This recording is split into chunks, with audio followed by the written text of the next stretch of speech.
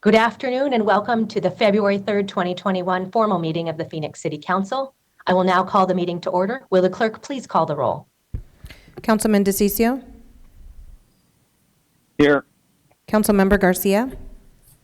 Here. Councilwoman Guardado? Here. Councilman Nowakowski? Here. Councilwoman Pastor? Here. Councilwoman Stark? Here. Councilman Waring? Here. Vice Mayor Williams? Here. Mayor Gallego? Here. We have an interpreter, Mario Barajas, with us here today to provide Spanish language services. Mario, would you please introduce yourself? Yes, Mayor, thank you. As you previously mentioned, my name is Mario Barajas. I'll be serving as today's Spanish interpreter. I will now take this time to introduce myself to our Spanish speakers. Muy buenas tardes, mi nombre es Mario Barajas y yo les voy a estar sirviendo como el intérprete del español el día de hoy. Muchísimas gracias. Thank you, Mayor. Thank you so much. Would our city clerk please read the 24-hour paragraph? The titles of the following ordinance and resolution numbers on the agenda were available to the public at least 24 hours prior to this meeting and therefore may be read by title or agenda item only. Ordinances number G6799 through 6807, S47239 and 47260 through 47290, and resolutions 21893. Thank you so much. Councilman DeCiccio, have you had a chance to review the formal meeting minutes of December 4th, 2019? And if so, do you have a motion? I move their approval, Mayor. Second. With a second from Councilwoman Stark, any comments? All those in favor, please say aye. Aye. Aye. Any opposed? Minutes are approved. I will turn to Chris Meyer, our city attorney, to provide some guidance on public participation. Thank you, Mayor. Members of the public may speak for up to 2 minutes to comment on agenda items to be discussed. Comments must be related to the agenda item and the action being considered by the council. General comments that go beyond the scope of the agenda item must be made during the citizen comment session at the end of the agenda. Speakers must present their comments in a respectful and courteous manner. Profane language and personal attacks on members of the public, council members, or staff are not allowed. A person who violates these rules can lose their opportunity to continue to speak. Thank you so much. A few notes related to today's meeting. We do have a large number of members of the public who wish to address the council. Because of the length of the meeting, it is likely we will take a 20-minute break at some point during the meeting. We have just received a memo which on item 63. Also wanted to note that items 59, 60, and 61 are all related items, and we will hear them in a single public hearing. Members will have one opportunity to comment on those 3 items. And with that, I will turn to our vice mayor to see if we have a motion on boards and commissions. I move to approve mayor and city council boards and commission nominations. Second. All those in favor, please say aye. Aye. Aye. Aye. Any opposed, nay? Passes unanimously. We next move to the liquor license portion of our agenda where we advise the state. Vice Mayor, do we have a motion? Motion to approve items 3 and 14, except item 14, which the applicant is requesting to continue to February 17th, 2021. Second. Motion and a second. All those in favor, please say aye. Aye. Aye. Aye. Any opposed, nay? Passes unanimously. City Clerk, are we ready for ordinances, resolutions, new business, planning, and zoning? Yes, Mayor. Vice Mayor, do we have a motion? I would approve items 15 through 63, except for the following. Items 40 and 58 to 63. Item 27 is requested to be continued to February 17th, 2021. Items 28 and 29 have been withdrawn and excluding. Do we have any public comments? I haven't been given any. All of those, I think the public comment was on items already removed from the omnibus. Could our staff give us an update on item 63, please? Yes, Mayor. Per the applicant's request, item 63 is being requested to be withdrawn. And I would include that in the motion. Wonderful. Thank you, Vice Mayor. Do we have a second? Second. We have a motion and a second. Roll call. DeCiccio, Yes. Garcia, Yes. Guardado, Yes. Nowakowski, Yes. Pastor, Yes. Stark, Yes. Waring, Yes. Williams,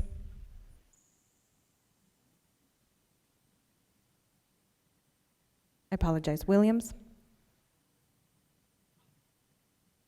Yes. Thank you. Gallego. Yes. Passes 9-0.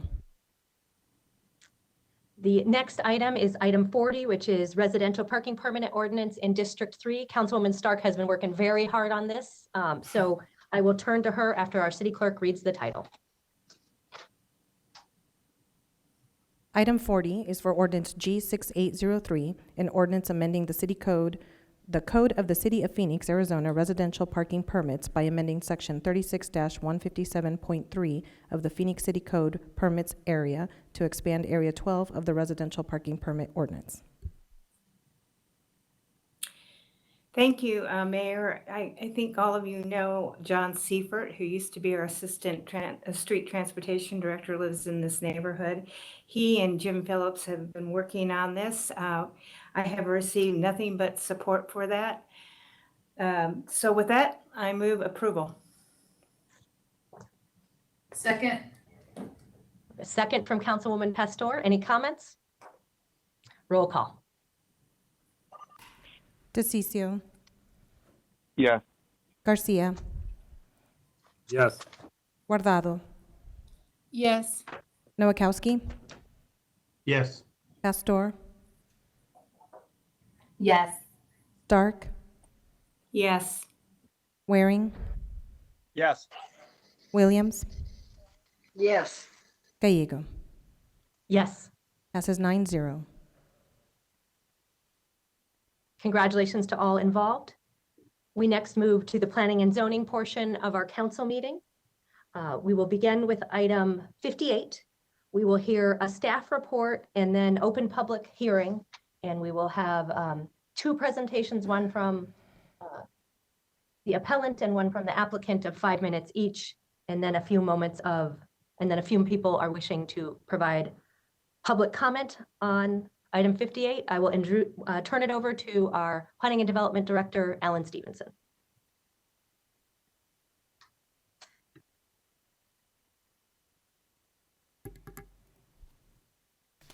Thank you, Mayor, members of council. Item number 58 is a request for a planning hearing officer modification of stipulations located at the northeast corner of 43rd Street and Lone Mountain Road. The PowerPoint is loading up here. 1 second. Sorry about that.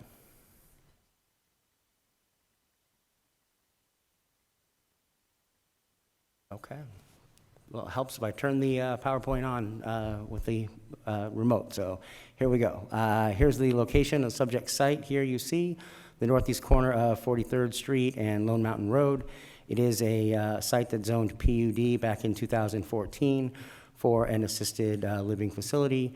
You see this is the surrounding zoning pattern and lot development within the area.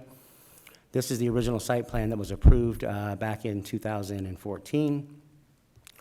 You see that as part of this request here, that there are a extension in terms of going to the north and to the east of the building area, but still a substantial amount of open space, a significant amount of trees and landscaping that the applicant is proposing to put in as part of this assisted living facility that will help provide more beds within this area for people as they age and need additional care in a good part of the city that needs to have beds for this type of activity, being done in a manner that's conductive and conducive to the surrounding area. The Village Planning Committee did recommend denial by a 6-2 vote. The Planning Hearing Officer did recommend approval by an 18, recommend approval with additional stipulation on November 18th. And then the Planning Commission did recommend approval per the Planning Hearing Officer on January 7th. And this recommendation was appealed by neighbors because of concerns about the increase in site plan development area. Again, this request is consistent with the zoning that was approved back in 2014. It's just a modification of the site plan that was stipulated at that time. Staff does recommend approval per the Planning Commission and adoption of the related ordinance. And with that, happy to answer any questions. Any questions for Director Stevenson? Hearing none, I will open the public hearing. We will begin with the applicant represented by Mr. Galvin. And we will go next to Norman Neville, the appellant. Mayor Gallego, members of the council, thank you so much for your time and attention to this matter. It is my understanding that staff is in control of our PowerPoint presentation. Am I correct? That's correct. Staff's loading it up in just a minute there. It'll pop up. There you go. Okay. Terrific. Once again, Mayor Gallego, members of the City Council, thank you so much for your time and attention to this matter. I'm Thomas Galvin with Rose Law Group on behalf of the applicant 7144 East Stetson Drive. We appreciate Mr. Stevenson's presentation. We appreciate staff, and actually we appreciate all of the neighbors and local residents who provided a lot of input. But as Mr. Stevenson mentioned, this is a simple modification request for a use that was approved by the City Council 6 years ago. If we can move on to the next slide, please. What is the request? The request is simply to modify the building footprint on the conceptual plan while staying within the PUD's already approved 40% maximum lot coverage standard that was approved by the City Council 6 years ago in 2015. Next slide, please. And why is this request? And you can go through all the way through the bullet points. It allows the observers to read along with me. Thank you. The current PUD language is overly restrictive by requiring development of the exact square footage shown in the conceptual site plan. But the market since then, since the City Council approved this project, has revealed the need for additional flexibility to develop within the already approved 40% lot coverage area. We have an operator on board to develop and run the operation, but we need this revision to implement the development of this facility. There's a growing elderly population in this area of Phoenix and throughout the valley, and this means plenty of additional needed capacity in the area. And doing so, if this is approved today, will permit more North Phoenix families to keep their aging family members safely nearby. You can fast forward 3 slides, please, to the aerial photo. Trying to be brief here for the council, considering the time limitation. Thank you.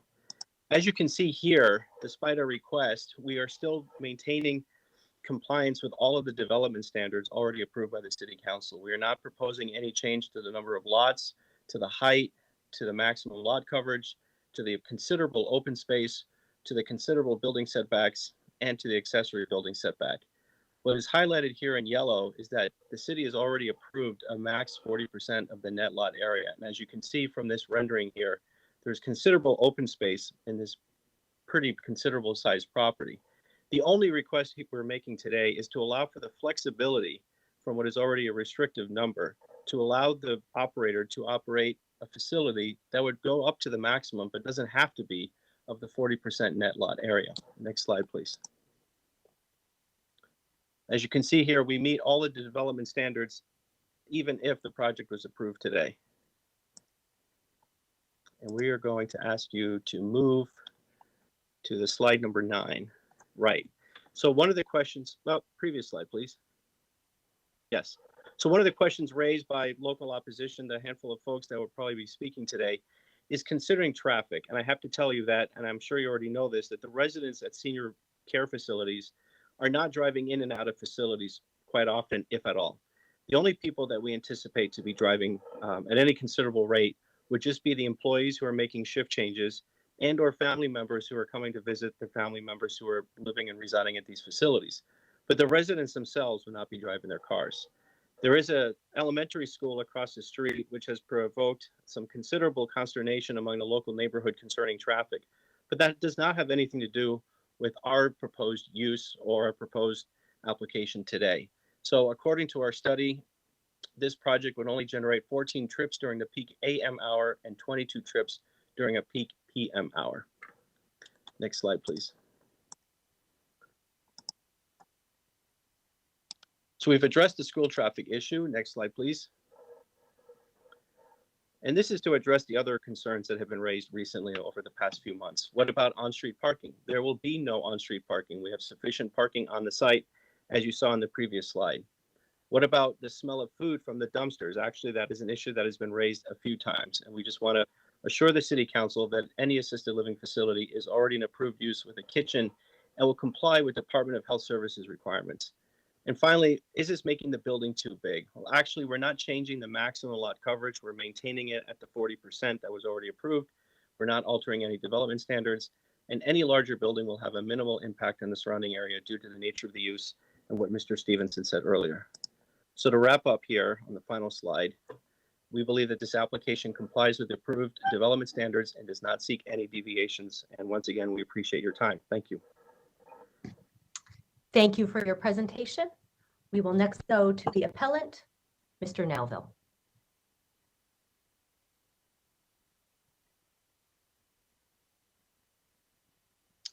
Hello, can you hear me okay? Yes, we can. Thank you. My name is Norman Neville, and I live at 4286 East Forest Pleasant Place, Cave Creek 85331. I'm the president of the Lone Mountain Community Association. Thank you, Madam Chair, for allowing me to speak on their behalf. Let me be clear from the beginning that we are not opposed to having a senior living facility in our small rural community. In fact, many of us realize that we may soon need this type of care ourselves, and it would be very convenient to have it so close. Let me be clear also that we are well aware that this proposal does not violate the 40% maximum lot usage so eloquently stated by Mr. Galvin and his team.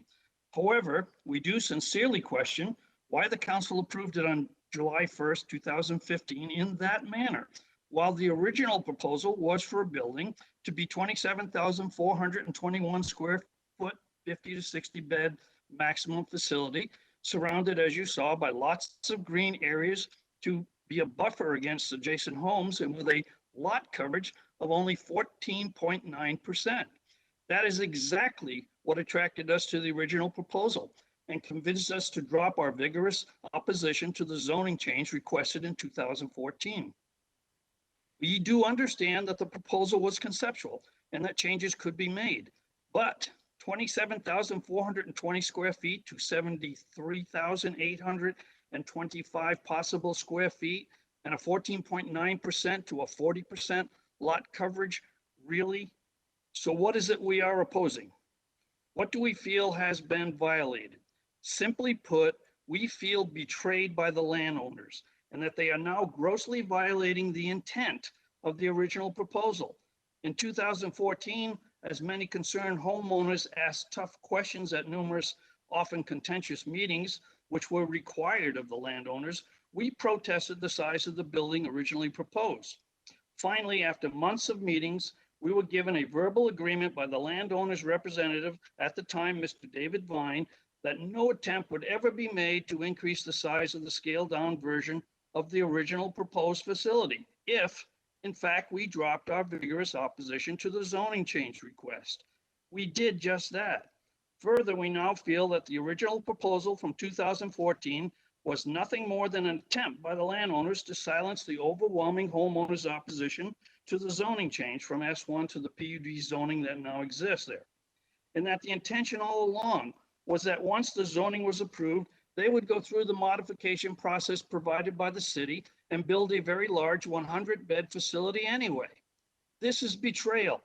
This betrayal manifested itself in 2016, 1 year after the zoning change was approved. The landowners proposed a new 2-story, 30-foot high, 80 to 100-bed new building. We again opposed it vigorously and it was withdrawn. In 2018, the landowners again proposed yet another giant 100-bed facility, and this time with 1 story underground. We again opposed vigorously, and it was dropped. Now here we are again, facing a third attempt to increase the size of the facility to a very large building, 3 times the size originally approved by you. That, ladies and gentlemen, is what we are opposing. namely the violation of the intent of the original proposal. We have been deliberately misled, we feel, and by the way, so have you. Please concur with the 6-2 vote against this proposal issued by the Desert View Village Planning Committee. They saw this proposal for what it is, namely an outrageous attempt to violate the intent of the original proposal. They saw that this increase in size, although falling within the limits of the 40% maximum lot use, would have a deleterious effect on our rural equestrian-dominated area in the form of noise, lighting, and traffic congestion. By the way, we do not agree with the traffic assessment done previously and point you to the real issue shown by one of our members and depicted by the photos shown in your agenda on pages 269 to 276. Even widening the road and adjusting shift changes is not going to solve this problem. Finally, I am requesting on behalf of the many, many families of the Lone Mountain Community Association that you do the right thing and encourage this landowner once and for all to live up to the original agreement hammered out after numerous meetings and build the original community-friendly proposal, which will not impose itself on the adjacent neighbors and will be a good fit for the rural area. I will stay online and be happy to answer any questions you may have. Thank you for listening and allowing me to speak on behalf of the neighbors in strong opposition to this third and hopefully final request for a proposal increase. Thank you so much. We will next go to Stacy Adams for comment. Stacy will be followed by Christopher Hanlon.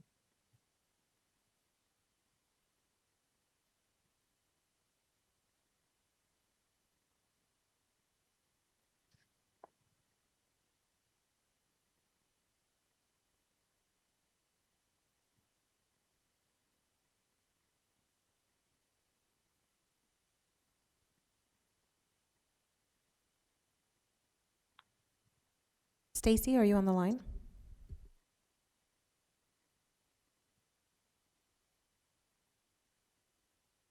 Mayor, it appears that Stacy's audio is not working.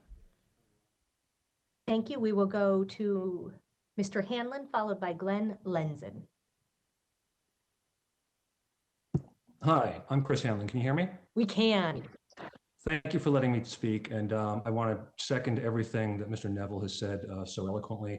I'd like to echo the concerns of other of my neighbors who point out that our association went into a good faith process with the developer, which developed an agreement upon a facility of a certain size. And since that time, the developer has repeatedly ignored that agreement and announced their intention to build something much larger.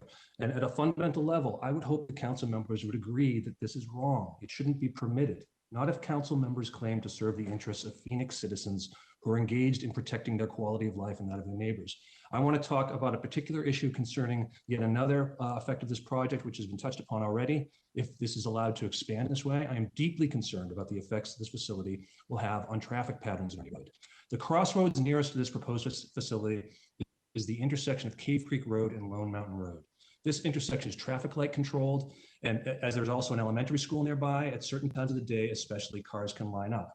Now, what I've noticed over the years is that during those periods, drivers will take an alternative route to get to the school, our street, East Forest Pleasant. That street is not controlled with a light, and often these drivers speed.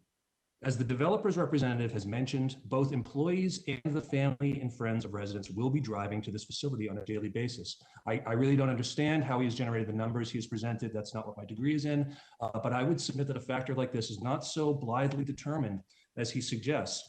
Our neighborhood is home to many ranchers, equestrians, and horses. A lot of people ride and walk those horses on the street, and I have on many occasions seen some really scary close calls. Our area is horse friendly. Most of us moved here for this reason. If this expansion is permitted, that will change. And further, it will introduce danger into the neighborhood, both for riders, horses, and the drivers who might hit them. I would ask that you would hold the developer to their original agreement with those of us who actually live here. Thanks for giving me a couple of minutes to speak. Thank you. Glenn, the floor is yours. I live at 4280 East Forest Pleasant Place. Can you hear me okay? Yes, we can. Thank you so much. Okay, thank you for taking your time to listen to us and giving us a time to speak our mind. Both those guys, Chris and Norm, have given a very good explanation, and I'm probably just going to echo some sentiments they've already brought up. But just that we are an agrarian community here. Everything north of Lone Mountain is all unlit. There's at night it's tricky. Like Chris said, there can be some scary situations just under the limited traffic we do have.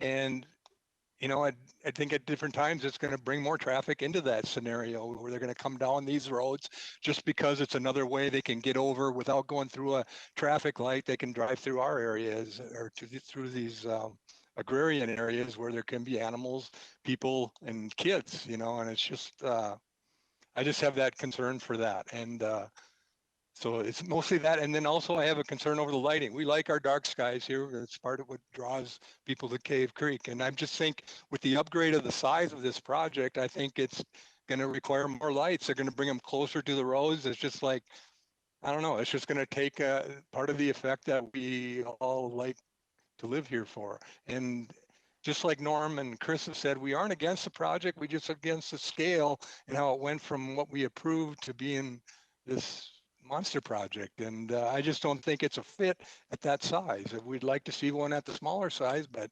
I just hope you consider our sentiments, and if people don't live up this way, maybe it's worth a drive to see it, because it's just a different community and it's not normal.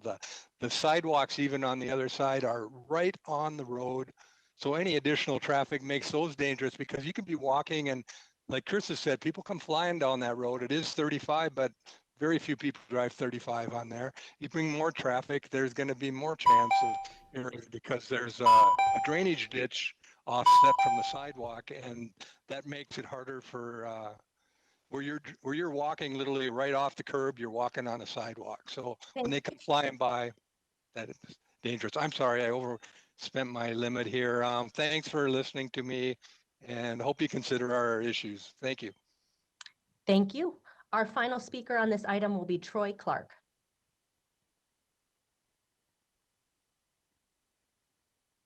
Hello, can you hear me? Yes, we can. Thank you, everybody, for listening to our concerns. I live at 31426 North 43rd Street, and I'm a third-generation Arizona native. I spent my whole life working to move out to the Cave Creek area because it's quiet and not so commercialized. And I think it's a shame that you guys are building, or they're proposing to build, this sizable facility right in the middle of the neighborhood. And I hope the city will make an effort to keep that from happening. A lot of the other issues I'm in total agreement with. As far as I know, the entire neighborhood is against this project. Our next door neighbors, he's not available because he's got COVID and his wife's got COVID, so they're not available, but they're against it. There's lots of concerns here. I think enough has been said by other people that, you know, the city has more than enough reason to reconsider this resize. And we've got 20 new homes being installed, and none of those people have a say at this point on what's happening with this project. But I have a pretty good feeling that, like the rest of the neighborhood, they wouldn't, it's likely they wouldn't be for it. You know, nobody can predict all of that, but I sure hope the city would consider the fact that all of these new homes, which nobody had any issues with, everybody in the neighborhood is just fine with the area being built up and improved as long as it fits with the area. And that's all been homes. We've had lots of homes installed all around here, and nobody's combated any of that. This facility just does not belong, especially with the increase in size. Thank you very much for listening, and hope you guys have a great day. Thank you so much. I will close the public hearing. Thank you all for your testimony, and turn to the Vice Mayor for a motion. Thank you, Mayor. I would like to make a comment. I had my parents in a home similar to this, and I will tell you, you do not need to worry about traffic. Unfortunately, very few people ever go and visit them. So I'm going to make the motion to approve per the Planning Commission's approval and adopt the related ordinance. Second. Mayor, I'll second it. Thank you. I will now open any council member questions or comments. Mayor, may I say something? It's Jim. Councilman Waring, please. Thank you. Mind if I ask Alan a couple questions? Floor is yours. Sure, thank you. Alan,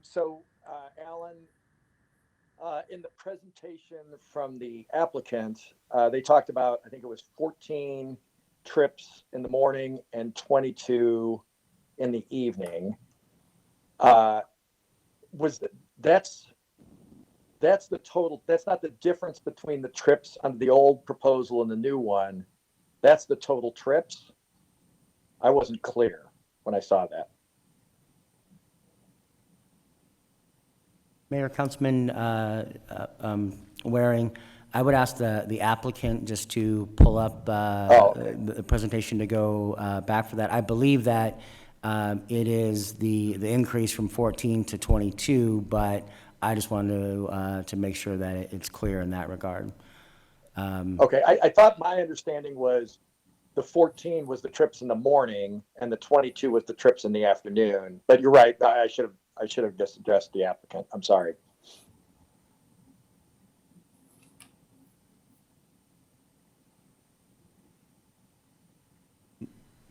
Mr. Galvin, you're unmuted. Please respond to the question.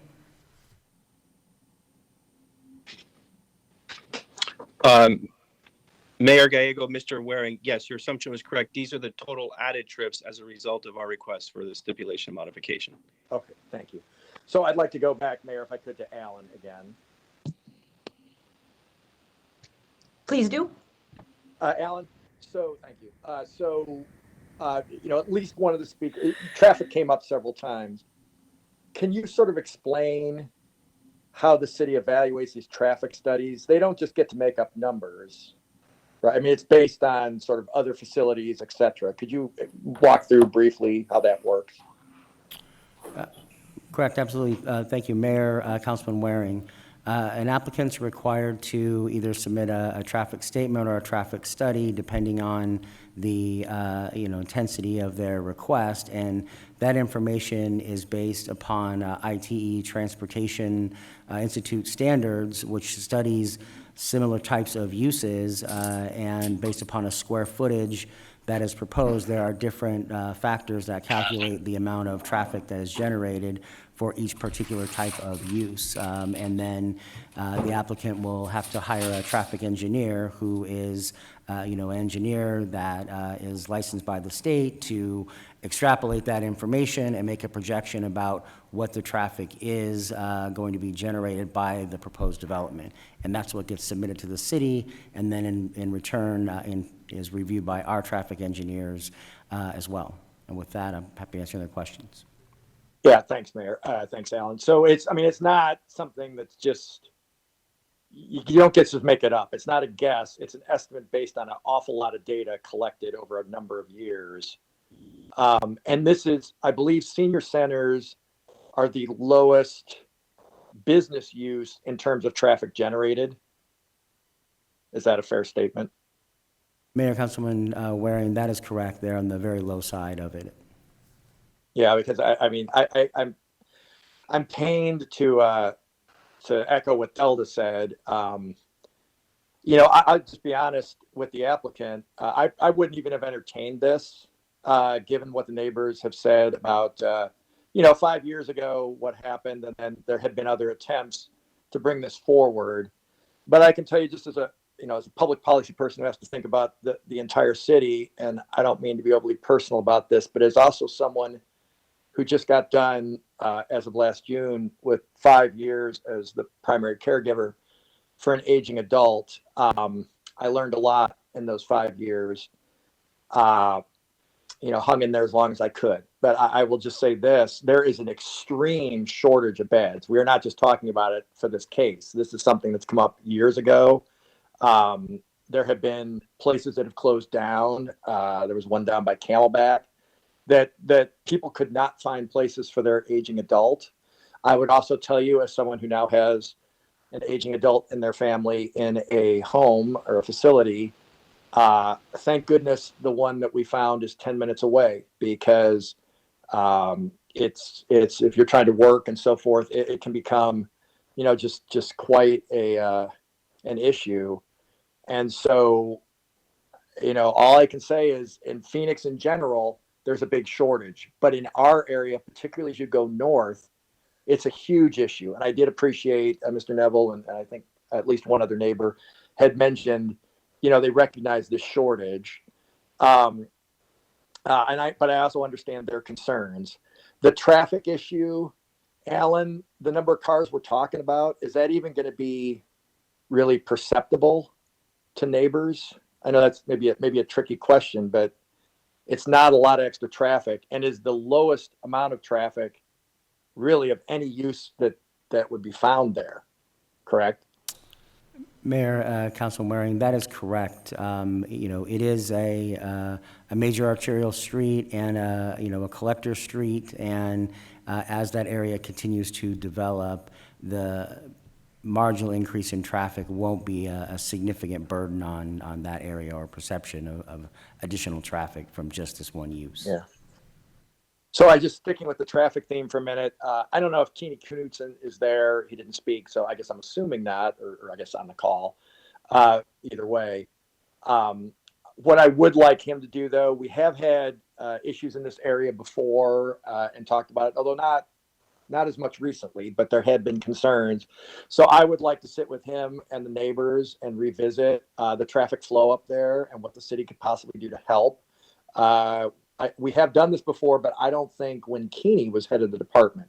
So if he's listening, or if Alan, you could pass that along, that's something that I would request. Of you, Alan, this building fits within basically the frame. It's certainly the same use, but it sits within the framework of what was agreed to 5-6 years ago. Is that fair? Mayor, Councilman Waring, that's correct. I mean, really, would it be fair to say they're adding density, which means more beds for seniors? If I had to boil it down to one thing, that's pretty much it, right? That's correct, Councilman Waring. And I would note that part of, I think why the planning hearing officer recommended approval is they are keeping it one story. And as you know, that is the predominant, development pattern in this area. And so that is a key kind of character defining element, in addition to the open space, but it's those wide open views, as you know. And so that and the lack of real traffic that gets generated by additional uses, there is not a significant, negative impact to the surrounding community relative to the benefit of having additional beds for, the population as we age and, people over 65, start approaching 25% of our population here in the next 10 years or so. And so that's something that will, this will be a good facility to provide potential home for them. And I don't know for sure, but storage facilities are always controversial wherever they seem to go in. But I think the studies I've seen about storage facilities is nobody travels more than a couple miles to put their stuff in a storage facility. I'm going to guess that the people using this facility will live somewhere fairly close, or as close as they can to this facility. And there is a shortage of them up there. And it is on a fairly major, it's a major arterial. It's a big street, but I am very cognizant of the traffic flow issue. And there definitely have been incidences up there that have been brought to my attention over the years. I would just say also, I think the applicant or this group of applicants has done the best they could. The history of this doesn't make me happy, but the neighbors brought up a couple of issues, so I'm pledging to try to address the traffic issue. The building, really, it's not a huge change. I mean, I get what they're saying about it's a bigger facility, but Alan, like the sight lines and stuff, it's still one story. I mean, I think it's still the same height, correct? I mean, it's within the 40% footprint. Mayor, Councilman Waring, you are correct. It's still one story, 18 feet in height, which was the original height as part of the 2014 zoning approval. It's within the lot coverage that was permitted as part of the PUD at that time. It's just the site plan showed a little less development than this one is showing in terms of building area. But it'll still have substantial setbacks relative to, where you would see the building, from surrounding properties. And then there was the lighting issue, which I've represented this area a long time, both in the state Senate and in this office.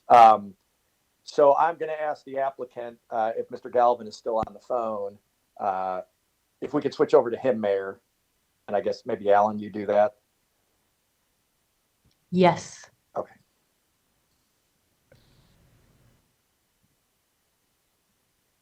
Mr. Is he Galvin, on? Should I go ahead? He's on.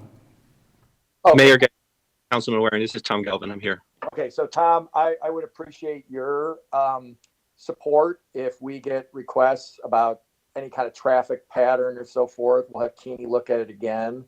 The lighting was an issue. So my expectation is that you'll work with the neighbors on the lighting issue. There are certainly ways to do that. To the neighbors who are listening, presumably still on the phone. With both of these things, we've had success in the past, at least my office. We've had success in changing things so that it's palatable to the neighbors. But I definitely understand and hear your concerns. This is frankly a judgment call on my part that this is a badly needed facility, or really, not this specific facility. This is a badly needed use that benefits really, probably, presumably, some of your neighbors eventually, but also the surrounding area. And it's a pretty big street. It's not. I know what you're saying about the rural flavor, but it is. It's not an inconsiderable street for those who haven't been up there. I obviously have, but if you haven't. So I'm going to go ahead and I'm going to support this use, but this isn't the end of the story. And I just want the applicant to know that. And again, Alan, if you could speak with Keeney, or I will, and we'll just see what could be done. I don't know that this facility, frankly, this is the lowest impact facility you could have. And they really are staying within the parameters. It's not taller. It's on the lot coverage. It's hard to argue against it, given what the community as a whole is getting. So it's a little bit grudging, but I am going to support this, and I appreciate your time answering these questions. And for Mr. Galvin, I'll double back with him tomorrow. Wonderful. Thank you, Councilman. Thank you. Mayor, Councilman Waring, I will talk to Keeney about the request, and him and I will sit and talk with you about it. Thank you. Thank you, Councilman DeCiccio. Thank you, Mayor. As a son who had both of his parents stay in one of these places, unfortunately, the traffic count is low. And I mean, unfortunately, it's really sad. You go into these places and people are not even seeing their own mother and father. I mean, I just get sad thinking about it. My parents were in one. I was lucky that I had one close to my home. And I'm going to explain, the same people that are fighting this are the same ones that are going to end up sticking their mom and dad in there. Guarantee you this will happen. Minutes matter on these types of things. So my mom and dad, being old-fashioned, old school, would never call the fire department. Never. So I would get these calls, 5 a.m., 5:30 a.m. from my mom. Hey, your father fell down. He's on the side of the bed. Luckily, I lived 10 minutes away. Or less than that, actually, probably 5 to 7 minutes away. I could get in my car and zip over there and help him get back in his bed. The further you are away from your loved ones, the less likely you're going to see them. It's just what it is. So I had, to this day, I'm still pissed off about it, because we had a zoning case that even the newspaper got involved in, that there was something weird going on and all that over a senior housing. Weird. So I had a case in North Central where this could have gone in, but we had a couple local individuals who trashed it, made it sound like there was something nefarious. This is a senior housing place. We need more of these. As people get older, you're going to have, and you're going to need this. You have elitists at times that try to fight these things. I want to live my own. No, everyone's got a mom and dad, and you do have a mom and dad. Everyone does. So you're going to end up putting these individuals in there. And I get emotional thinking about it, but it allows you to see your parents on a more regular basis. If it's 30 minutes away from you, the likelihood of you seeing them is less likely. It's just a fact of life. People have things that are going on. They got kids, they got sporting events. Well, not as much sporting events anymore because everything's banned. But at the end of the day, the more you get to see your folks, the better off they're going to be, and their quality of life will be better, and you'll feel better about yourself. So from my end, if this got turned down for any reason, come to my district. And as a matter of fact, this is a message to all senior housing. Come to my district. We need you. We have a huge shortage in our area. And anybody that would like to come in my area, I will help you find a location. I will help you do it. I will help you through the zoning process if necessary. I will do what I need to do because I've lived it. I understand it. And I feel sad that the traffic counts are low. Thank you, Mayor. I'm going to be supporting this. Thank you. Any additional comments? Roll call. DeCiccio. Yes. Garcia. Yes. Guardado. Yes. Nowakowski. Yes. Pastor. Yes. Stark. Yes. Waring. Yes. Williams. Yes. Gallego. Yes. Passes 8-1. We next move to 3 related items, 59, 60, and 61. They are related to Arizona OIC and the southwest corners of First and Jackson Street. We will begin with the staff report and then open a public hearing with a 5-minute presentation on behalf of the applicant from Nick Wood, followed by comments from Tim Lasota and others registered to speak. I will introduce our Planning and Development Director. Well, welcome back, Alan Stevenson. Thank you, Mayor, members of council. As you noted, this is 3 separate items, but we'll go through and handle them all together and then separate actions. So the first item is a rezoning request to remove the downtown code warehouse historic preservation overlay from a property at the southwest corner of First and Jackson Street. It's a 1.3 acre site. The request is just to remove the HP zoning overlay. The second item is to amend the downtown code height map to allow up to 285 feet. And the third request is to release a historic preservation conservation easement from the same property. Here is the subject site shown here in yellow. You can see its relation to downtown and the stadiums and the rest of the downtown area, as well as the larger warehouse district. Here is the context in the warehouse district a little bit more with the subject site. This is what the building looked like about in the 1940s, I believe this picture was taken. And here's currently what it looks like with some of the similar brick materials, but you can also see stucco that was put on in the intervening years in the middle floors there. The applicant is proposing to keep 3 sides of the building and build a mixed-use high-rise project outside of that that would go up here as shown here. This is the elevations here showing the roof height at 270 feet with this proposal. This just shows some of the different heights along the way in terms of the step back provisions. You can see the existing historic area down at that 26-foot level and where they're proposing to keep some of the edges of that building. This one, staff does recommend denial because it's inconsistent with their Preserve Historic Phoenix plans policies. Staff does recommend denial from the text amendment because of the height issues, as well as the HP conservation easement because of the warehouse district overlay and being listed on the Phoenix National Register. This just shows the existing zoning of the area and in terms of the HP overlay and what it would look like if it was removed. The Central City Village Planning Committee did vote to approve this by a 9-2 vote. Historic Preservation Commission recommended denial by a 7-2 vote, and Planning Commission recommended approval per the village with an additional stipulation by a 7-1 vote. The downtown code height map shown here. The existing height under the downtown code allows a by right height of 80 feet. You can get up to 140 feet with a preservation easement being dedicated on a property to allow for that height to go up on another property. In this case, the applicant's just proposing the text amendment to increase that. They requested to 285 feet. However, there has a memo that we'll talk about in a minute to reduce that height down to 250 feet. The Central City Village Planning Committee voted to recommend approval 7-4.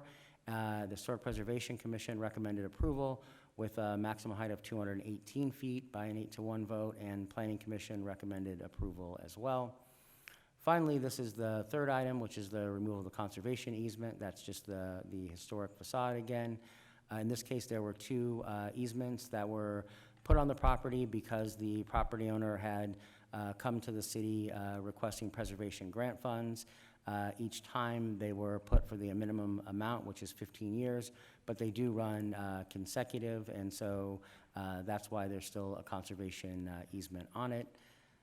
The Historic Preservation Commission, as part of their recommendation, did not recommend to deny removal of it. They recommended to approve removing the conservation easement, but amend it so that it would expire in January 1st, 2022, and that the owner would repay the grant funds and 10% interest, and the owner would record a new 30-year conservation easement on the 3 remaining walls as part of the project.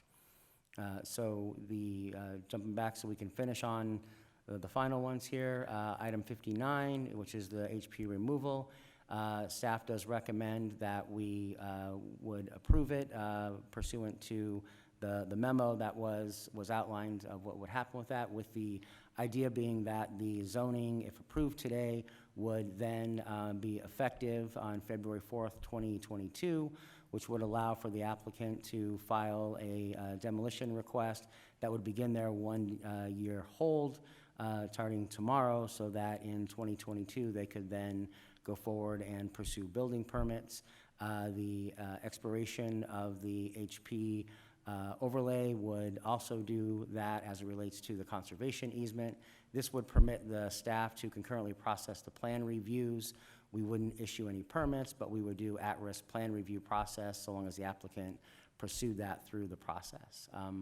The text amendment, as I mentioned, there was a memo that came out yesterday with the applicant consenting to reduce the height to 250 feet. It does reiterate that there is an airport height zoning ordinance that also prevails in terms of the height being capped at 218 feet until there's a text amendment to address that going up to the 250 feet that staff will be working with the property owner on to do. And then finally on that conservation easement, again, amending that so that it would expire on February 4th, 2022, and repay the grant funds, and then record the new 30-year conservation easement on the 3 remaining walls. With that, I am happy to answer any questions. Any questions for Director Stevenson? Okay, I will go ahead and open the public hearing. We will begin with Nick Wood on behalf of the applicant for 5 minutes, followed by Tim Lasota. Mayor, members of the council, Nick Wood, Snell and Wilmer, 1 Arizona Center, and I represent Thunderbird Legacy and Mr. Gene Blue and OIC. Alan did a very good job in a very short period of time of going through all of the agreements that we've made to compromise on our requests. You may have read the article in the Business Journal where I deem this, for me, a labor of love. Gene Blue and OIC, the things that they've done for this community over the past 53 years are immeasurable. As most of you are probably aware, OIC, Occupational Industrialization Center, was an outgrowth of the civil rights movement back in the 60s. The first office was located in Philadelphia. And then a number of African-American leaders in the community opened up OIC here in 1967. And it's been a tremendous success with 65,000 students, 47,000 job placements. And the success has meant so much to so many because they really serve, people who need it the most, people who are either underserved or undereducated, and really are often lost in our society. And I'm so pleased to do the little that I can to help this organization continue to succeed. This project will allow them to do that. Mr. Blue, who will speak here for a few minutes when I'm done, his daughter is, Balin, is going to take over, and hopefully they'll be in existence the next 53 years. With respect to all the things that Alan listed, as I said, these are all compromises. We think that they are appropriate because it does several things. Number one, it preserves the history of OIC, but also preserves the historic quality and architecture of the three main walls of this facility. And in that regard, we'll of course place a facade easement on the newly renovated walls once construction is completed and before there is a certificate of occupancy that's issued. I want to thank Alan, staff, Michelle Dodds, the council, Mario, Ed. I mean, and every department in the city has been involved in this, have been very helpful in finding solutions and approaching this in solving solutions. So with that, Mayor, I think I've used my 5 minutes up. I'd be happy to answer any questions anyone has. Thank you. We will next turn to Mr. Lasota. Thank you, Mayor and members of the council. Hopefully you can hear me. Timothy Lasota on behalf of the Arizona Preservation Foundation. And obviously the compromise has been described. We are thankful certainly for the hard work of Alan Stevenson and obviously OIC and Nick Wood's willingness to find that path forward. But we obviously, now that the conservation easement would end in February of 2022, the specific concerns we had over erosion of that program, we think this is palatable because of the specifics of how OIC came to have the specific amount of time in their conservation easement. That is, they got a sum in 1998 and then another sum in 2007, but it was still below that $10,000 threshold overall. So if they would have gotten all that in the first time, then February of 2022 would be the expiration date. So, and I do understand that the conservation easement will go back on the three walls for 30 years. That was something that the applicant had spoken about, and I've just received a text that is indeed going to happen. So we are thankful for the hard work to get this where it is, and I know that we still got more on the agenda. So with that, I'd be happy to answer any questions. Thank you so much, and thanks to all who have been working so hard on this one. We will go next to Gene Blue. Excited to have him join us. And Mr. Blue will be followed by Brian Cassidy. Good afternoon. Can you hear me? Yes, we can. Mayor, members of the City Council, thank you very much for this opportunity to speak on behalf of the project, but more so to speak on behalf of the more than 65,000 people that OIC has served. In serving those people, we serve the city of Phoenix. We are looking now for an opportunity to have available funds and training areas that are self-supporting. We have been involved deeply in funding of federal dollars, city dollars, etc., over the past 50 years. This project gives us a unique opportunity to help ourselves. Our mission, our objective is to help others help themselves, and this project will help us to attain that mission. We're very proud of the work that has been done by our legal team, by the individuals who represent Arizona Opportunities Industrialization Center, and we are very proud of the individuals that we have served.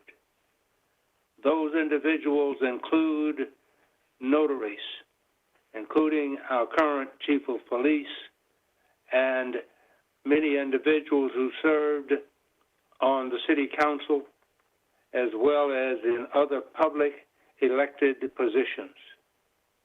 This is indeed a genuine request, one that comes from our heart, one that comes with financial backing from supporters, and one that we believe will set the benchmark for the warehouse.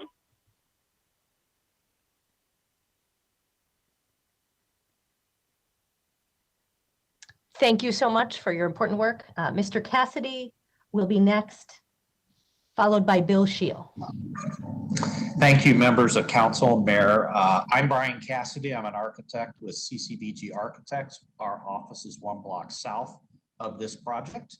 I've been in the warehouse district for 15 years, and our firm has worked on many, both new and old renovation projects in downtown for 27 plus years. I'm also an advocate for building a true world-class urban city.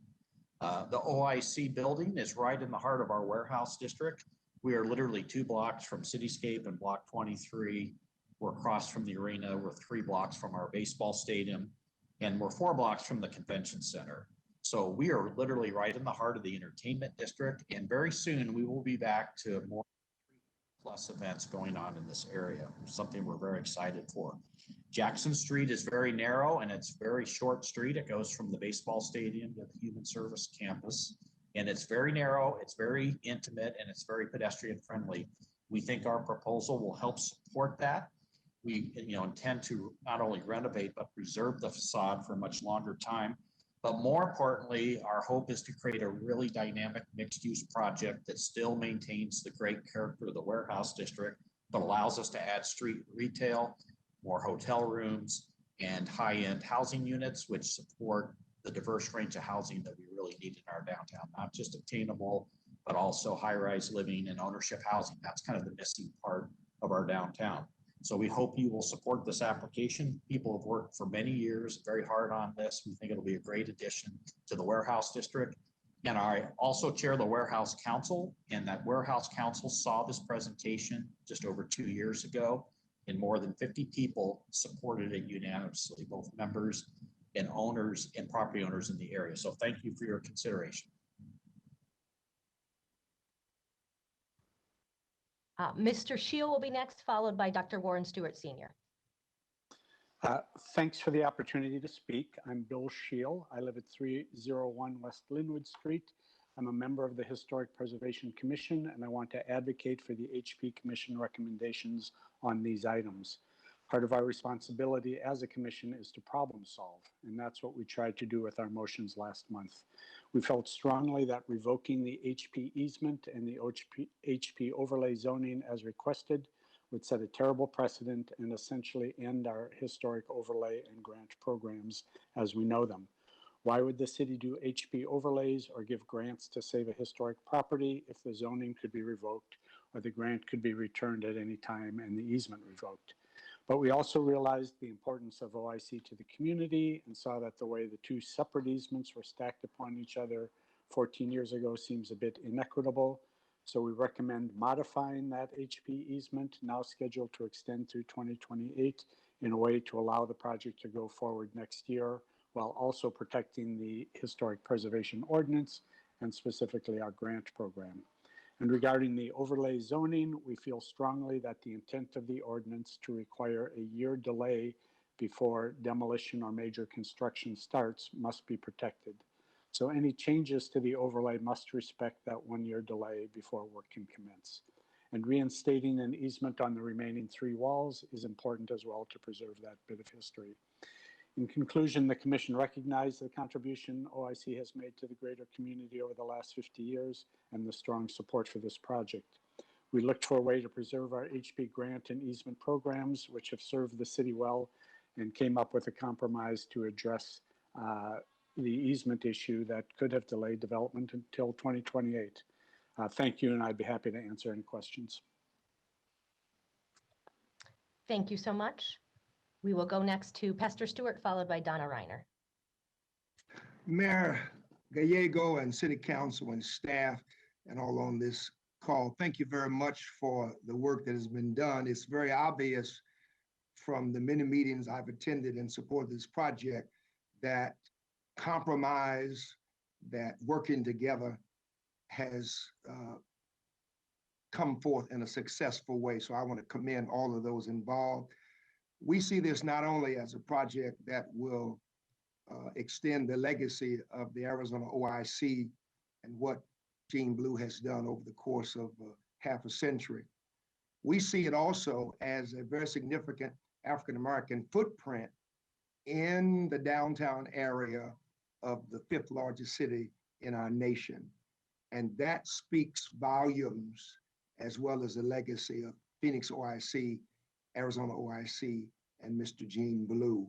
So on behalf of the African American Christian Clergy Coalition that represents over 100 predominant African American churches and clergy in the Valley of the Sun, we salute the process that has come to this point, and we offer our support and urge the council persons and you, Mayor, to support this praiseworthy endeavor.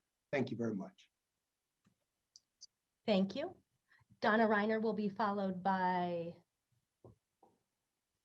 let's see, David Adame. Ready? Yes, all yours. Okay. I'm Donna Reiner, Dr. Donna Reiner at 2501 North 8th Street, Phoenix, Arizona, past chair of the Historic Preservation Commission. One of the things that we're not addressing right at the moment that should really be considered, 35 years ago, we enacted the city a historic preservation program. It's nationally recognized. Removing the HP overlay on this property is like kicking out the 3rd leg of a 3-legged stool. It's going to fall, I am afraid.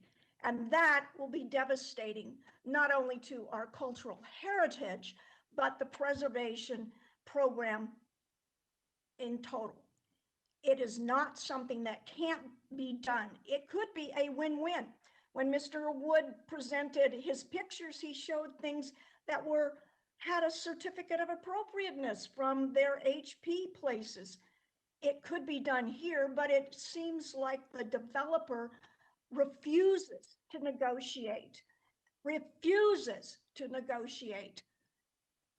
And for the 3rd time, it refuses to negotiate with historic preservation. I think that is a travesty, and I urge you to vote no, especially on the first item, which is item number 59, and to consider how the HP Commission, their recommendations on 60 and 61. Thank you. Thank you. Mr. Adame will be followed by Steve Dreisesen. Thank you, Mayor and Council. I appreciate the time to speak. President and CEO of Chicanos por la Causa. First of all, I want to say I'm a resident of downtown Phoenix. I live in one of the condo buildings in downtown.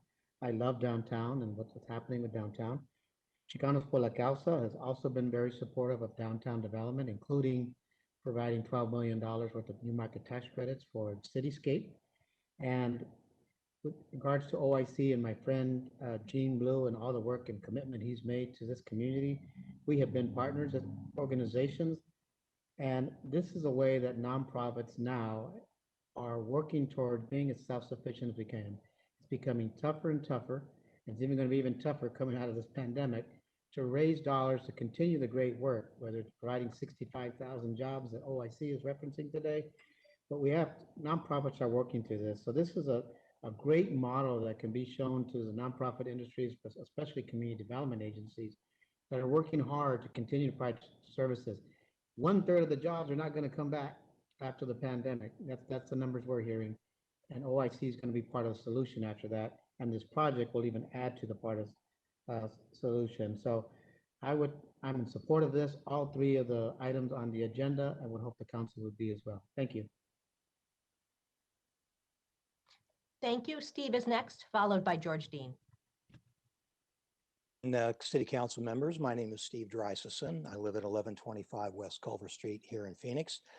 I'm a longtime resident of the FQ Story Historic District and point of contact for the historic neighborhoods, petitioners for review in the legal battle with the FAA that began in 2014 over flight path changes out of Phoenix Sky Harbor Airport.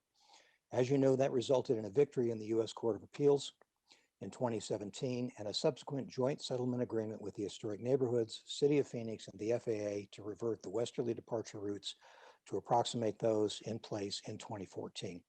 By now, you've seen letters submitted jointly by FQ Story, Roosevelt, Willow, and Cannon Palmcroft neighborhoods in opposition to the project as was proposed. Our position as historic district stakeholders was based on the project's development process and potential negative impact on historic preservation policies and protections that have been in place for decades. Of significant concern is that substantial changes to the allowed heights of buildings and zones downtown could well lead to the changes in flight procedures that were reestablished by the 2017 settlement agreement, of which we are partners. That must not happen. To be clear, Arizona OIC has a tremendous reputation as a longtime contributor for the betterment of the community. They should be able to achieve stability and ensure their future by our development of their site. How best to achieve that stability without creating unintended consequences by taking unprecedented actions that could undermine policies, planning, and legal agreements. Some of the offered compromises certainly help. However, we must be cognizant that exceptions granted for this project could become the rule, exploited by others who will press their case for an exception. That's the challenge. At this point, we support the recommendations of the Historic Preservation Commission as related to you by Mr. Shield, and we look forward to an opportunity for this project to develop in an appropriate way and wish them luck. Thank you. Thank you, and I believe we will have a little bit of additional information on flight paths after we complete public comment. We will go next to George Dean, followed by Dr. Karen Harden. Thank you, Mayor. Hopefully you can hear me, Mayor and council members. I'm George Dean, the President and CEO of the Greater Phoenix Urban League. We're located at 1402 South 7th Avenue here in Phoenix. And I urge your support of this project that is before you concerning OIC, Opportunities Industrialization Centers. We have been partners with OIC for their whole life existence, 54 years now. And we just celebrated our 75th anniversary, and to have OIC to be able to sustain itself for 53 years, and now with this project to be able to go on in perpetuity is just a godsend. And considering what the kind of effect that they have had on the city of Phoenix, considering some of the folks, some of our noble of the folks that have gone through that, OIC is very much needed and needs to be stable and financially, and I urge your support in support of this particular project. Thank you so much for listening. Thank you. Dr. Harden is next, followed by Tom Chapman. And City Council members, thank you for this opportunity to speak in support of Arizona OIC. As we know, Arizona OIC is now where it was historically known as the Hardware Supply Company Warehouse. On behalf of the Maricopa County branch of the NAACP, our mission is to help individuals gain their full potential and many of our goals and our objectives align with the Arizona OIC to help all people within the community. Therefore, I suggest that we approach this project looking at people rather than bricks and mortar. So therefore, the Maricopa County branch of the NAACP supports Arizona OIC, which has been there for 52 years, and they have provided workforce development and training and vocational education to many, many low income and mostly minority residents of the city of Phoenix and the surrounding area. The vocational training that they have provided has helped essential workers, helped them to provide a living wage for themselves and their families. And we also support the Arizona OIC because we believe that they will be there for another 50 years to provide valuable workforce development for citizens who may not otherwise be able to learn and train and become bona fide citizens. So thank you for the time to express our support on behalf of the Maricopa County branch NAACP in favor of Arizona OIC's proposals. Thank you. Thank you. Mr. Chapman will be next, followed by Reverend Walton. Good afternoon. Can you hear me? There is an echo. Am I unmuted? If you could please lower your volume. Am I unmuted?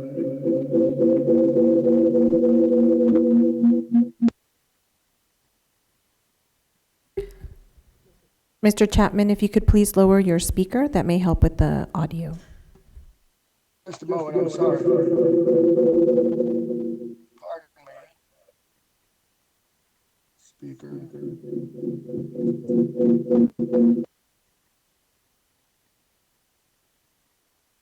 What to do?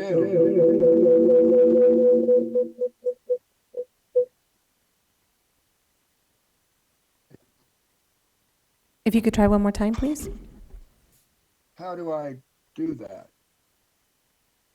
How I do think I do that sounds better. Mr. Chapman, I think you can speak now.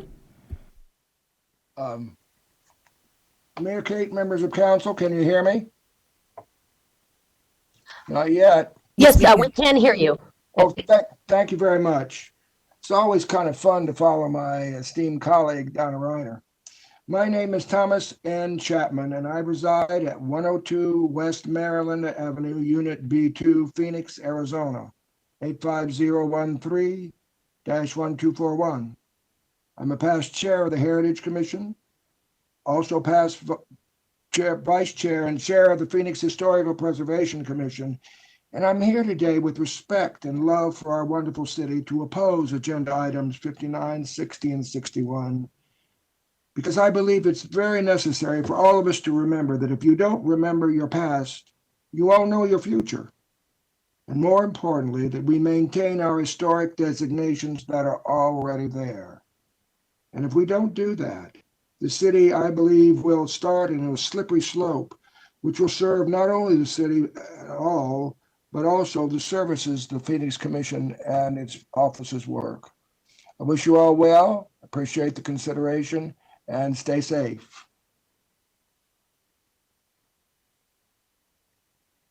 Thank you. Reverend Walton will be followed by Brent Kleiman.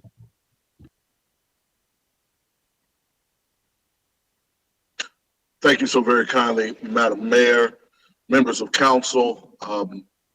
It is my honor to stand today in support of item 59, item 60, and item 61. It is important for us to understand that the definition of history is recorded as recording the events of humanity. While it is important to preserve historic artifacts, in this case, the preservation of history is on the side of a vote of yes on 59, 60, and 61. The Arizona OIC has helped thousands, and it is my hope that with this vote, It gives the Arizona OIC and Dr. Gene Blue, who has done marvelous work in this city for decades, an opportunity to continue to impact the lives of people. Not only that, but it would be a crown jewel for the city of Phoenix to have an African-American footprint in the city. Also, if I may digress for a minute, it is very telling that people who are not African-American are trying to tell an African-American company or an investment group what they can do with their property. That just does not look good on the face of it. I know that might not be the intent, but it's just the optics of it. And so we're asking the city of Phoenix, we're asking mayor and council to support this very fine project and look forward to seeing it in its completion. Thank you very kindly. And thanks again for allowing us to come and share.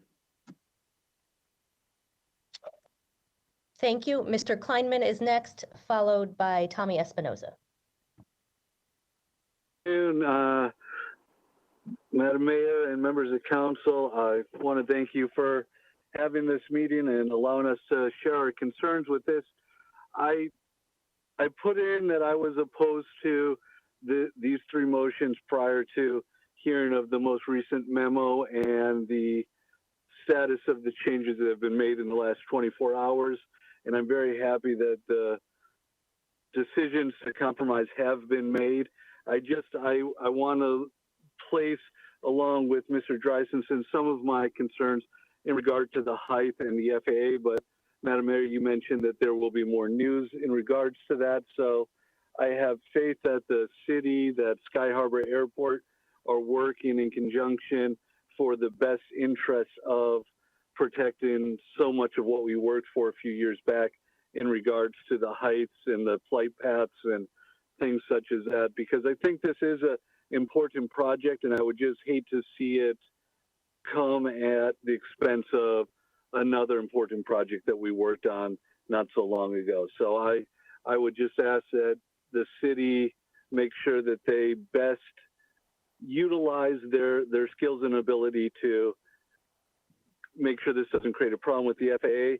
And I feel kind of compelled to address the previous speaker in that I don't think this is a race issue where people who are not Black are trying to tell people who are Black what to do. We are trying to work together as a community, and the more that we unify as a community and don't identify our differences, I think the greater the entire community can be. And I look forward to working with whoever I can to help this be a success and be a positive impact in downtown Phoenix.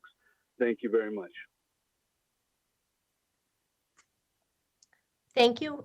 Tommy Espinoza, followed by Eric Ryden. Mayor Gallego, City Council, thank you very much for allowing me to speak. I live at 6631 South 38th Street in South Phoenix.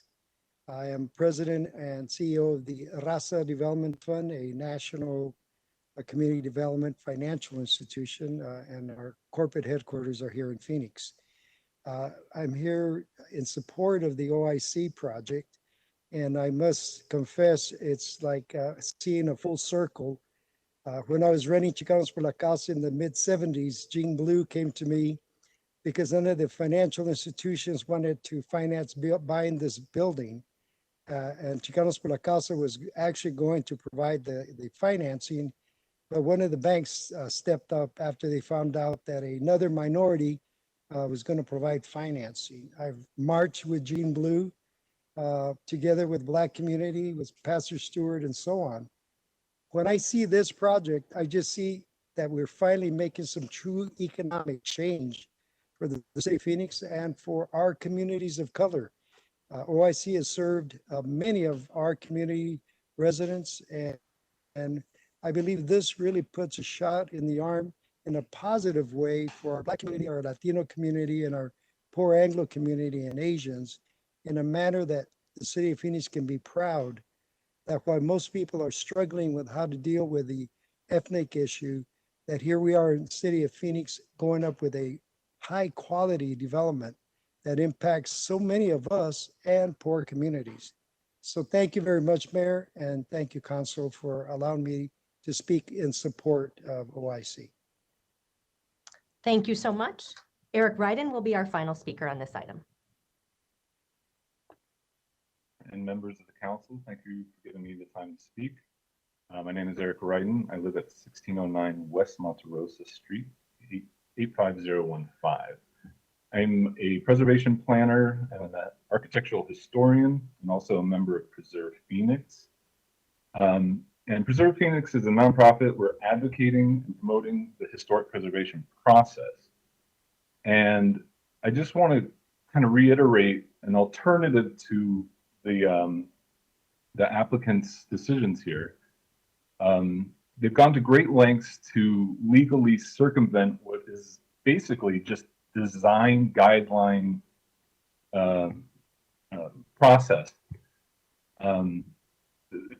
There are many, many examples in other cities that have historic preservation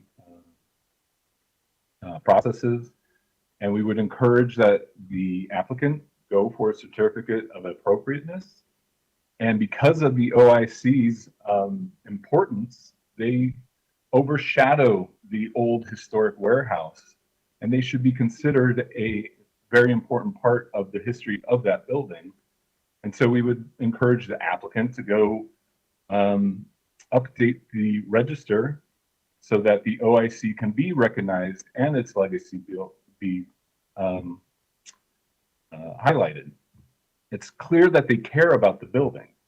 The OIC and Dr. Jean Blue have been good stewards to this building, and it's been a foundation for their operation. And they could fund all of these efforts in historic preservation through the African American Cultural Heritage Action Fund set up by the National Trust. And we would just encourage that this project and future projects consider a real design process and not a legal process to get through these challenges. Thank you. Thank you. Going to close our public hearing and move to council members. I'll begin with Councilman Nowakowski, who represents the area. Thank you, Mayor. Mayor, you know, I like to make a motion on item number 59. I like to make a motion to approve per the Planning Commission's recommendation and stipulations as modified by the memo from the Planning Director dated February 2nd, 2021, so that the effective date is February 4th, 2022, and adopt the related ordinance. Second. Thank you so much. We have a motion and a second, and we will hear each of these items, 59, 60, and 61 individually. Councilman Nowakowski, please continue. You know, Mayor, I heard a lot about the, concern and discussion around the easement. I was just wondering, Alan, is there any kind of verbiage maybe we can add with this motion to kind of clear that up? Because I know that the applicant is really flexible and tries to work with the community, especially the historic preservation community. Is there any recommendations from you? Sure, Mayor, Councilman Nowakowski, the HP Commission recommendation included the motion about the 30-year conservation easement for the 3 remaining walls as part of the modification of the existing conservation easement, but you could add it as a stipulation to the HP removal zoning case. So it would be new stipulation number 18 that would say, prior to final certificate of occupancy issuance, the landowner shall record a 30-year conservation easement on the remaining 3 walls as approved by the Planning and Development Department. And then that would be allow staff to process, do everything they need to do. They could even start construction, but before we gave them the final C of O, they would have to record that conservation easement for the 3 walls, which is consistent with the HP Commission recommendation and the applicant's concurrence at that meeting. So if it's okay with the second to add that on, that would, I think that would be something that's needed. Yep, I think that's fine with me. Okay. And then, Mayor, I have a couple more questions that I heard out there. Please. Alan, I heard that there's a lot of talk about the department to proceed, and is it necessary? What were they? They were really talking about, while there was demolition was going on for the whole year. Is there a way for OIC to continue their planning and review during that process?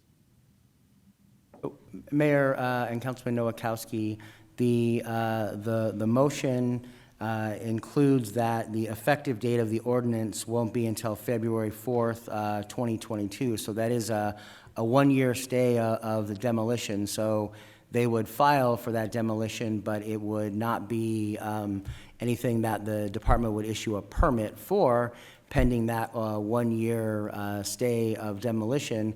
But we would process their plan reviews for site plans, their building permits, those types of reviews that would come in for their plan set. They would be at-risk reviews, and we wouldn't issue any permits, of course, until after that one-year stay would be over.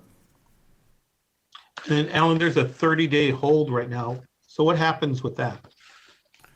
Mayor, Councilman Nowakowski, the 30-day hold in this case would not be applicable because there's already a one-year hold placed on the parcel as part of the making sure the effective date does not take place until February of next year. Alrighty, thank you. And once again, Mayor, thank you so much for allowing me to ask those questions. And OIC has been a part of this community for years, has really developed a lot of young people out there in South Phoenix and the inner city to really get some quality jobs. So Mr. Blue and all your staff, thank you so much for everything you do in the community. Besides just those four walls, you guys reach out and participate in the Martin Luther King celebrations and play a key role in that. So I really want to thank you for everything you do in our community and empowering our youth and making sure that this project is including that workforce development that young people are going to be able to experience during that time. So thank you once again. Thank you so much. We'll go to Councilmember Garcia, followed by Councilwoman Pastor. Thank you, Mayor. And I too want to congratulate the OIC. And I think it's through, I already knew the impact they had, but through this case, I've been approached by so many people that have been impacted by the program that has served the community in District 8, District 7, and the communities we care about. So I'm really, excited. I know we have the HP situation, but I think, especially now, in as we celebrate Black History Month, it's important to, one, congratulate Black excellence, which I think is what OIC has traditionally been, and two, assure that the community, the organization, and the families that have had OIC do so much also continue to prosper. I also want to, we had in the subcommittee a conversation about assuring that during construction and into the future, that the things that happen in this building maintain that integrity of making sure that we have good jobs, that we're also training folks as the things that happen within the building are incorporated into the OIC programming. So I'm glad for that communication to be happening, and I'll obviously be supporting this project. So thank you all so much. Thank you so much. And I welcome councilmember comments on items 59, 60, and 61 on this one. We'll go to Councilwoman Pastor, followed by Councilwoman Guardado. So I wanted to thank Councilman Nowakowski for item 59 and putting the easement and understanding the concerns around the easement. So I want to thank OIC, Jean Blue, and everyone that was willing to compromise regarding the easement, because as you know, I represent pretty much 80% of the historic neighborhoods, and this is a great concern to them. And not only that, also the flight path, but we'll discuss that later. So I'm appreciative for that. I also want to say that OIC in so many different ways, but really in Gene Blue has impacted my life in many different ways. I've known him, he's known me since I was a child and has seen me grow, and understand the impact OIC has done with many of my friends from all different areas that have gone through the training and will continue generations and generations to go through the training. I do want to emphasize that his family has also had an impact on my son. And so this is an important move to make, and looking forward to the future. Thank you. Thank you, Councilwoman Guardado, followed by Councilman DeCiccio. Thank you, Mayor. Yes, I know that item 59, 60, and 61 are all related and that we heard the project before the Land Use and Livability Subcommittee. And I just want to say thank you to all of the staff, everyone that came together to making sure that we were able to make this work.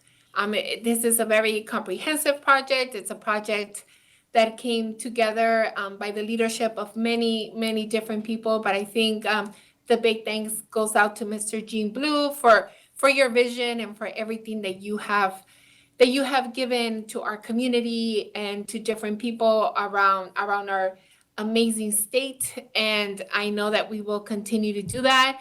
But also want to thank both the Aviation Department and the Planning and Development Department for meeting with me and my staff since the subcommittee to discuss my concerns.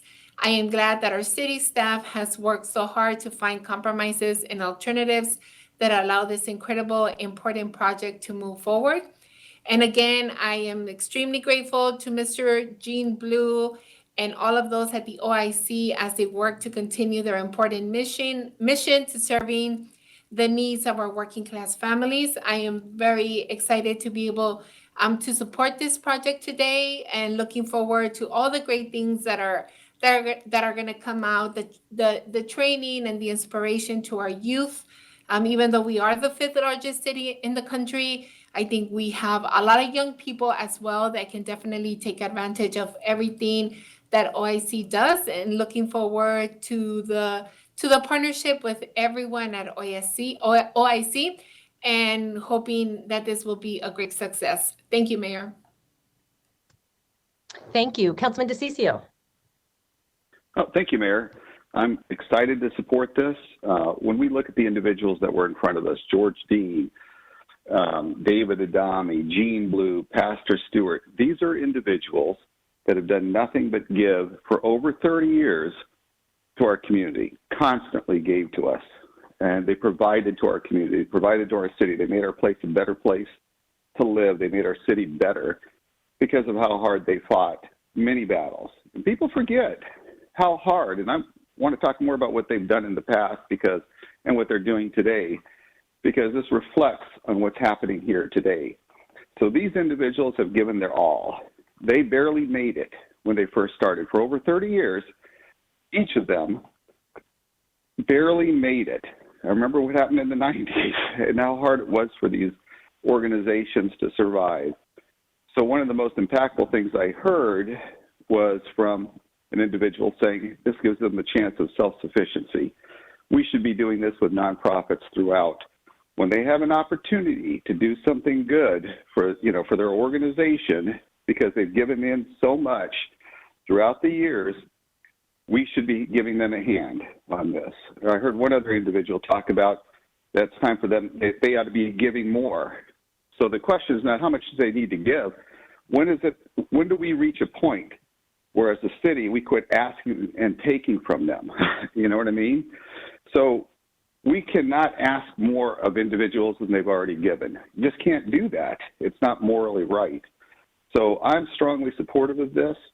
We've been blessed by these individuals in our community. Very few people have these types of individuals that have given their all. And they are at this every day. When they face failure, they never stopped. They never gave up. They consistently were persistent at looking for success, because it was never about them. And this is not about them individually either. This is about our city and how they're going to make it better. So I'm a strong supporter. and I appreciate them doing this, Mayor. Thank you. Mayor, Councilwoman Stark. thank you. Yes, this is a very exciting project. I'm glad to see that we're going to ensure the future of OIC and that we keep this important program. And a special thanks to Jean Blue for pursuing this. I really appreciate it. But I also want to thank Michael Nowakowski. I know he worked long and hard on this, and I'm glad that you add that stipulation to 59 with regards to the facade. I think that goes a long way. I also want to thank Bill Scheel. You know, the Historic Preservation Commission was faced with some real issues, and I thought he was very thoughtful in some of the recommendations that he made to us and to the commission. So thank you, Bill, for that as well. I will be supporting this project. I'm excited about it, and onward to the future. Thank you, Mayor.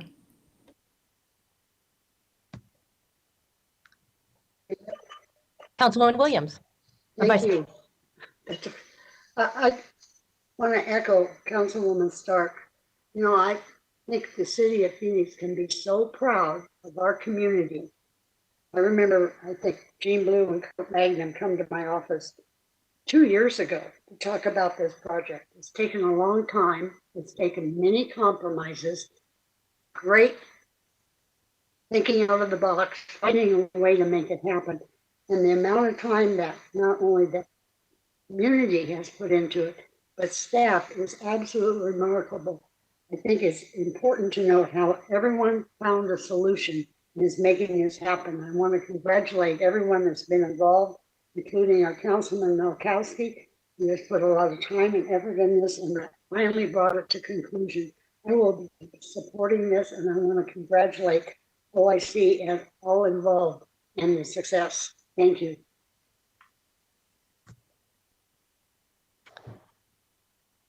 Thank you so much. All right, we will go to roll call on Councilman Nowakowski's motion on 59. DeCiccio.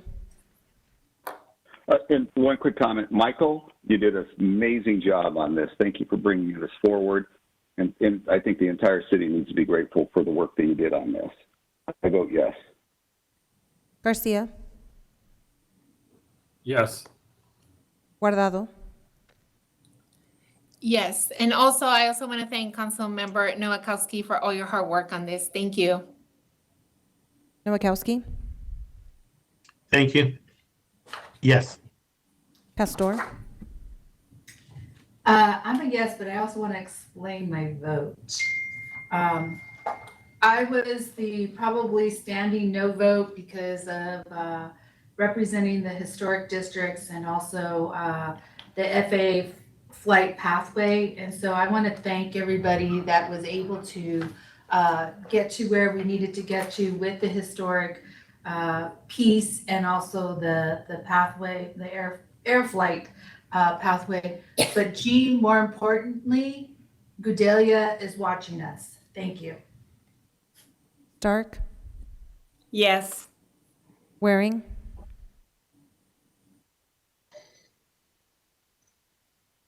I apologize. Waring. Yes. Yes. Do you hear me? Yes, thank you. Okay. Williams. Yes. Gallego. Yes. Passes 9-0. We next move to item 60, which is the downtown code height map. Councilman Nowakowski, do you have a motion? Motion to approve per the memo from the planning director dated February 2nd, 2021, to reduce the height to a maximum of 250 feet and adopt the related ordinance. Second. Excellent. We have a motion and a second. I think Councilwoman Pastor, you said earlier you wanted to return and talk about flight paths. Yes, because there are concerns about it within our historic neighborhood. I would like for staff to at least give a presentation as to how we were able to get to the 250 and that it won't affect the FAA flight path. And I also want to just thank Charlene and Reynolds, Jordan, and Mario for assisting in this and coming to an agreement. Thank you. Mayor, members of council, we're pulling up the PowerPoint now, and Ms. Reynolds, the acting director for the aviation department, has joined me here and will answer those questions and go through the presentation. Thank you. Thank you. Good afternoon, Mayor and members of the City Council. The Aviation Department took into consideration, prior to its approval for this project, 2 items. The first would be the FAA's approval of the applicant, what they call Form 7460. 7460 is a notice of proposed construction. Any applicant that is constructing a building utilizing a crane must first seek approval from FAA for that utilization. In FAA's review, they are reviewing for the safe and efficient use of the airspace. In doing so, FAA approved this project at a height of 270 feet. However, that 270 feet authorization was in conflict with the airport height zone for downtown. We took a look at that. It currently is 218 feet. The project area for OIC resides in 2 zones within the airport height. One portion at 250 feet and another portion at 218. Therefore, the aviation department, in looking at a way that we could support this project, was really recommending that we request the applicant to lower their height from 270 feet as approved by the FAA to 250 feet, considering that the proposed building was within 2 zones. In order to do that also, we are requesting that we reach out to each of the major airline carriers. That would be American, Southwest, Delta, because they fly the larger aircraft, and also at least one of our major cargo carriers, to understand if they would have any comments and/or concerns relative to what we call the one engine inoperable procedures. Anytime you have a building at the end of the runway, just in case of emergency on departure, if they had to operate utilizing one engine, would there be any concerns? If this item is approved by council, the aviation department will send out letters providing them opportunity to provide comments. Those comments and concerns will be shared with the city council and will be shared with the planning and development department in consideration of the next steps. If there is a conflict and/or concerns voiced by the airlines, then we would work with the applicant. Right now, the project would be, or if it's not, I'm sorry, if there is a conflict with the airlines, then we will work with the applicant. They are currently approved for 218 feet. We would see what the compromise was prior to bringing this back to City Council. And I would take any further questions that the City Council may have. Mayor, I have just one question. Please go ahead. Charlene, this is Sal. What is the height of Bank One Ballpark? Bank One Ballpark, I believe, is 255 feet in that area. We have another building that is 214 feet. The aviation height zone was developed approximately 15 years ago, and at that time, those buildings already existed, so they were grandfathered in at those heights. So you do have buildings within that corridor that would effectively be the same as this proposed height. So Embankment Ballpark is further east, correct? That is correct. And so, I mean, realistically, the further east you go, the closer you are to the airport, correct? Councilman DeCiccio, you are correct. So we really shouldn't be, and I think we should fight very hard to make sure we get that 250 feet allowed here. It's just because right in that same zone, you've got a building exactly 250, exactly what they're asking for. Thank you, Mayor.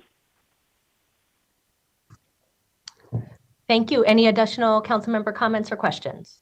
Mayor, Councilman Nowakowski. Please, Councilman. And I just really want to thank Charlene, Alan, and Mario.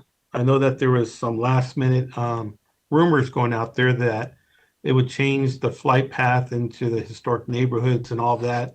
And I can tell you that I was one of the persons with Laura that protected those air flights from not going into our historic neighborhoods and on the path that it is right now. So we would be probably the first ones to be online to make sure that this doesn't affect historic neighborhoods at all. And once again, thank you, Mario. Thank you, Alan and Charlene, for taking the time. I know that this happened last week. It took a lot of your time, but we fixed it. And also OIC, Mr. Blue and Nick Woods, for your patience and all the craziness that we had over the last little over 2 years in creating this great project. Thank you all.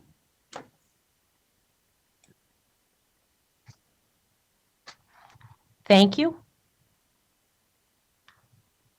All right, roll call on item 60 related to the downtown code height map. DeCiccio. Yes. Garcia. Yes. Guardado. Yeah. Yes. Nowakowski. Yes. Pastor. Yes. Stark. Yes. Waring.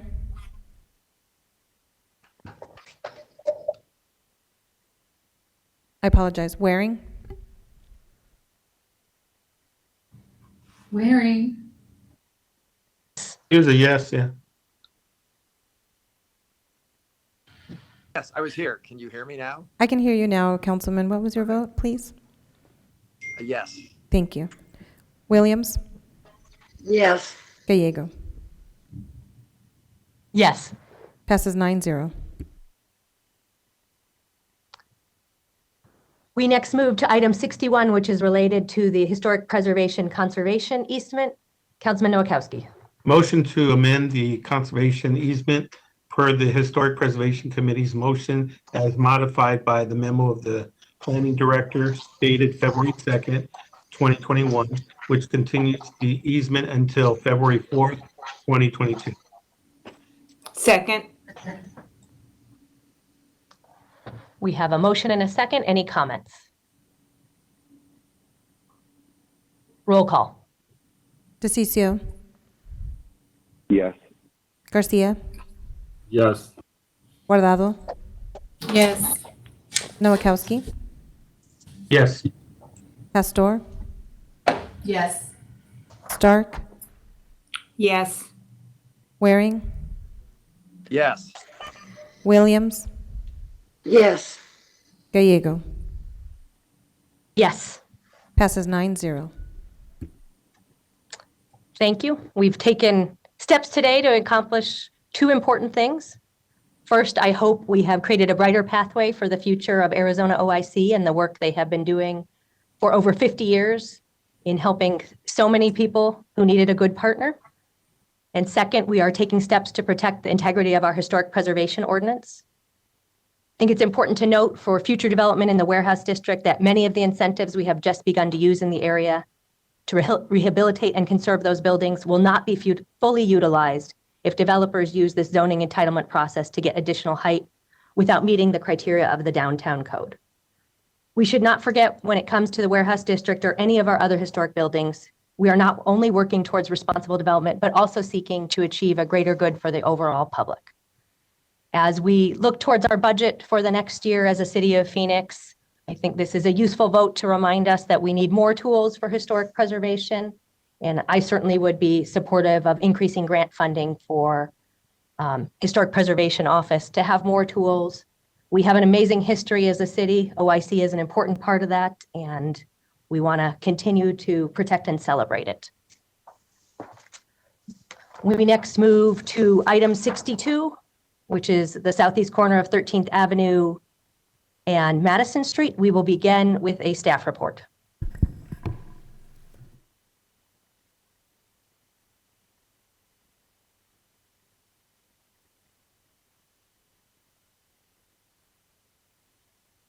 Thank you, Mayor, members of council. Item 62 is a rezoning request to expand the special permit for the Human Services Campus area located in the area of 12th and Madison. You see on the map area here, the area shown in the dark blue is the existing special permit that was approved in 2002. The area in green is the proposed special permit expansion that was filed in 2019. That is the subject of the hearing today. In this case, the existing zoning is various districts within the Capital Mall Overlay District, and it would go from all those ones to A1, which is Industrial Special Permit Capital Mall Overlay District. The proposal is to modify the Human Service Campus boundary to include the Andre House and for a proposed low barrier shelter, and to allow an increase in the maximum number of beds. This is the site plan that was approved back in 2002 with the original special permit at that time. That special permit had only 4 stipulations attached to it. The most central one was a limit on 425 beds. And there were a couple other stipulations, but that's the one that limits the number of beds today within the campus. The Central City Village Planning Committee did recommend approval by a 6-3 vote, and the Planning Commission recommended 8-0 to approve it with modified, deleted, and additional stipulations from staff by the 8-0 vote. The Planning Commission recommendation, by way of a quick summary here, they removed the low barrier shelter from the request for the Andre House. They proposed a temporary increase for the Human Services Campus up to 700 beds for 3 years, and then returning back to the 425 beds that were part of the 2002 request. They also included 200 weather relief beds for 3 years, and then going back to 75 beds after 3 years.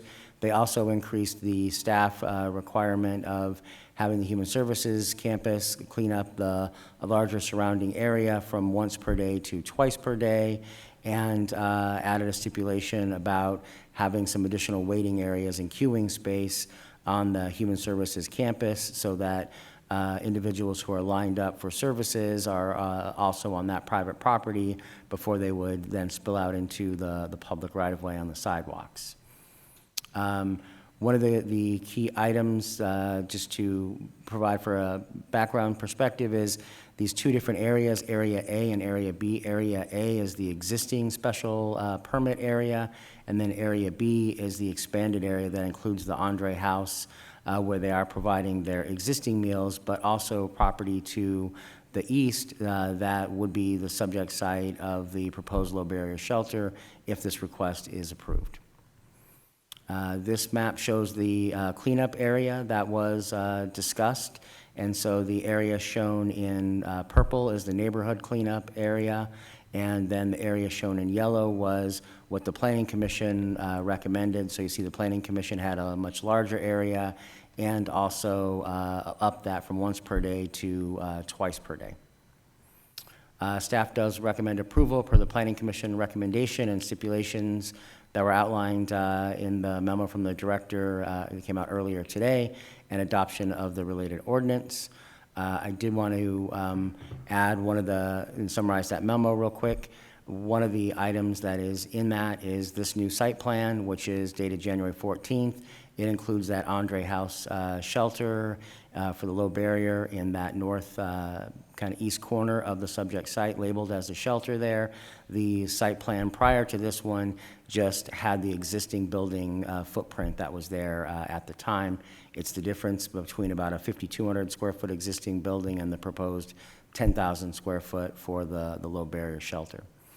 In addition, Councilmember Garcia had requested in discussions with the Human Services Campus that there would be a look at some of the stipulations the Human Services Campus had requests to address. And so one of the Human Services Campus concerns was the 3-year sunset. And so there is a memo that was attachment B that came out as part of that memo that has these additional stipulations. I'm just going to summarize a couple of them here quickly. And so that is removing that 3-year sunset automatic provision, so it wouldn't go from 700 back to 425. The 700 would stay in place. The 200 temporary shelter beds for extreme weather also would not go back automatically to just 75. It would stay at that 200. There would be a review of the bed count in 3 years through an administrative process and then annually thereafter. In addition, the attachment B memo does permit the low barrier shelter as part of Andre House. And so they would take 600 beds out of the Human Services Campus, take 100 beds out of the 700 from the Human Services Campus. And so there would be 100 in Andre House and 600 in the Human Services Campus. There also was a reduction going back to the cleaning of just once per day. And then also some additional cleaning around the COVID-19 feeding protocols that are in, where there are more to-go containers taken from the Andre House area, and that's creating some additional trash and litter in the area, and so there's additional language about further cleanups in there. This one is just a quick summary of the stipulations here to compare the two. And so the Planning Commission recommendation had no low barrier shelter. There was the low barrier shelter as part of attachment B, and then some minor modifications on the CAS intake process. The Planning Commission recommendation was 700 beds, and then the attachment B is 600 versus 100 beds in the low barrier and administrative review. The weather relief is the same 200 beds. It would just be in the attachment B memo, administrative review to reduce the beds, no automatic reversion down to 75. And then the cleanups that we just discussed. In both stipulations, there are a requirement for 20 beds to be reserved for the Phoenix Police Department to address any issues that they would need with persons experiencing homelessness. In the case of no low barrier shelter under the Planning Commission option, all 20 beds would be within the Human Services Campus. If the low barrier shelter is approved by the Mayor and Council, there would be 10 beds within the Human Services Campus and 10 in Andre House for that use. There were a few other minor updates to it. In both instances, the requirement to abandon the right-of-way between the Human Services Campus and Andre House was included as a stipulation that would be pursued if the council approves either of those stipulations or either of those stipulations in their current format, even though there was a withdrawal of the larger area-wide abandonment that was contemplated under item 63. This more specific one is still currently part of the stipulations. With that, so that staff does recommend approval per the Planning Commission recommendation and stipulations from the director as discussed earlier, and adoption of the related ordinance. And with that, happy to answer any questions. Mayor. Councilwoman Pastor. Alan, when this was presented to me earlier, I was under the impression this was the Human Services Campus's recommendations or requests. Mayor and Councilman Pastor, that is correct. Staff did work with the Human Services Department to address those the issues, and so the stipulations are reflecting a request from Councilman Garcia to discuss with the Human Services Department about, or the Human Services campus regarding the stipulations. And that's what is reflected in those stipulations, was staff going back and forth to work out that language so that it'd be available for council discussion today. Okay, I understand now. Thank you.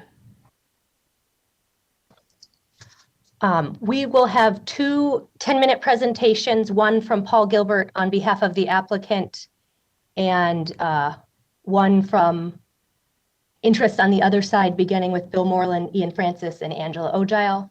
Paul Gilbert will go first. Each will have 10 minutes. Mr. Gilbert, the floor is yours. May I, before my time starts, request one clarification? Normally, the applicant is given an opportunity for a 5-minute rebuttal. Will that custom be observed here? I cannot recall that custom, but I am confident that there will be much discussion about the presentations. Okay. Well, thank you. Paul Gilbert, I'm here on behalf of the Human Services Campus, and we stand before you today in the posture of a compromise.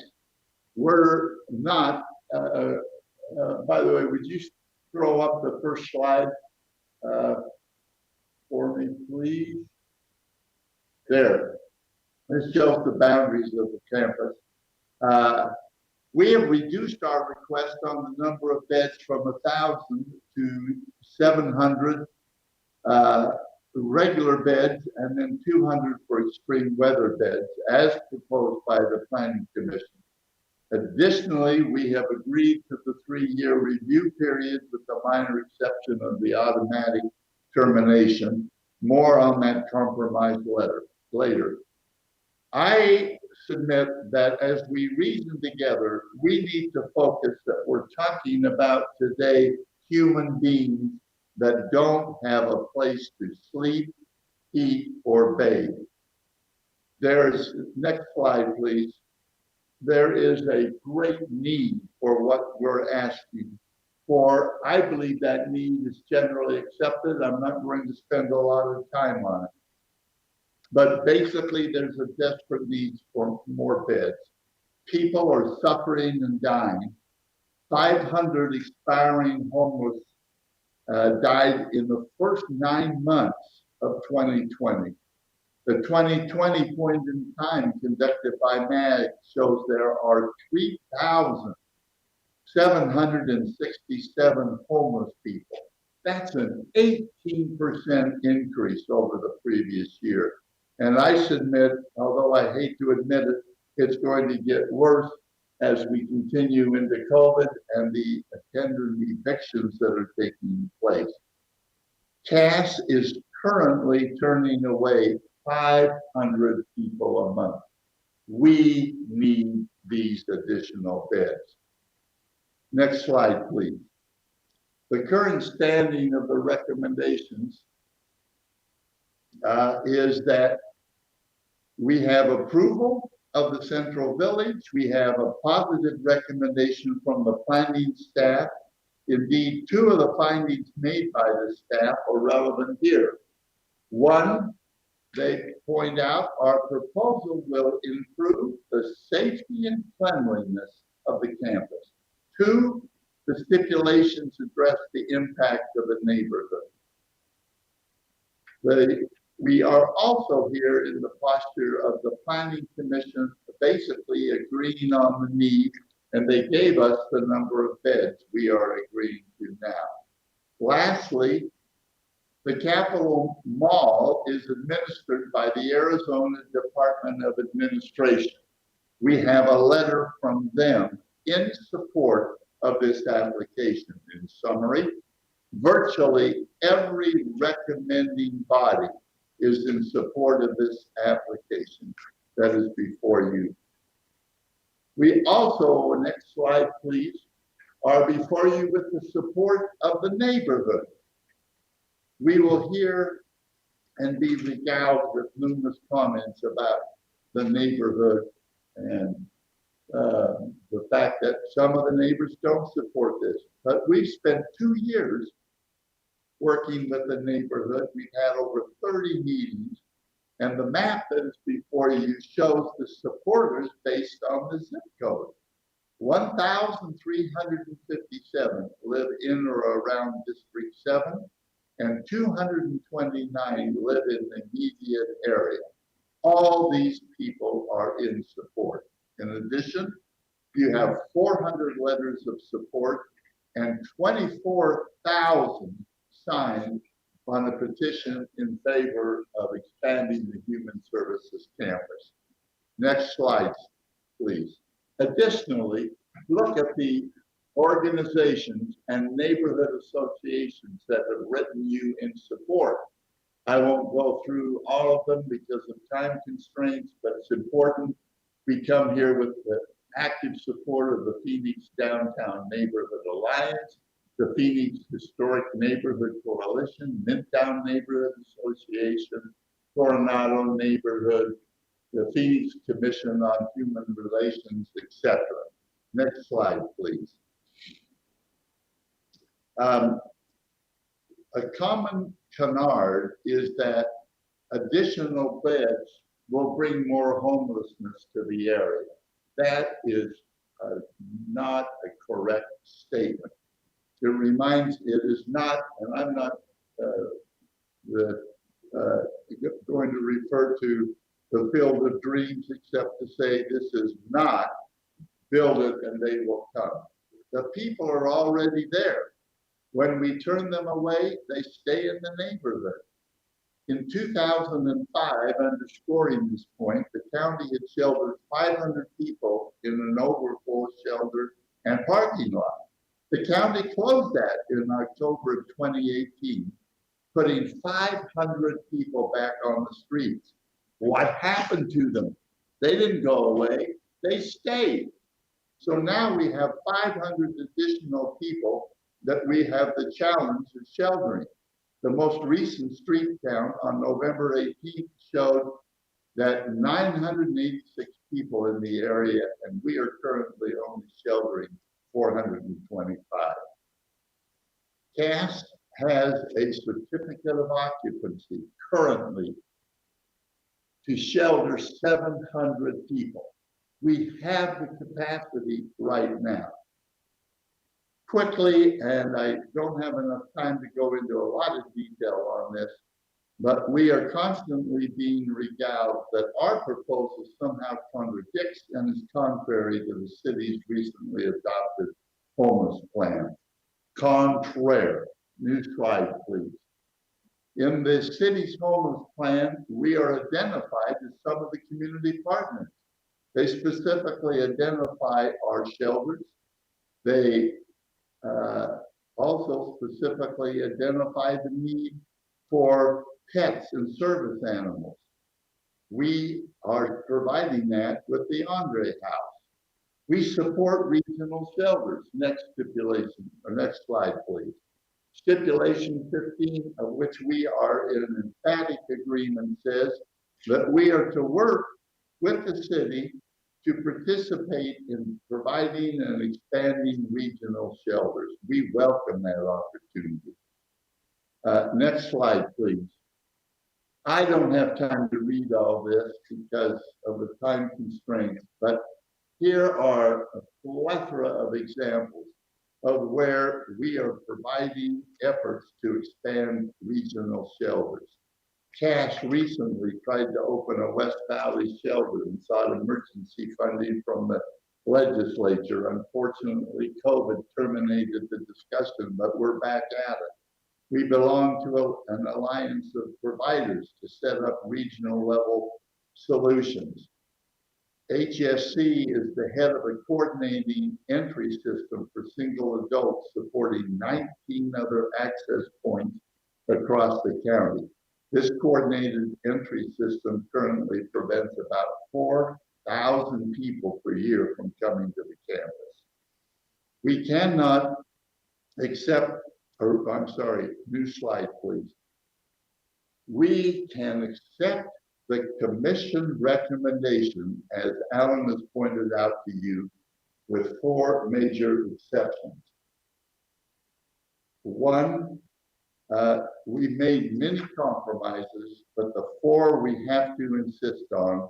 We cannot live with the automatic reversion of 3 years. How foolish to automatically terminate the beds you just approved without regard to whether they're needed or not. The stipulation that we have proposed and Councilman Garcia proposed specifically says that it will be reviewed in 3 years. We're okay with that, but the city of Phoenix will determine what beds should then stay intact. We are very much in support of having 100 beds at Andre House. Andre House doesn't have any experience dealing with shelters, which is what the neighbors are saying, but we have hired and made this clear. We have hired Community Bridge Inc., CBI, a company well known to the city, to manage and run the Andre House beds. We cannot live with cleaning the area twice a day. Look at where our campus is in yellow. Then the staff recommended expanding that to the green area. Then the planning commission recommended expanding to the yellow area, and we're agreeing with that. We just can't agree to do the whole area twice. In conclusion, if we do nothing, nobody wins. Everything stays the same. What a shame it would be that when we have the room intact to have 700 beds, we continue to force people to sleep on the street. Thank you, Mayor and Council.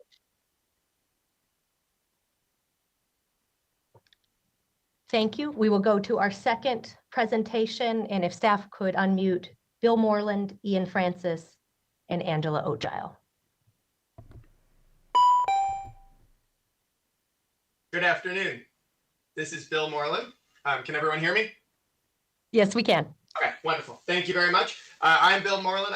I'm with the Madison Pioneers Coalition. I'm also a business owner down in the Madison district. I've been working down here since 1985, so I've seen things come and go a little bit. So to get started, I just want to say many of the council people have taken the time to meet with us over the last couple of weeks. I really appreciate the time and energy everyone has put into this. The planning commission or the planning department staff has been fantastic. The leadership that's coming from the city about this issue after so long is great to see. So I just want to take a little minute to just say that right up front. So as far as who we are, if you could go to the next slide, please, I'd appreciate it. So as I said, I'm with the Madison Pioneers Coalition. We are a group of residents and business owners in the area near the Human Service Campus.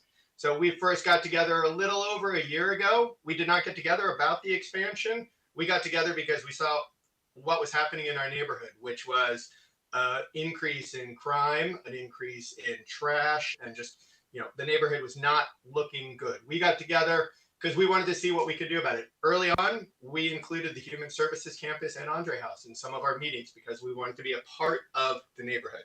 So we have since expanded, and we're working with more than a dozen neighborhood organizations from all around the city. A couple of Broadway Heritage, the Grant Park, the Common Sense Coalition, Phoenix Revitalization, any other number of groups. So, we have expanded far beyond what we started with. So we think that by getting all of these people together, we can help create positive changes for our neighborhoods, the city, and for the unsheltered. So next slide, please. So when we got together and we first started talking about the expansion, I will tell you our group was against any additional beds in this neighborhood. So we were completely against the original application from the Human Services Campus. We've been down here for a long time. We've seen what has happened in this neighborhood, and we did not think that there was any way we could take any more beds. So we felt like the original application, had very vague stipulations. It did not really do anything to protect the neighborhoods and the streets around it. It called for the creation of a new shelter in the neighborhood to be run by someone who had no experience running a shelter, with no plan on how they were going to run that shelter. So we believed it was in contradiction to the Capitol Mall overlay. We thought it was a violation of the promises that were made to this neighborhood, 25 years ago, that there would never be more than 425 beds in this neighborhood.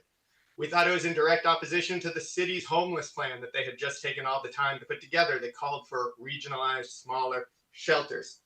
And while doing all that, it also, the way their original application was written, didn't get one additional shelter bed available for about a year. So it did all of this that we thought was bad, and it didn't even move one person from the street into a bed for about 12 months. Next slide, please. And the next slide, and then the next one's gross, so you might want to skip it very quickly. So thank you. So those are just a couple of the pictures of what we see down in this neighborhood all the time, and what the unsheltered people down here have to live with and live in. So this here, I said the plan called for the creation of a new shelter in the neighborhood. This is the location of that shelter. So this is, as you can see, not ready to go. We have never seen a plan for how they want to run this shelter. I don't believe the city has ever seen a plan for what's going to be done exactly with this shelter. So, and, we just were heard that they had an agreement with Community Bridges to run it. That's relatively new, that they even talked about the fact that there was an experienced shelter provider that they had been talking about. So for the long time, they were not even talking about how it was going to be run. And again, according to an article that was in the Catholic Sun recently, Andre House itself says these beds won't be available for a year if this is approved. So that means another summer, another winter before any of these beds are available.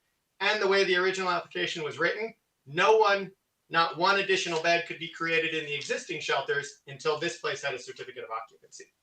Next slide, please. We believe that this conflicts with the goals of the Capital Mall Overlay and the City of Phoenix strategies to address homelessness.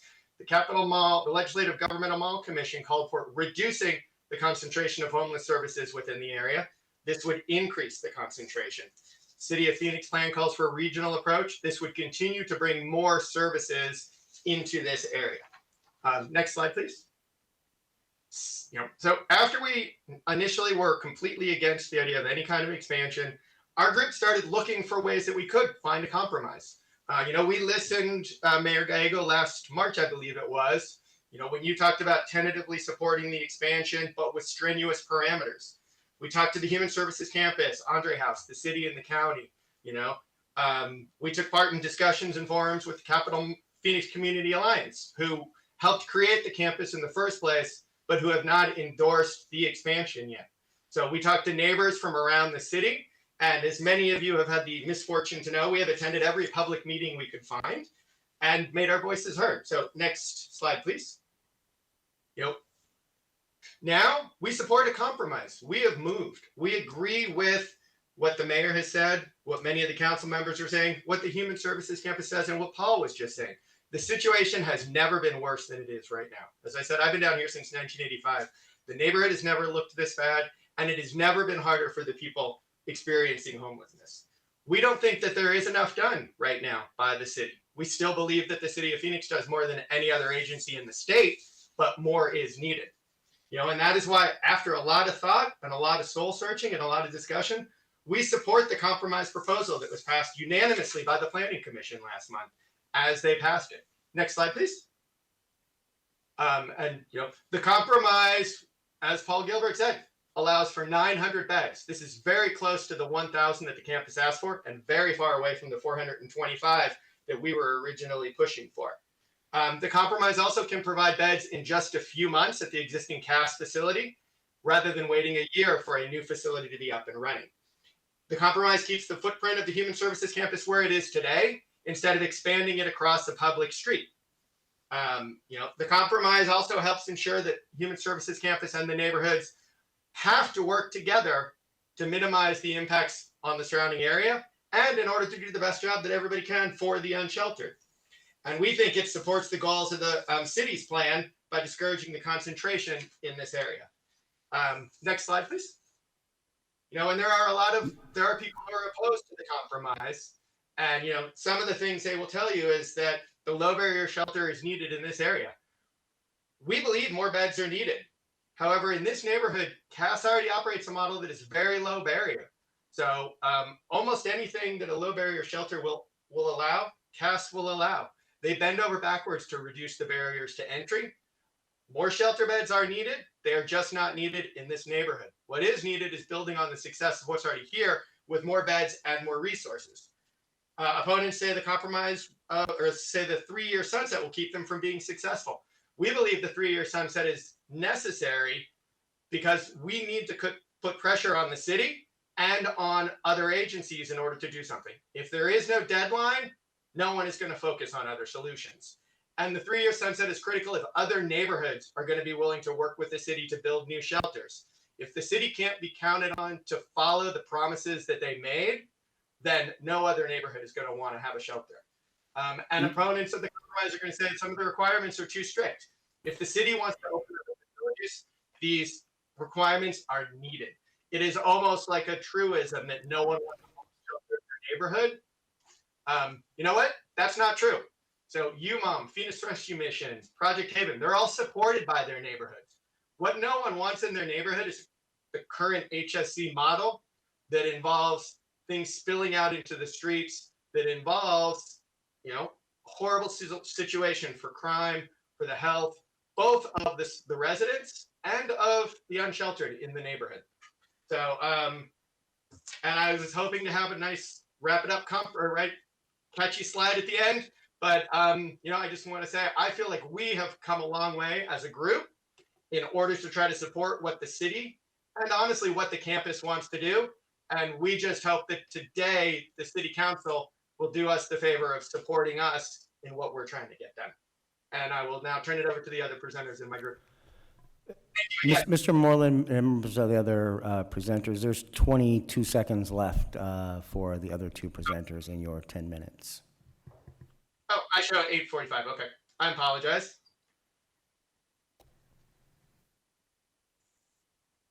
Can Angela have a few seconds just to wrap us up? And I guess my preference would be to give Angela and Ian 2 minutes each in public comment, but you can have your 22 seconds. Can Angela have a few seconds just to wrap us up? And I guess my preference would be to give Angela and Ian 2 minutes each in public comment, but you can have your 22 seconds. Great. All right. Well, thank you. Then I will just go ahead and finish. And again, we agree with a lot of what Paul said. There is a need for more beds. There is a need for more resources. There is a need for more shelters for the people experiencing homelessness. We just don't believe that they have to be here in this neighborhood. And we don't believe that that is the best solution for us, for the unsheltered, or for what the city is trying to do. Thank you very much. I appreciate the time. Thank you, both of you, for presenting. We have many individuals to address the council through public comment, but I do see my colleagues wishing to make comments. We'll go to Councilman Nowakowski. Thank you, Mayor. Mayor, at this time, I'd like to make a motion per the Planning Commission's recommendation with the stipulations from the February 3rd, 2021 memo from the Planning Director and adopt the related ordinance with the following modifications. The modifications in stipulation number 1 regarding the site plan to be reverted to the one dated stamped November 4th, 2019, which does not show the new buildings on the Andre House property for the low barrier shelter. Modification of stipulation number 2, hearing Paul Gilbert, I agree. So I'd like to remove the 3-year limitation on the beds increase so that it reads, Area A is permitted to have a total of 700 beds with a 3-year review. And I'd like to delete stipulation number 4 regarding preserving the abandonment for the public road between the HSC and Andre House. Also, I'd like to modify stipulation number 18 to change the 1-year renewal request to be 2 years from the date the city council approves. So instead of coming every year, they just come in the second year. And then modification stipulation number 6 to modify the cleaning zone boundaries to 2 times a day from 7th Avenue to 15th Avenue, Madison to Harrison Street, and the areas from 11th Avenue to 12th Avenue between Jefferson and Madison. In addition to this, it's not including all these stipulations that we read earlier, is that we add a dedicated team at City Hall, which would include a neighborhood specialist to assist with the community building and organizations for the community to come up with situations such as solid waste resources, and staff to assist with widening neighborhoods, alleys, and right-of-ways cleanups, and et cetera, and a dedicated community action officer. This team would be the front line of the city, committed to assist the neighborhoods and the campus in building a better, safer, cleaner neighborhood. Mayor? Councilwoman Williams? Yes, I'd like to ask the maker of the motion if I could add on that we direct staff to seek $3 million. The department's current approved budgets this year, all budgets, including OAT or CAS, continued operations in Phoenix. I'm good with that, finding the resources to cover all these. Absolutely.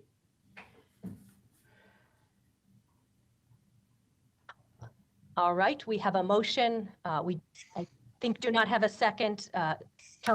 Councilmember Garcia.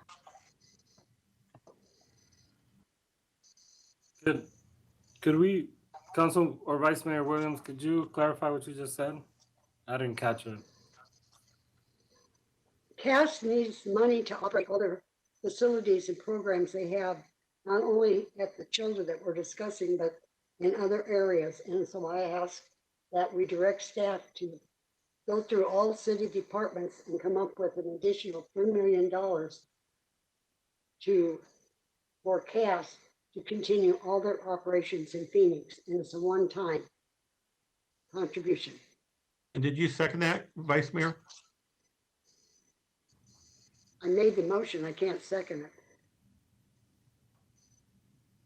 I would recognize that as a friendly amendment. Well, I guess I'll let our city attorney. I thought she asked for a friendly amendment. Okay. No, I asked for an addition. So that's a substitute then? No. Mayor, I I'm just believe adding that it to the motion. Councilman Nowakowski made the motion and then read a number of changes in there, and then Councilwoman or Vice Mayor Williams asked for a friendly amendment to add that to it. And he said yes. Okay. Mayor? And I believe I had recognized Councilmember Garcia. Do you have additional? Yeah, I had a comment. Thank you, Mayor. First of all, our office wants to clarify that these requests were made, or the line that was put out there were made between the service providers and the neighborhood leaders. We have been trying to reach a compromise because of this issue, but we stand firm in the need for the low barrier shelter in the city. Our office has had a lot of conversations with folks on this issue since last year, and right now we have the opportunity to make a decision. This decision's been kicked down the road for a long time, even before my time in office. I also want to acknowledge that this issue will not be solved with the stipulations or the decisions we make on this case today. I think we must prioritize to fully fund and continue to work on the strategic plan that we passed last year. We have a long list of callers who want to share their thoughts and experiences, and I think it's important as a council that we listen and hear to what they're asking for. As a reminder, hundreds of people have died since we started this conversation on this case. A baby was born outside of the shelter, and last year, hundreds of families have been evicted because of the pandemic, and unfortunately, we're expecting hundreds of more families to be evicted as well. There's also a history of families who live in the area who have had to cope with the lack of investment by the city, the county, and the state I want to make sure to remind everyone that it's not just our responsibility, but all those other bodies. And I think historically people have been told to go ask the state or the county to get answers on this. We know that the original plan when the shelter was built was to adopt 5 shelters, and unfortunately, it was stopped at 1. And there was no list of specific expectations or services to be provided that I think today, for the first time, these stipulations that are going to be put forth will do that. I do agree that we need the county and the state to step up, but unfortunately, I don't have the confidence or seen anything to expect them to act anytime soon. Because of that, I feel we must act ourselves and work along with our constituents to assure that help from those other bodies comes, and that we work with them as well. If you talk to the people who are living on shelter or outside the zone, they have said, the curfew, the lack of availability of low barrier shelters are the reasons why they're not going there right now. The new plan, the strategic plan that we voted in last year, includes addressing the need for low barrier access to shelters, regardless of employment, or past involvement, or things that I think the Andre House is going to bring. Again, I want to encourage all of us to listen to these comments and make a decision that allows us to grow in a way in which our unhoused neighbors are supported. Adding the Andre House will not add more beds.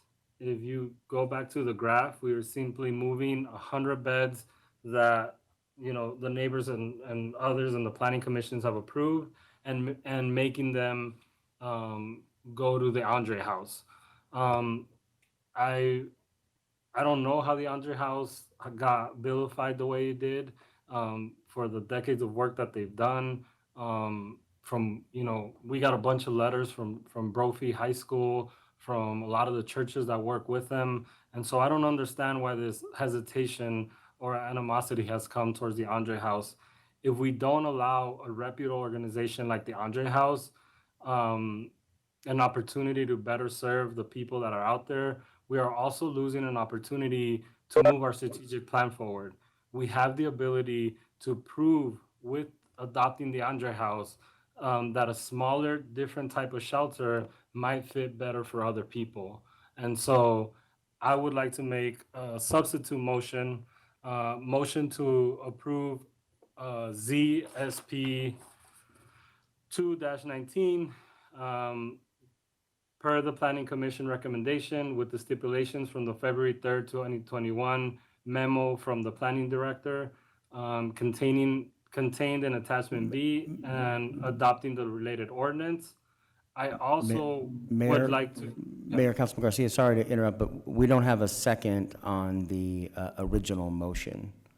And Mayor, members of the council, I believe, if I understand the friendly amendment correctly, I don't believe it's in order as part of that motion. It is fine for the council to direct staff to bring back a proposal for funding, but it should not be part of the motion. This is a zoning item, and we're talking about a budget allocation figure for that's really unrelated. It relates to homelessness, but it doesn't relate to the zoning stipulations and decision. Well, may I respond, Mayor? Go ahead, Councilman Williams. I meant to second the motion, and I still stand by that, but I expected staff to bring this back after they've done some research for council approval. Mayor? It's just a Right, so we have a recommendation, motion correct, on Elda? Councilman Nowakowski's original motion with no amendments, and a second from Councilwoman Williams. And now we could have a substitute motion. Mayor? Councilmember Garcia. Thank you so much. And before I make the motion, Ed, I think we might have some funds available already that after I make the motion, if we can address those funds that I think can support what we're talking about today. So I want a motion to approve. Mayor, excuse me, Councilmember Garcia. One other question, if I understood the motion of Councilman Nowakowski about adding staff as part of the motion, that would be the same as the issue with the funding. It's appropriate for council direct staff to bring back a proposal to do that, but I don't believe it can be included in that item for a variety of reasons. It's not related to the zoning item. It's administrative, and it wasn't posted for that type of action under the open meeting law. Thank you, Chris. My motion does not have that. So, motion to approve Z-SP-2-19 per the Planning Commission recommendation with the stipulations from the February 3rd, 2021 memo from the Planning Director contained in Attachment B, and adopt the related ordinance.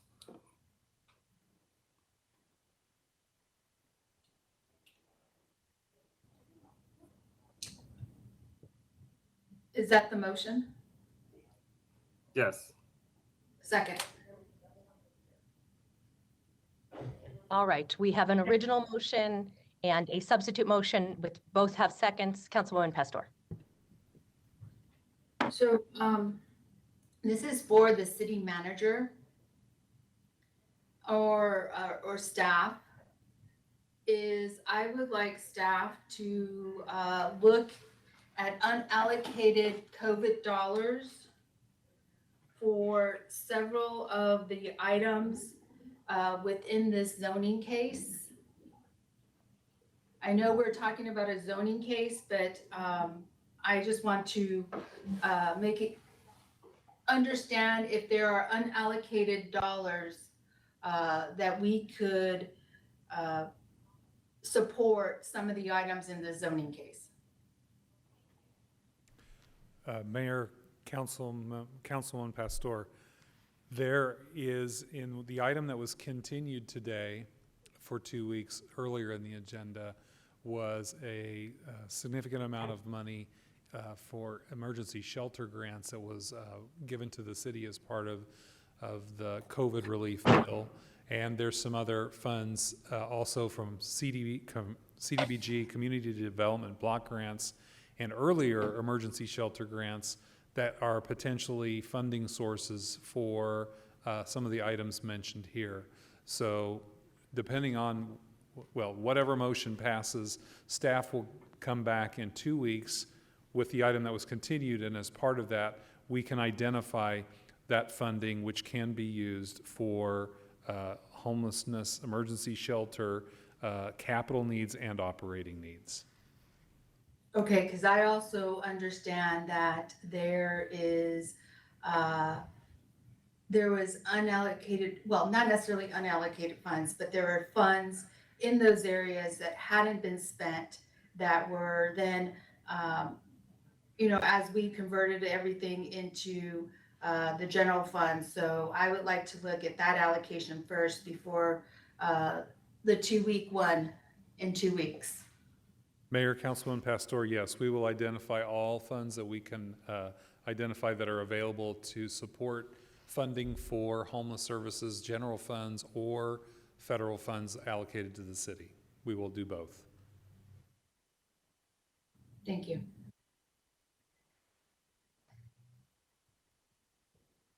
Mayor? Councilman DeCiccio. Thank you, Mayor. I'm going to support the original motion. It's just time for us to get this thing done. We've been at this thing for so long. I want to congratulate Councilmember Michael Nowakowski and thank him for all the hard work. He's had 2 hard cases come up today. That's a rare day even on our council to have these 2 difficult cases come in front of us and the amount of work and time he's put into it. All I can say is that man works hard. He was working late at night. He called me last night. Michael, I apologize for not getting back with you. I was already in bed by 7:30, so I apologize for that. But I do want to thank you for all the hard work. The other individual I want to thank is Paul Gilbert. I don't think I've ever seen Paul work as hard as I have on this case. I mean, Paul, how many times did you call me a week? 5, 6 times a week sometimes, just to try to make something work here.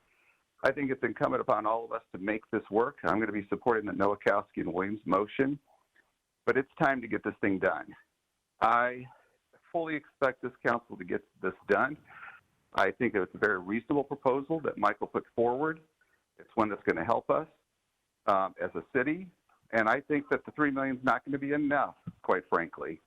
I think there needs to be a lot more, and I think there needs to be funding now for the other organizations that are out there. And I think part of that $3 million ask, we ought to be looking at the north side. You know, there's a shelter run by CAS that just doesn't have enough money, and it looks like that might be shut down. And I think that's going to be very impactful. I know it's not part of the motion. It's a recommendation. So my recommendation to Ed is we definitely need to be looking at OAT. That proposal has died. We've got $3 million sitting there. Let's take it, let's use it, and put it to a good cause.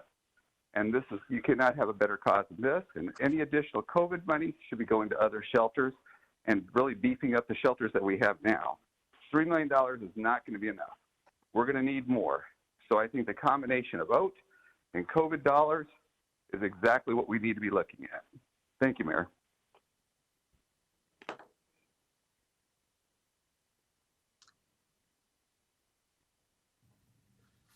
Thank you. And when we do go to public comment, I'll begin with Darlene Newsome. Do we have additional council members wishing to speak before we go to council? Mayor? To public comment. Councilman Stark. Thank you. I would like to hear from the audience. I think we need to, and I want to hear from other speakers from the Madison Coalition as well, but I think it will help us in making our decision. Thank you. I agree. Wonderful, thank you. And I just want to thank, this has been a community conversation for quite a long time, many, many late nights. I believe people are engaging in good faith. This conversation is not our first on affordable housing and homelessness, and I'm committed that it will not be our last, as are my colleagues who have already stated so. So thank you for everyone who's been putting time into this. Any council comments? And I should say I am intending to take a break for about 20 minutes at 6 o'clock, which will be several hours into this meeting. Any council members wishing to comment before we begin? All right, we will go to Darlene Newsome, followed by Penny Alley Taylor. Can you all hear me? Yes, we can. Okay, great. Mayor Gallegos and council members, I'm Darlene Newsome, live in District 3, and I am now the retired CEO from UMOM. And I'm testifying today for you to urge your support for the additional shelter beds at CAS. You know, the number keeps on changing. I understand an increase of 175 to 600. I also urge the 100 beds at Andre House and the 200 weather relief beds at St. Vincent de Paul. Many of you know that I'm all about data, I'm about outcome, and I'm about ending homelessness. I've not given up on the regional approach. It's going to happen. And I'm going to be working diligently with the city task force to make sure that that does happen. But for today, we have people living in a parking lot, 400 plus people. And you know something, that's deplorable and that should never happen. We need to treat individuals, no matter what, with dignity and respect. 40% of those are over the age of 55. We can do better, and we need to do the right thing. And it's just not about shelter. You know, when we talk about ending homelessness, we talk about shelter, stabilization, and housing. We cannot stabilize someone if they're living in a parking lot. And so that's why shelter is important, stabilization and services, and housing. And it's not going to go away. They're there today, they're there tomorrow. We need to act and we need to do something. I want to speak a little bit about Andre and the low demand shelter. I think that's really important. Being a shelter operator for most of my 4 years in nonprofit work, there is a need for a low demand shelter. We need to screen in and not screen out. There are individuals who have pets. That is their family. Keep their pet with them. We have couples. There's no. We will have Penny next, followed by Ian Francis.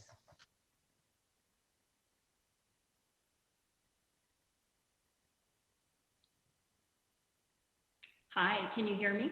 Yes, we can. Yes, we can. Wonderful. So Mayor, members of the council, my name is Penny Alley Taylor, and I'm the Chief Public Policy Officer for Valley of the Sun United Way. We are the Valley's top nonprofit investor in health and human development, touching thousands of lives every year. We've served the Maricopa County area for 95 years. We provided a letter to each one of the council members' offices, and I hope they've been able to review and consider the information. We support the additional beds at the Human Services campus, and especially the additional 100 beds at the Andre House that will be operated by Community Bridges. United Way currently funds several housing and homeless providers and services with an investment of about $3 million to organizations across Maricopa County. We currently fund and have a history of funding our Human Services campus. These partnerships and investments help to move the approximate 7,400 individuals expressing homelessness into safe housing and shelter with supportive services. Many cannot be helped at the campus due to a lack of beds to meet the needs. We recognize that homelessness is a regional problem and that it includes the county, the city, the state, MAG, and providers working together as a network. Homelessness in Arizona has increased since 2014 by 20% annually. And in the Phoenix area, depending on which study you reference, Phoenix has the 8th to the 9th highest housing costs among the major housing markets. According to Elliott Pollock statewide, we lack approximately 250,000 units of housing, and Arizona is 48th for affordability. Governor Ducey tried to bring together an initial group, but then COVID hit, and that had to be put on hold. A month later, in November of 2020, a collaborative group on this issue was called together, and the regional community input meetings have begun. They include various stakeholders in philanthropy, business, shelter providers, and the faith-based community.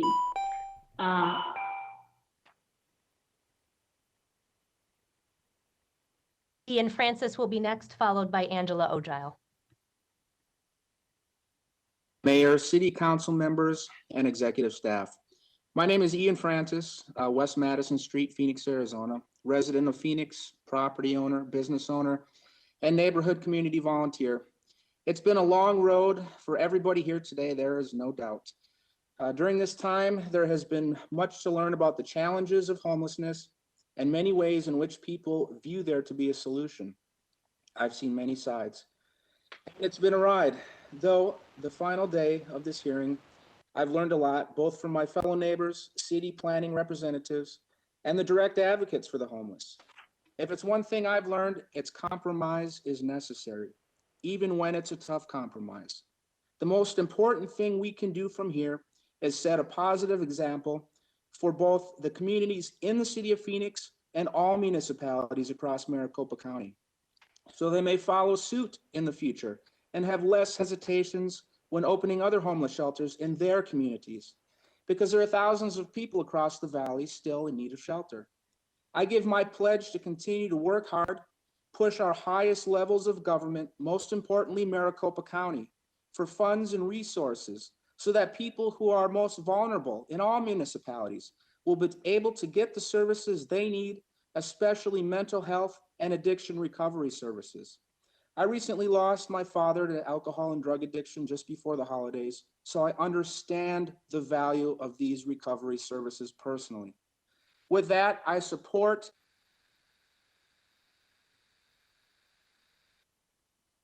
the parameters set by the Phoenix Planning Commission, Councilman Nowakowski, and the Planning Department staff. Thank you.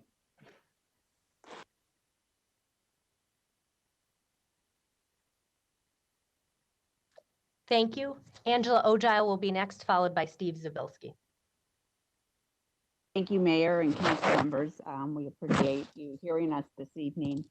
And it's been a long trip for sure. I'm glad that we are all working together, and I feel like something good is about to happen. We do support the Planning Commission's decision We do ask that the Andre House, as far as stipulation 26, since they are grandfathered in, would agree to do their queuing inside lines and to abide by the feeding inside of the property. I'm hoping that that can be added to that. We were told that it was going to happen by their attorney, but since then we have just been informed that they're grandfathered in. So I hope that that will be upheld and honored. I just, I think this neighborhood is ready for a change. We're ready. We've been the example of what not to do, as far as sheltering and housing and how to let things get. We're hoping we can be the poster child now for just the opposite of what can be done, what the difference that can be made. So, it's been so much that I don't even know what to say. We're thankful, we're appreciative. We're thankful to all of you for listening to us. I know we've taken so much of your time with so many meetings.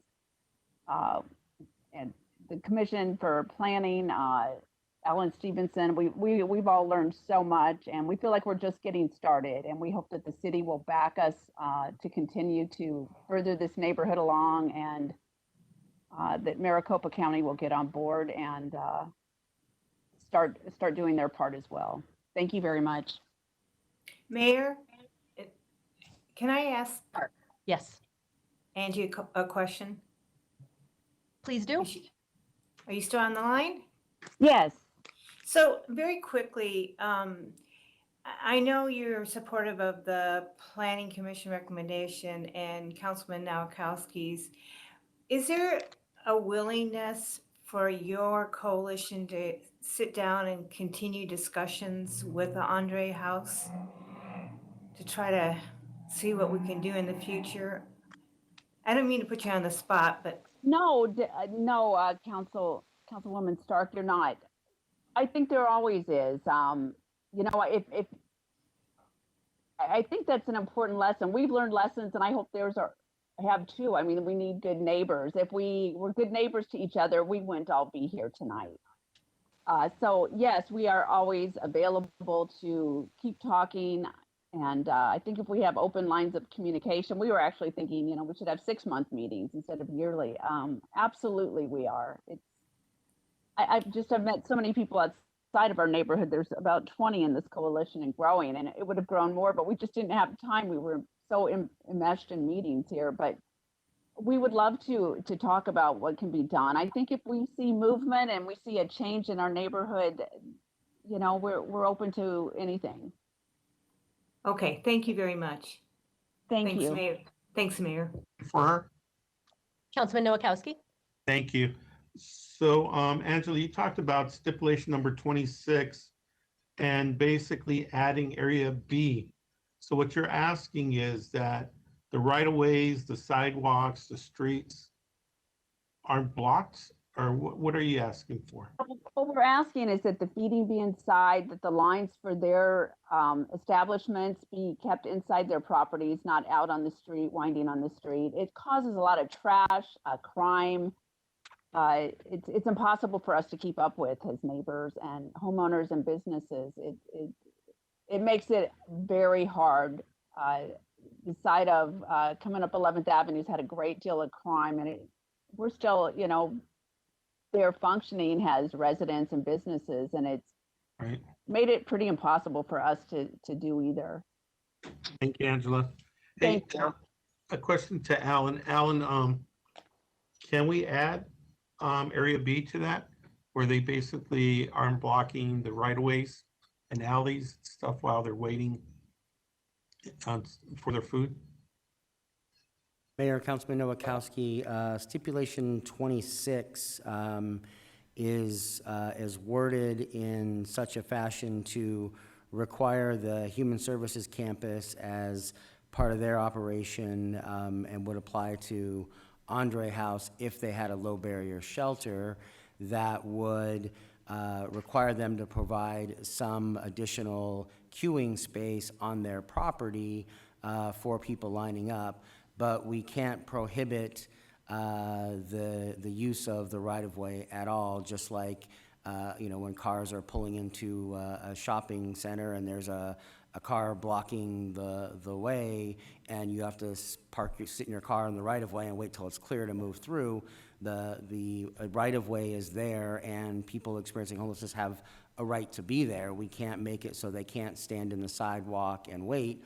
What we can legally do is say the campus has to provide some queuing space for them, but if they spill out on some days into the public right-of-way, we can't stop them, and that's what the stipulation provides. What Ms. O'Giles is asking is that we not allow that period, and legally we can't do that. We have discussed that with the law department, and this is the maximum legal extent that we can do as it relates to shelter services.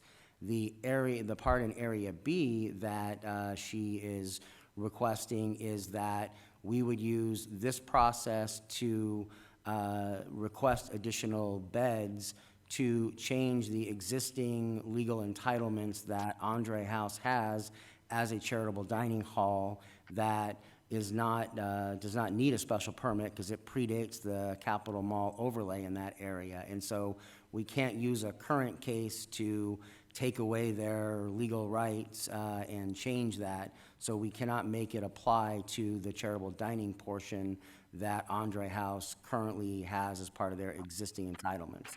However, if the low barrier shelter component is approved, that would apply to Andre House as it relates to the low barrier shelter. Thank you, Alan. Mayor? Mayor?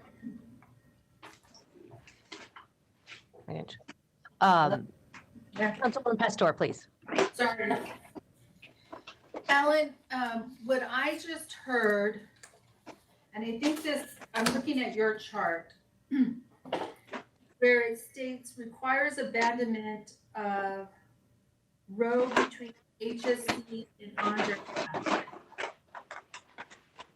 And what is that what you're speaking of when you say if Andre House is approved, then that's where Area B could be placed in there? Or could you give me? Mayor, Councilwoman Pastor, we're going to pull up a PowerPoint here so that I can go to a map because I think that will help us. You're talking about the bottom line here on this one, which talks about abandonment of right-of-way. I think the site plan will work to explain that better.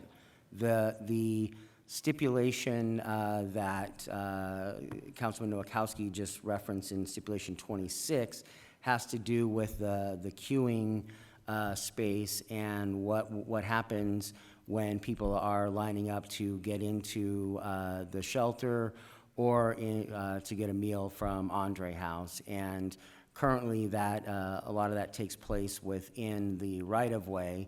What the Madison Pioneer Coalition wants is that none of it be in the right-of-way, it all be on private property. And so that typically takes place on Jackson Street or up 11th Avenue, and I think sometimes up to Madison, depending on how much need there is out there.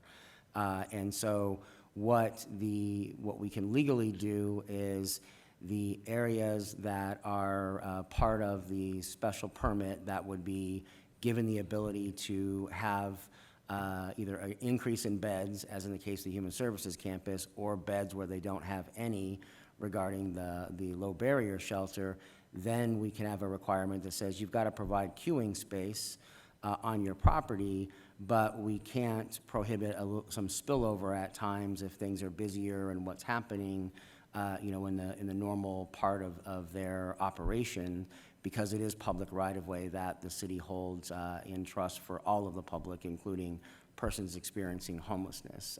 And so we couldn't say no, but we can say you got to provide queuing space, much like we do for drive-through. Well, in your case, let's use coffee establishments. They have to have queuing space to keep stuff on site, but they can't continuously block right-of-way, but they're permitted to be there. We can't stop them, in those overflow incidents. And so that's what that SIP is applying to. The key difference that the community really is asking is they also would like it to apply to Andre House and their charitable dining services. And those have been there, as I stated, predating the Capitol Mall, predating the 2002 special permit. And so we don't have a legal right to modify and stop them from doing what they're doing as part of a request that is before us. So, Mayor, can I ask further questions? Please do. So what I'm hearing is in order for 26 to be into effect, because what I'm reading right now on the screen is that this is the new site plan. And in the new site plan, you would be able then to, they would be able, Andre House and others would then be able to build or create a queuing area. Mayor, Councilwoman Pastor, I believe that if at the end of the discussion here, the council approves this new site plan, that there is probably room within that Jackson Street right-of-way and 11th Avenue, which is part of stipulation number 4 that says abandon that right-of-way, so it would be part of the whole campus. There would be room to create that queuing space to make happen what the community's asking. And I think that's what you're referencing. Yes, because currently that can't happen because of, even before the campus was designed and built, well, not designed and built, but built, you know, you cannot put that stipulation on the charitable dining piece currently, the way it stands today. Correct. Okay, thank you. And Mayor, just some clarification real quick. Councilman Nowakowski. So Mayor, this is kind of like, my kids love going to Dutch Bros, especially right there by Brophy and Xavier. And the same situation happened there where they were blocking the intersections and businesses and all that. So what they were asking is the same thing, is that some businesses are being blocked, not by cars, but by individuals standing in front of their driveways, in front of their businesses, not allowing people in and out. So that was just the reason why the community wanted to figure out a way, if there's a way to create a double line in the parking lot of Andre House, or work out some kind of a space where they're being good neighbors to the businesses next to them, and that they're not interfering with the ins and outs of their business. And it's something very simple, but we'll let that pass. Thank you.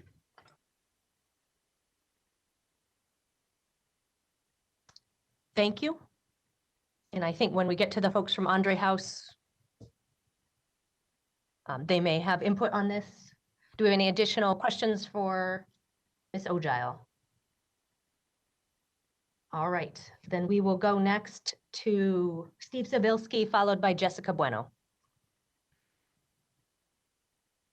Go for your great dedication to this issue, and to all the members of the City Council. You're wonderful people. I'm Steve Zabilski, CEO of St. Vincent de Paul. Driving around downtown these past many months, you can see more tents than ever, and we would all agree it is devastating. Particularly so in recent weeks with all of the rain and freezing temperatures. I witnessed just this morning more people than ever living in the tents, even on Jefferson Street. I'm here to support this partial solution to a humanitarian crisis, including 200 weather relief beds and a low barrier shelter at Andre House. Now, I want to reiterate again and again that regional solutions are needed, and St. Vincent de Paul works throughout the state to provide localized assistance for those in need. During this COVID crisis, St. Vincent de Paul has spent nearly $4 million preventing more homelessness through utility and rental assistance, keeping people who are potentially homeless out of the downtown area and these shelters. We are all about regional solutions, providing services where they are most needed. If there were more shelter beds, and again, especially at Andre House, where the low barrier shelter is so critical, our streets would be cleaner, our community would be safer, and we could do a better job helping people to end their homelessness, to actually help them end it. I will conclude by simply asking Could we please allow the men and the women who are living in squalor on our streets to come inside while we all work together on regional solutions to best resolve this crisis? Thank you, Mayor. Thank you. We will go next to Jessica Bueno, followed by Ash Us. Good afternoon, Mayor Gallego and council members. Thank you for the opportunity to speak on this agenda item today. And thank you to all the city staff that have been working on this item for the last couple of years. My name is Jessica Bueno and I am the president of the Oakland Neighborhood Association. Our boundaries are Grand Avenue West to 19th Avenue, Van Buren North to Roosevelt. I regret to inform you that we cannot support this application. We will continue to support the city approved special permit of 425 beds established in 2002. We stand by the belief that it is our responsibility to support the efforts and services that are being provided at the Human Service Campus to unsheltered residents. The need for services in the Valley has increased tremendously in the last 15 years, and Phoenix continues to be the only answer. We are located 1 mile northwest of the campus and provide retail and social services for many unsheltered residents in the area. For example, we are the closest Circle K. We are the closest Dollar General. We also have service providers that issue Social Security checks. University Park is in reach, and our vacant lots and vacant homes provide refuge for the unsheltered folks. With the waves of influx of foot traffic in our neighborhood, we need to address and acknowledge that both ecosystems depend on one another. The increase of population in the area will require additional city support and services that are not being adequately provided to the neighborhoods near the campus. We too are in crisis with facing gentrification, displacement, and lack of family housing. We, the housed residents and unhoused residents, deserve the same resources needed to thrive in our communities. The support needed includes a dedicated division in the Capitol Mall District that includes a neighborhood specialist, public works supports, and an outreach team. I am asking you, Mayor Gallego and council members, for the creation of a pilot program that will mitigate the impact of the Human Service Campus within a 2-mile radius. Thank you. Thank you, Jessica. And I think Councilman Nowakowski proposed that, and I would be very supportive. We will go next to Ash Us, followed by Twana Brunson. Yes, we can. Okay, hi there. My name is Ash Us. I've been involved with this case since 2019. And at the time, the overflow at St. Vincent de Paul had recently closed. So there were a lot of people in tents and a lot of people needing help. There was a man named Kenny who was a double amputee and a veteran who we found actually deceased on the side of our building one morning. When we saw this, Andre House knew that we wanted to do something. So that was why we decided to acquire the parcel next door to us. But we didn't just acquire it and say, oh yeah, I guess we'll figure it out and make it a shelter. It became my full-time job to prepare for this again over 2 years ago. So I began research on a study with 100 people who were sleeping outside. Should have received a copy of that to learn about why they were on the streets and what we could do to build a shelter that would really engage them and attract them. I visited shelters across the country, talked to a ton of them, learned about their programs, what worked, what didn't work. This was over a year of full-time work dedicated to listening to people on the streets and experts across the country. We knew we wanted to invest our resources in this, but we needed help in determining what the best way to do that was. That's why we decided for community bridges. I spent a significant amount of time with the CBI staff with their programs. In my professional opinion, as someone whose research is used nationally to understand best practices for people who are unsheltered and how to bring them into shelter, CBI is a great provider for this. So I'm just saying these things because it's inaccurate to say that we didn't have a plan for this shelter or that we're going to do more harm to this neighborhood. I changed Kenny's diapers for almost a year, multiple times a day, every day before he passed away. Mental health issues, substance abuse, addiction, they impact neighbors and business owners. And I get that, and they need to be resolved. But the way to resolve that is by meeting the needs of the people struggling with those issues. They need help, they need care.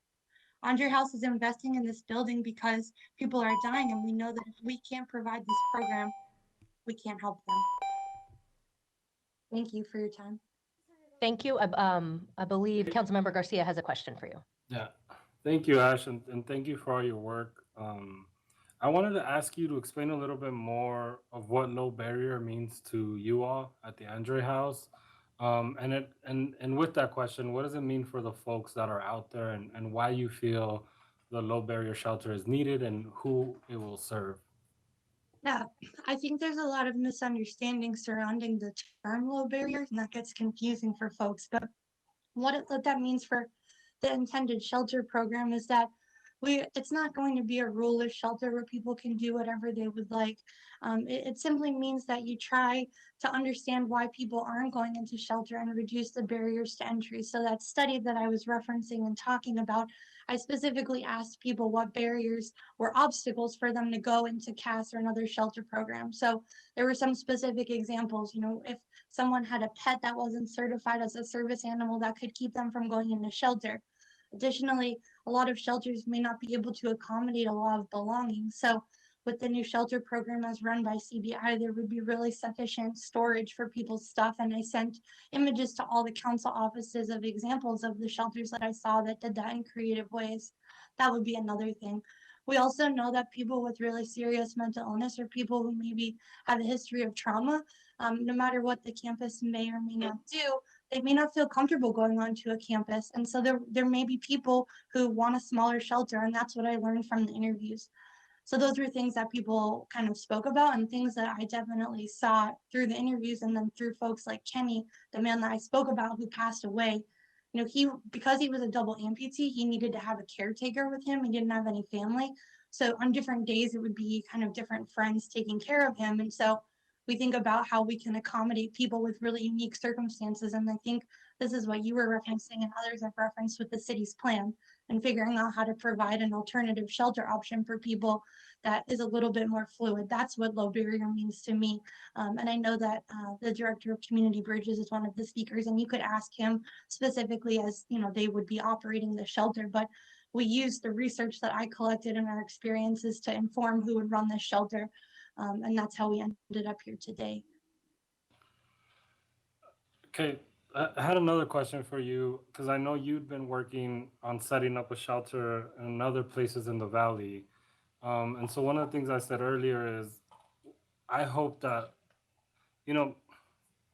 back to saying that I don't understand how you all got villainized. I think if there's anyone that's prepared to start a new shelter, it's an organization like you all's who's been working with the population for a long time. And so I feel like we're talking out of both sides of our mouths by not allowing you all the opportunity, who I feel are more prepared than most to start a new shelter. And so my question is more, how do you feel Andre House being able to start a new shelter, how can that be helpful in expanding to other parts of the valley?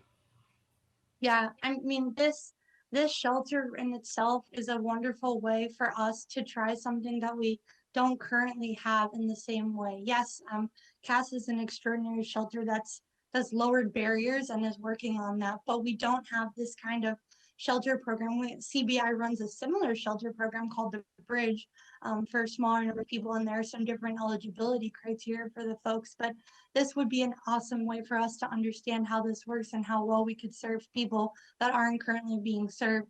And to your question of the regional work, I get it's hard because I'm so involved in so many regional efforts. Just yesterday, 3 different council offices and people from planning development, economic development, neighborhood services are all working through the process to actually build and provide shelter in other parts of the city. It's not something that's just a conversation. I started my whole own organization just to be able to take what I learned from this case and provide research and data to inform how we build shelter in other places. I'm part of the statewide group that formed out of Governor Ducey's goal council to address homelessness. I'm on the City of Phoenix task force, right? Like, these are all initiatives that I'm involved with, and these things, the shelter at Andre House is a great step. The services in Northwest Phoenix are another great step.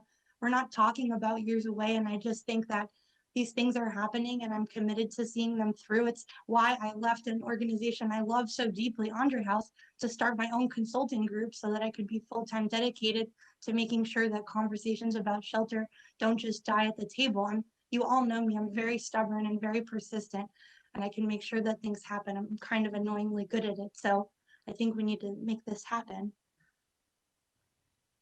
Thank you for your comments and your work. Thank you, Mayor. Thank you. Twana Brunson will be followed by Lisa Glow. Thank you. Can you hear me okay? Yes, we can. Wonderful. Thank you to the Honorable Mayor and to the City Council members for the opportunity to speak this evening. My name is Twana Brunson Ray. I am the president of the Broadway Estates Block Watch Association, vice president of Broadway Heritage Neighborhood Association, and I'm a committee member of the South Mountain Village Planning Committee. I oppose this zoning request, and I ask that you approve the proposal submitted by the Planning Commission or the motion that was submitted by Councilman Nowakowski. Just as Commissioner Johnson stated at the Planning Commission meeting that lasted until after 1 a.m. in the morning, there are human beings on both sides of this equation. And there are both human beings that are going to be impacted by your vote today on each side. Those that oppose are homeowners, business owners, renters, and we're your constituents as well in your respective districts. Over the last several weeks, we have made it clear that HSC has been a terrible partner. The neighborhood is entitled to a safe and clean home environment. We pay our taxes that contribute to the nearly $30 million to the homelessness, not including the COVID dollars that were provided last year. We elected you to be our voice, and we are asking you to be much better stewards over our tax dollars. The city has been complicit in the atrocities experienced by this neighborhood by failing to act. I've seen photos of what my fellow neighborhood leaders have been dealing with that has brought me to tears. And yes, people are without shelter. And I've seen those same people doing drugs, defecating on people's property, camped out in tents in front of homeowners and businesses, piles of trash along the streets and more. This issue has consumed my heart, time, and energy over the last several weeks. I'm committed to continuing this conversation, no matter how you vote today. Please help this community. Thank you very much. Thank you. Lisa Glow will be next, followed by Chelsea Friday. Mayor. We can. Good afternoon, Mayor, members of the City Council. Thank you for the opportunity to speak and for your leadership through the years, especially what you've undertaken this last year to address homelessness and affordable housing. I've served as CASA's CEO now for over 3.5 years, and I have continued to see a need for more emergency shelter beds. CAS and our board of directors is in support of the zoning case to expand the number of beds at the campus and to also allow Andre House to open a shelter with 100 beds. 3 points I want to make this afternoon. Number one, CAS is prepared to quickly expand up to 600 beds by this summer. Our goal in partnership with the campus is to get more people off the streets quickly in the area immediately surrounding the campus. Number two, at CAS, we believe that the quality of the shelter environment is very, very important. As we get more people off the streets, we must provide a dignified physical and services environment, what is known as trauma-informed care. All CAS staff are already trained in trauma-informed care, which essentially this means we meet people where they are at and provide a supportive environment to help address the trauma most of our clients have experienced. Our shelter will need some very real upgrades to ensure we are providing this physical environment. This environment is important to get more people to come into shelter and, just as importantly, who want to stay in shelter. The physical environment will include things like more appropriate seating, plants, non-institutional lighting, and many other more nurturing physical elements. A quality shelter also leads with services and helps people end their homelessness, which is what we do at CAS through our highly trained case management and housing teams. Third, we have a plan to move quickly by summer and get to 600 beds. We will need capital dollars, operating dollars, and staffing dollars to do so, and we appreciate your consideration to support us. Lastly, I would be remiss if I didn't talk about the fact that CAS has been in action on regionalization and smaller specialized shelters, and we will continue to be in action because we know that opening up more beds at the campus and Andre House is not the only solution. I urge you to vote in favor of the zoning case. Also sign in support of Senate Bill 1514 next week, which is on the appropriations calendar in the Senate to help us open a senior shelter in the West Valley. Happy to answer any questions. Thank you. Chelsea Friday will be next, followed by David Schwartz. Hello, everyone. Can you hear me okay? Yes, we can. Wonderful. My name is Chelsea Friday, and I am the leader of the Rudyville Neighborhood Association. I just want to say thank you to the mayor and council members for the chance to speak on this. I request that those voting today only approve this expansion and the approval of the stipulations that were prepared. I think that a mixture of what Nowakowski and Garcia have proposed will be a positive modification of these stipulations. The stipulations that were put in place allow accountability for all individuals involved in this matter. And if you decide against a stipulation, please advocate for a modification of that stipulation and make sure accountability is not lost for those that should be seeing something through, whether that be on the City of Phoenix's end or the HSC's. This proposal should be considered as a temporary short-term solution, as we can all acknowledge that a long-term solution is the goal. This 3-year sunset adds another layer of review that protects everyone involved. But if the 3-year sunset cannot be met, please advocate for a modification of a strict 3-year review with resident input and voting to take place. Homelessness is not a choice, but we cannot ignore the personal experiences of individuals who live and operate businesses in the area. I want to say thank you on both sides. Everybody that has come together for a compromise. I think that what is being proposed is something very positive for the community, and I hope that it is a positive adjustment that will be something good for a long-term solution in the end. Thank you. Thank you. David Schwartz will be our final speaker before we take a 20-minute break. When we return, Jessica Spencer will be the first speaker. David, the floor is yours. Mayor and members of the council, can you hear me? Yes, we can. I had not originally planned to speak, but I feel compelled. I am a District 3 resident myself, and I know this case is hard. I have been involved with the City of Phoenix for 30 years, and I can say that this is probably the toughest case I've ever witnessed. And I think the reason it's so tough is because it's so much more than a zoning case. There are lives in the balance, and it is a much bigger issue than just a zoning case.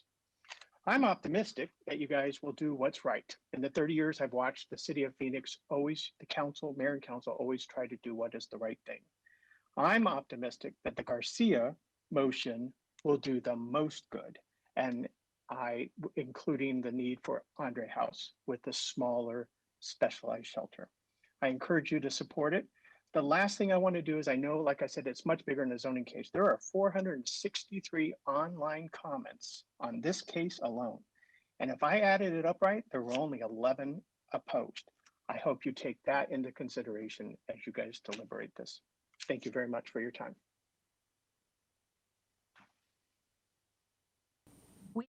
We are live. Welcome to item 62 of the Phoenix City Council meeting. We will continue with public comment on item 62. All council members are present. We will begin with Jessica Spencer. Jessica will be followed by Kate Spire.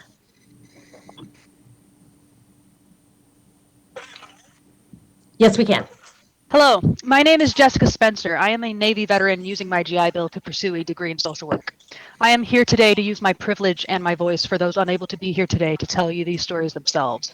I will be reading multiple stories from those who are homeless in the community, and each of these statements are from different people in support of the stipulations outlined by Councilman Garcia. So people are growing tired and being more stressed out by carrying their personal belongings. Therefore, if you were to get a job, or you were scheduled to get a job at 7 or 8 o'clock in the morning and be there for an interview, and you had your luggage or your baggage, I mean, how is that supposed to look to the general person that's supposed to employ you or give you a job if you're walking up there and you're saying, hey, I got bags, can I put them to the side, or no, can you hold my backpack or whatever else? I just feel that a facility or whatever place that a person, I don't know, living or... Because I mean, carrying your bag all day long, you can't go to McDonald's, you can't go to Starbucks. You feel so separate from the world, you know. I had told this woman, I said, before you judge me, won't you ask me, how do you feel living out of a bag?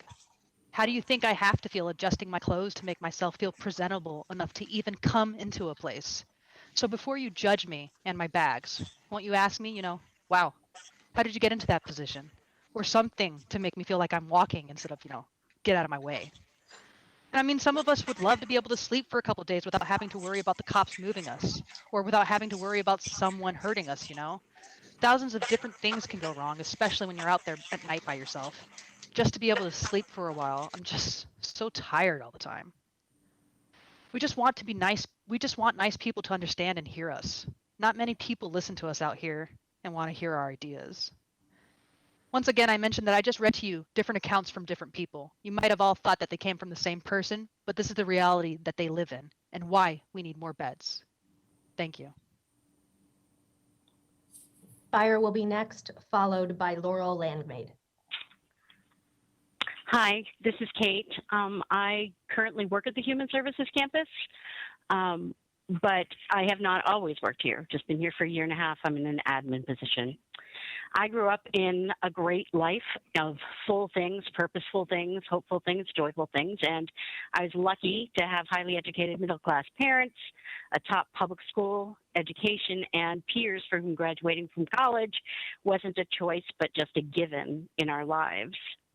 But after a series of tragedies in my 40s, the darkness of the less buried me alive. I was now purposeless and hopeless and joyless. Fear paralyzed me, and my mantra became to survive at all costs. I did things, endured things that I would have never done when I was in the light of the full. I lived in isolation and ashamed. I was clinging to the patchwork life that I had put together just to survive. I held on to it with whatever I had left, and I wasn't open to changing anything for the fear that things could get even worse. Without shelters like the one being proposed by Andre House, where I could have brought my cat, which I would never have left outside, or I could find a place to store what little stuff I had left, which I was not going to leave outside, or that I could come at 2 a.m. when I was finally ready for help with no ID at all, or if my fear and paranoia because my meds were off had grabbed me and I was afraid of people, that there was this quiet place with someone there to help me, not just direct me. If people are in fear of losing their life, they will not be motivated to change. They will cling to whatever they are currently doing that is keeping them alive. I look out on the streets and I see the miracle of people surviving in the darkness of the less, living in my worst nightmare, yet courageously finding ways to survive in homelessness. But there's a lot of shame out here. Shame is toxic, and I hope that we can find a way to move forward. Thank you. Laurel will be next, followed by Michael Traylor. Okay, a mic check. Can you hear me okay? Yes, we can. All right, well, thank you. I want to thank the city council members and staff, Councilman Nowakowski, and also the brave people of the City Planning Commission for listening to the people of the Madison Pioneer Coalition. I want to address a comment made by City Councilman Garcia on that we are villainizing those for the shelters. No, you know, the Madison Pioneers Coalition lives and works with the HSC 24 hours a day, 7 days a week. So we're well aware of what's going on. But what we want are good neighbors. Currently, the HSC is, I wouldn't class him as a good neighbor, but maybe as a bad neighbor. Mr. Gilbert said that he talked to all the neighborhoods, but I remember getting into this process in July when the Central City Village Planning Commission first kind of brought this up. And there was a letter that went out to everybody that attended that said, here are the stipulations, please comment. Well, it wasn't until days before Christmas that I was able to sit down with Mr. Gilbert and discuss the comments that I had. And I believe the people of the Madison Pioneer Coalition didn't get a chance until early January. So kudos to Mr. Johnson of the Planning Committee to listening to the Madison Pioneers Coalition. There's been an outpouring of individuals to provide a shelter. So by golly, if the Andre House is so keen on running a shelter, a low barrier shelter, why don't you support those efforts and put it in another district? That description by the young lady of what a low barrier shelter is doesn't exactly match the definition of what a low barrier shelter is. There's a reason why the Madison Pioneer Coalition or the neighbors next to the HSC do not want a low barrier shelter. Going forward, I propose that you tap into all those petition signers and individuals who support additional shelter beds by building shelters in all the other 7 districts. Thank you. Thank you. Mike Trailer, followed by Michael Langley.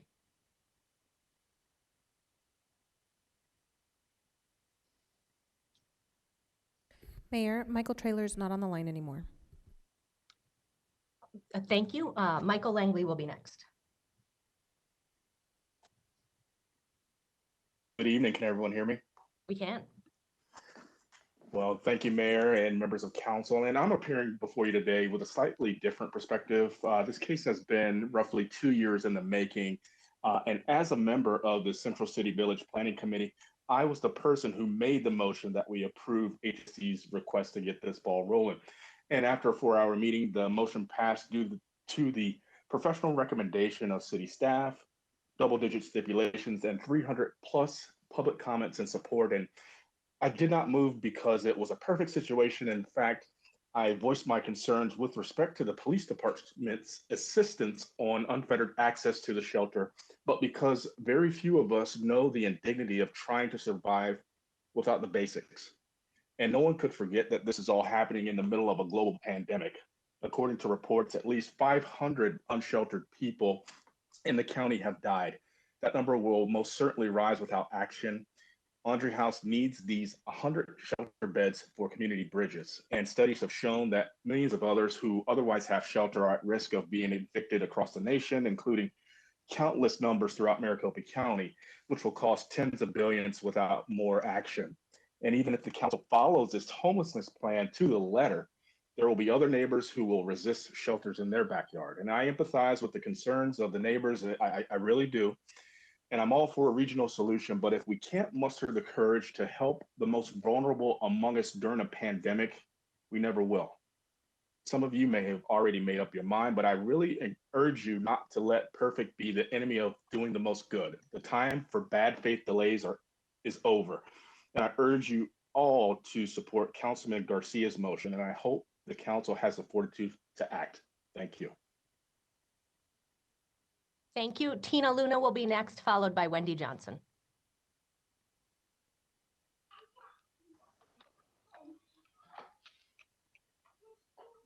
Oh, hi, I'm sorry. When you said next, I was like, oh, that means right now, right? Yes, floor is yours.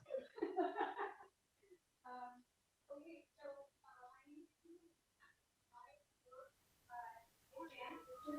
Tina, can you please speak up a little more?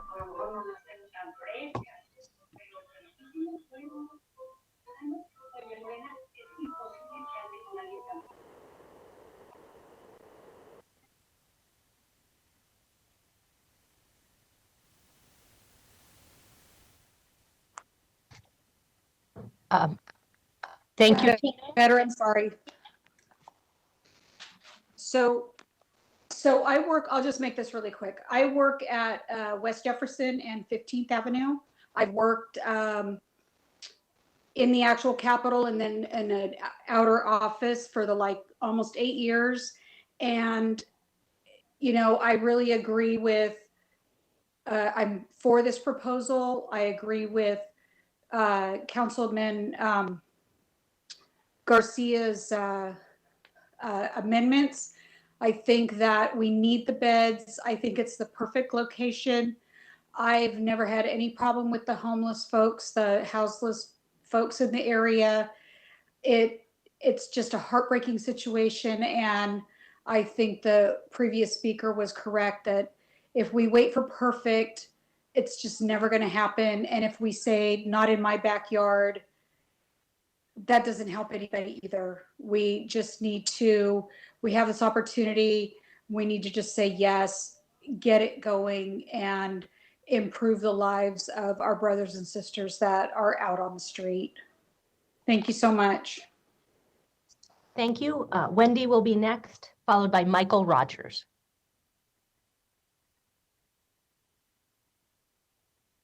Mayor and members of the City Council for allowing me to speak in support of the additional shelter beds. I'm Wendy Johnson, and I'm the Executive Director at Justice Center located at 10th Avenue in Jefferson, where we provide essential life-saving day services to seniors experiencing homelessness. Shelter environments provide a very important role in the life of a person in homelessness. A well-run shelter provides safety, social, and physical support, and ongoing engagement in the journey back to independent living. Those living in encampments have a surreal, unsustainable existence that increases mental health, addiction, and criminal behaviors. This request that Councilman Garcia has put forth deserves a vote of yes and today. The yes is in support of the compromise as proposed. The and is for the inclusion of moving 100 beds to Andre House for a low barrier shelter. The supportive services that CBI will provide for those individuals who cannot access traditional shelter are priceless. There are currently 158 sex offenders registered to the Corner of Justice Center. At least 125 of them are homeless and unable to access shelter. A low barrier shelter would allow them to be off the streets. The St. Vincent de Paul 200 weather relief beds are life-saving, and we need to continue that.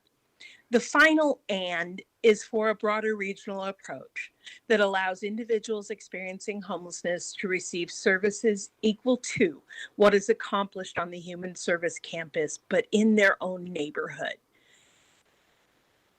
Thank you. Thank you. Michael Rogers will be next, followed by Joseph Mulkern. Yes, can you hear me? Yes, we can. Thank you, Mayor and respected council members. Thank you for your patience and your consideration of our comments. My name is Michael Rogers. I chair the Papago Vista Neighborhood Association. We're in East Phoenix at 40th Street in McDowell. This has been a long and bloody battle going on for decades, actually. And my education has been furthered exponentially in the process. I'm saddened that those of us who advocate for safe and healthy neighborhoods are being characterized as inhumane or anti-homeless. That is simply not true. We want providers of services to help people, but we do not want neighborhoods destroyed in the process. As a zoning case that sits before us, I would think this would be one of the priorities that you would consider, obviously. I support the Madison Pioneers Coalition and the Planning Commission stipulations, because I and the neighborhood associations here in East Phoenix know that it's likely we will be part of the regional approach. We are watching intently to see if HSC will be held accountable for their end of the process and be good neighbors. We support the Planning Commission's stipulations, and I ask that if you vote yes, that you vote to approve those as well. I support the homeless initiative passed by council and applaud Mayor Gallego for her leadership. Council members have also made themselves available to us and listened. I also know that people experiencing homelessness can be served without destroying neighborhoods. I live near UMOM and the Salvation Army campus, and they are both great neighbors. I and my colleagues in East Phoenix will continue this fight at all levels of government going forward. We know we can help end homelessness without destroying neighborhoods. And I have to say, in all of this process, I am very, very proud of my neighbors, and I do love my city. Thank you. Thank you so much. Joseph will be next, followed by Linda Mushkatel. Yes, we can. Awesome. Hello, my name is Joseph Mulkern, and I live in District 6. I'm speaking to the mayor and city council in support of the request made by the Human Services Campus, St. Vincent de Paul, and Andre House to modify the existing special use permit to provide more shelter beds for people experiencing homelessness. I've lived in Phoenix my entire life, and I absolutely love it here. We have a wonderful town that I am proud to live in, but it breaks my heart to know that not everyone in our community is getting the care they deserve. So many people in our city of Phoenix are denied basic shelter, despite the extreme weather in our city. Citizens that you represent are being made subject to blistering heats and bitter colds. Change is needed, and change is needed now. I'm also in full support for the low barrier shelter at Andre House. I think Ash S. did a perfect job describing its benefits, and I'd like to speak to what she said. I distinctly remember meeting a couple at the Andre House who were just sobbing, crying because they had one too many bags with them, and they were being forced to pick and choose what few possessions they had if they wanted shelter that night. At the end of the day, we can sit and talk as long as we want, but we will be doing so under our own roofs, in our own buildings with AC and heating. And that's a luxury people are being denied. People are suffering right now because this piece of legislation has been continuously pushed back. The best way we can improve our community is by helping the people who need it the most. I strongly urge the mayor and city council to support the side of human rights and approve this request. Thank you all for listening.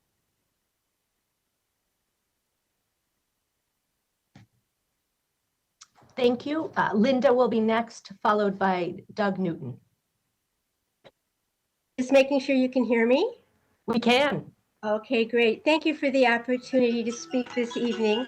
My name is Linda Mushkatel, and I live in Tempe and retired and worked for Maricopa County government for more than 35 years, 15 of those years at its central downtown Phoenix location. I serve on the Human Services Campus Board of Directors and support the addition of shelter beds with 600 at Cass, 100 at Andre House, and 200 weather relief beds. As a county employee in the county manager's office, I was involved with the campaign since its inception, with the capital campaign to fund its construction, with the campus design and planning for its participating provider organizations. The capital campaign was based on the campus being a compassionate response to a community need and an economically sound initiative. These principles were acknowledged by the generous donations for the campus construction, 50% from the public sector and 50% from the private sector. And these two principles still hold today. A community is judged by how it treats its most vulnerable populations, and costs associated with issues related to homelessness are dramatically lower when temporary shelter and permanent housing solutions are available. Having worked downtown and coming downtown for entertainment and sporting events for many years, I've observed the positive impact the campus has had, especially as downtown development advances, which benefits the entire region. Phoenix notably has looked far different than other West Coast cities that are characterized by huge homeless districts and encampments. Until the overflow shelter bed options for those unable to be housed in the campus shelter closed a few years ago, the seeds of such a problem did not exist here. Adding additional shelter beds will alleviate the need for persons experiencing homelessness to camp on our streets and provide engagement opportunities to access services resulting in permanent housing. Thank you. Thank you. Doug will be next, followed by Frank Barrios. Okay, thank you. Mayor and City Council, thank you for the opportunity to speak with you tonight. I'm in strong support of the increase in shelter beds at the Human Services Campus. My name is Doug Newton. I live in downtown Phoenix, 44 West Monroe, not too many blocks from the Human Services Campus. And I strongly support the expansion of beds as proposed, including and especially including the low barrier beds. I'm the immediate past president of the Phoenix Downtown Neighborhood Alliance. That's the city chartered neighborhood association representing residents from Jackson up through Fillmore and between the sevens. It's about 5,000 residents with about 2,000 new units under construction. During my term as president, that was back in 2015, included the time when the state decided that they needed to close down the men's overflow shelter. And our members were very concerned at that time about the impact of that. First and foremost on the homeless and what would happen with those people experiencing homelessness and where would they go? Would they go into the neighborhoods and what was the impact going to be on the neighborhoods? So that was a significant concern. And as those overflow beds eventually got permanently closed down over the last couple of years, it's immediately clear by living downtown that more people have ended up on the streets, that more folks have had more interventions with law enforcement and with the potential to criminalize homelessness, which is a serious social concern. So our members' concern back in 2015 has been proven that when you take beds out of the system, shelter beds out of the system, more people end up in the streets trying to shelter overnight in the streets, and that creates problems in our neighborhoods. So we strongly support the full proposal as full as can be accommodated with a human services campus. And I thank you for your time.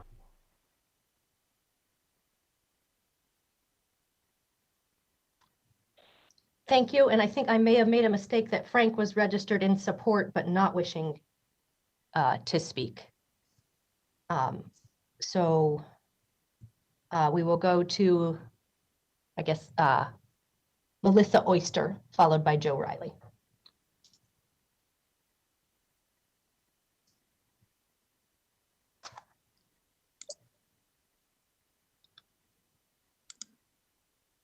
Hi, I'm sorry. I believe I was registered by mistake, so I will pass. Thank you. Thank you. Joe Riley will be followed by Daleen Rogers.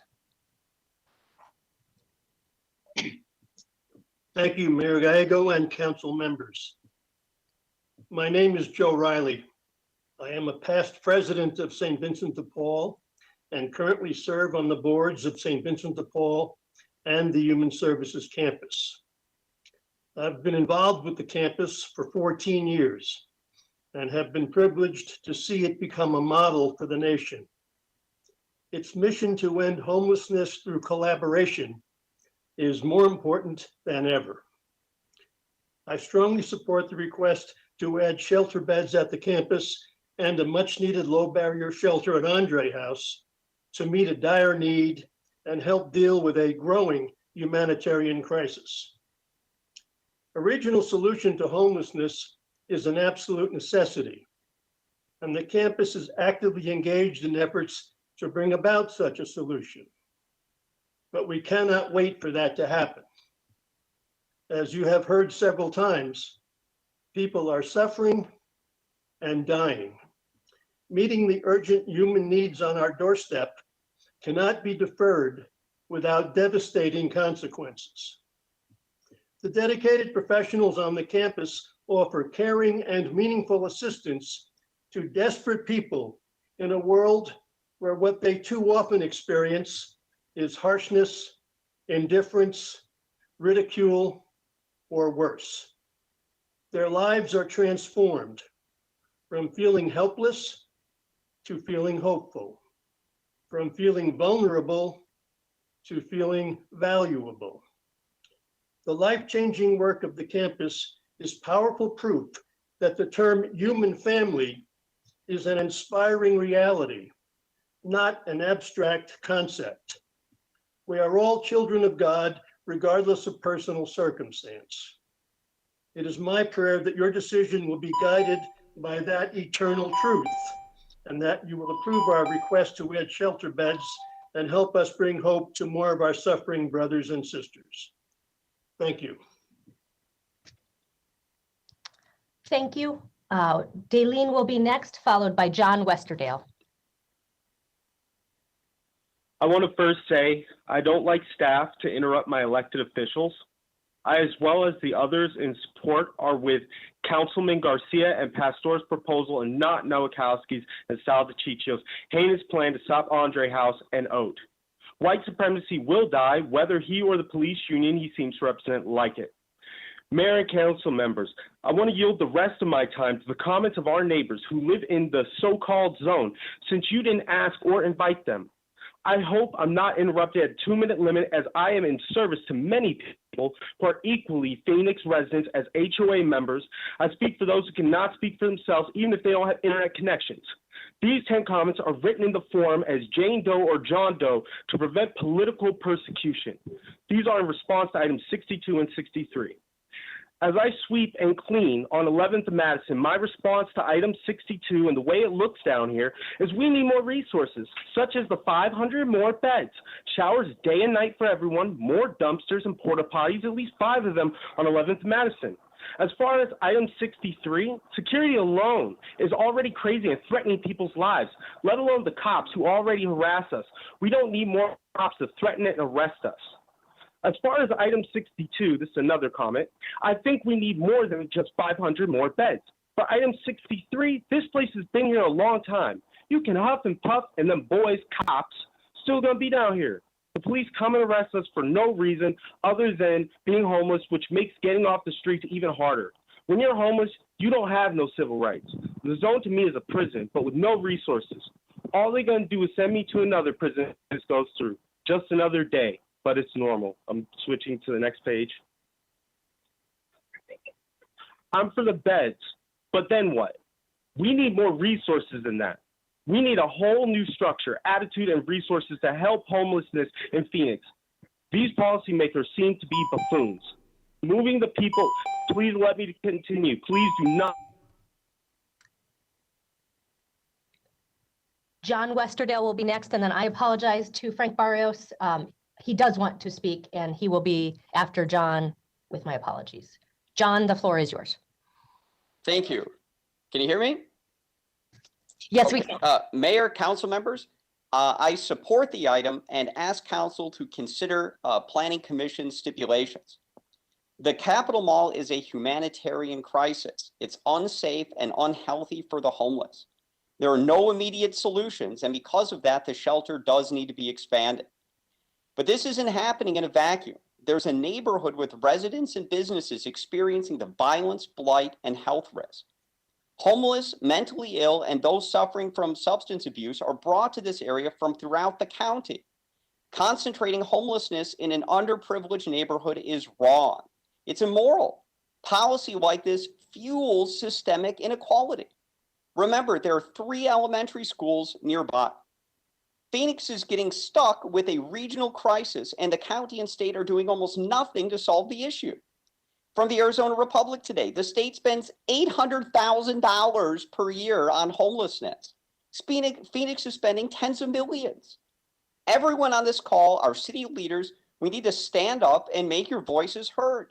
Take this message to the state and county. Make them do something about the homelessness crisis. Thank you.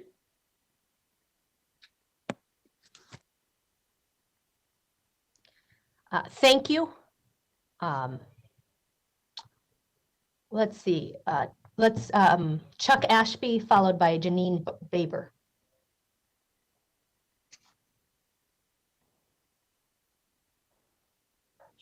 This is Chuck. We can hear you, Chuck. Oh, okay. My name is, good evening, Mayor and City Council members, staff, and community. My name is Chuck Ashby, and I'm the Veterans Outreach Coordinator for Catholic Charities Manor House. I'm speaking in support of the Human Services Campus Shelters Beds proposal as stated by Councilman Garcia. I'm an Air Force veteran and taught school for all over Arizona for over 20 years. My remarks will be short, emphatic, and concise. A little over 20 years ago, I experienced homelessness. Because I was 55 at the time, I was a target of many predators. At that time, I was able to get into a program and my life was saved. I know these simple facts. Less shelter beds, more danger to both the individual experiencing homelessness and the surrounding community. More shelter beds, safer individuals, safer community. I wasn't able to regain my health, my safety, and turn my life around until I found shelter. Today, I'm a contributing tax-paying member of this community. I'm able to help the homeless become sheltered and through this become housed, or as I like to say, at home. We all need a safe place called home.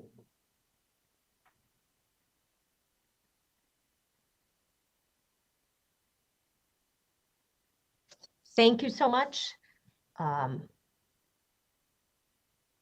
our staff, do we have, let's see, we do not have Janine Baber?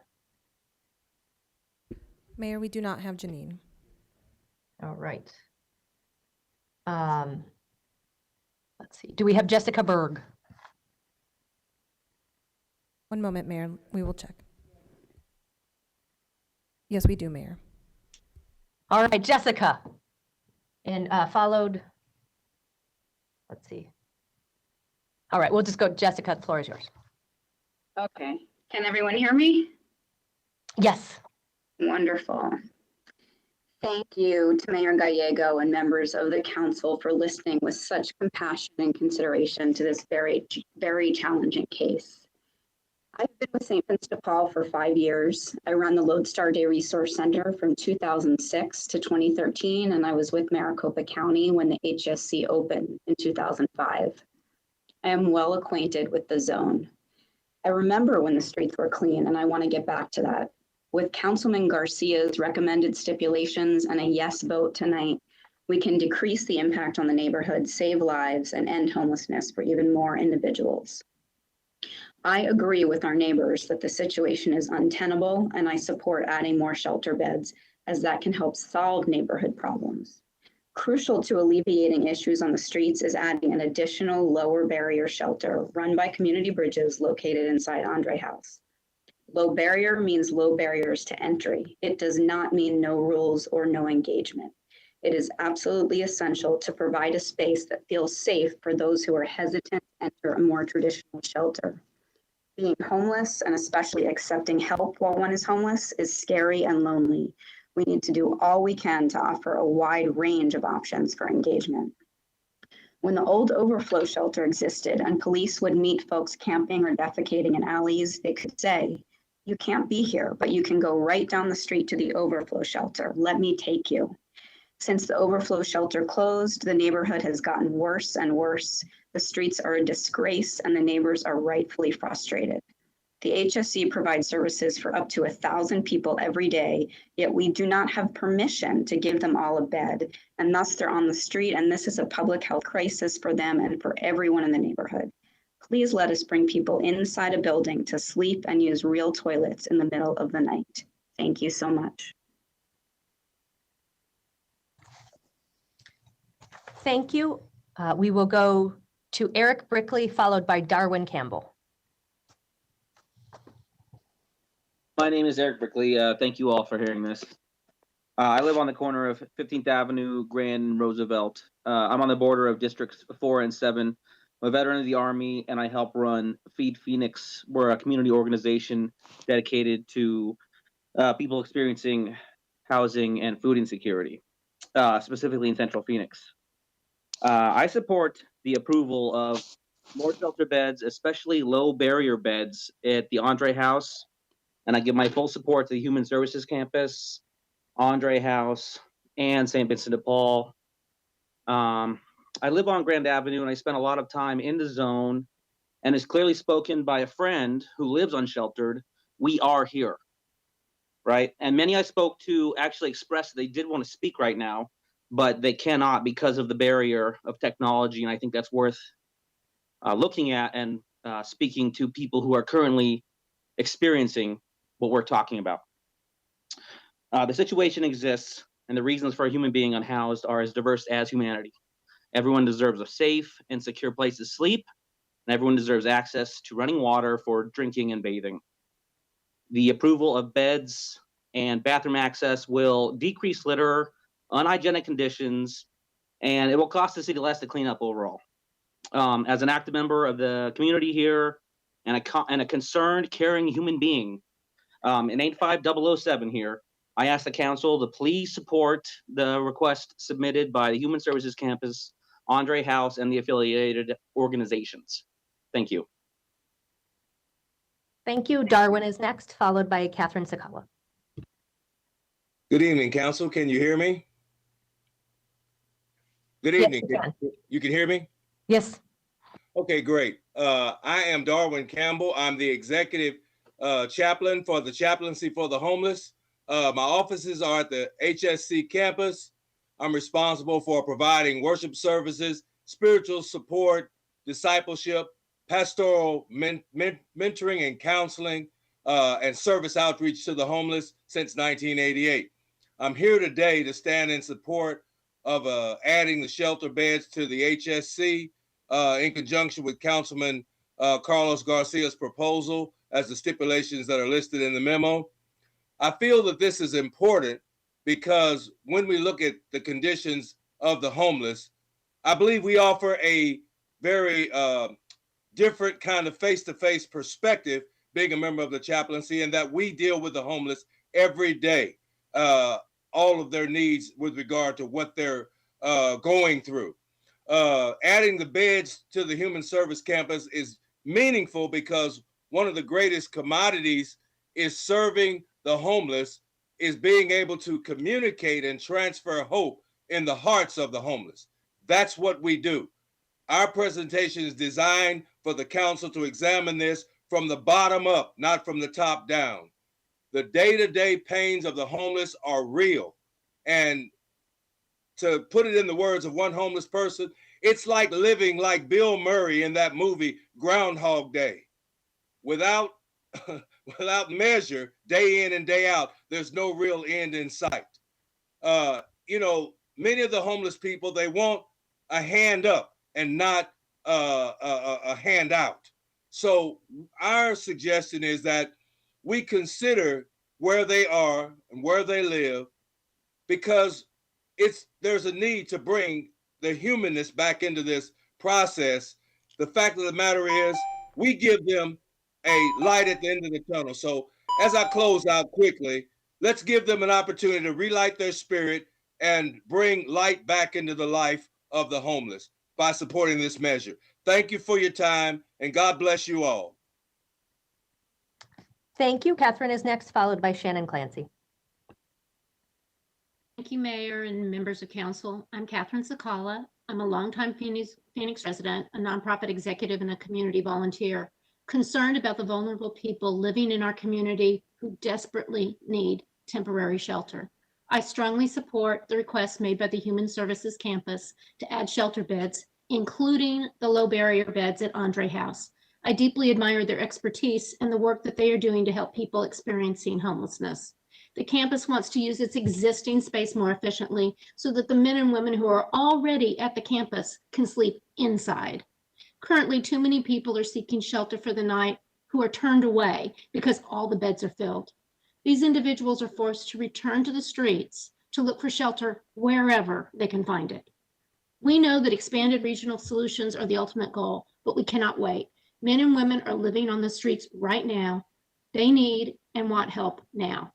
As Mahatma Gandhi said, the true measure of any society can be found in how it treats its most vulnerable members.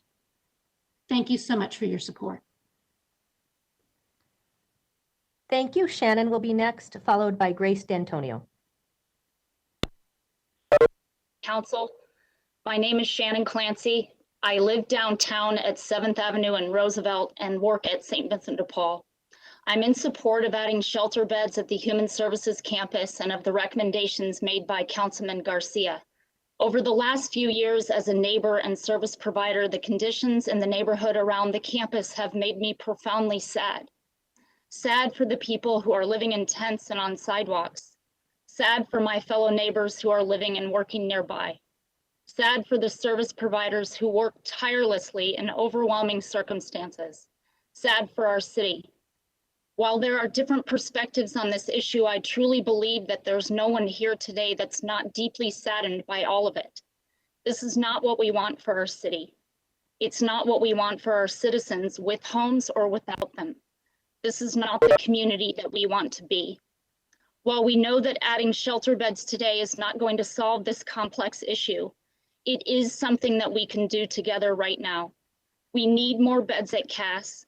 We need weather relief beds, but we especially need low barrier beds at Andre House run by Community Bridges for the most vulnerable. We need to do something rather than nothing. And perhaps in doing something, we will find the momentum to do more. And that will give us something else that we all desperately need right now, which is hope. The hope that will provide us the strength to work together to create the city that we can all be proud of, with a place for everyone. Thank you for listening. Thank you. Grace will be next, followed by Hava Derby. Hello, can you hear me? Yes, we can. Great. My name is Grace, and I support the increase in shelter beds, especially those run by CBI and Andre House. I live in the Oakland neighborhood and I am a resident of District 7. I will be reading letters from other residents of District 7 who are experiencing homelessness. Many wanted to be here to speak, but could not due to the resources required to join virtually. The letters are as follows. I believe it is in the best interest of the homeless community to open a new shelter. It will alleviate the dreadful and unfortunate drain on resources that are creating budget problems. This is important to me because I witnessed too many people fall prey to bodily and mindful harm and decline on the street. I've been homeless almost 2 years due to a hardship in relationship that went south. I do believe that by adding new beds, it would help growth in the area. We really need the help. I feel that Andre House should be able to have more beds to help us out. They help with so much and help so many people. It would be great for helping people get back on their feet. More beds would help people get off the streets and many other things that they can provide to people. I have been homeless for 8 years. I sleep in the streets. I believe more shelter space will be good to have available. The streets are not safe. Most nights I drink or get high to make it through the night. If I had a safe place to get some good rest, it would be a blessing for me. I really pray you will approve this for us. Thank you.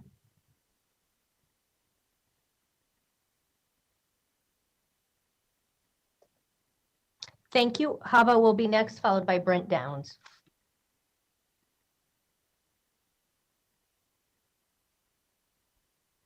Mayor, it appears that Hava is no longer on the line.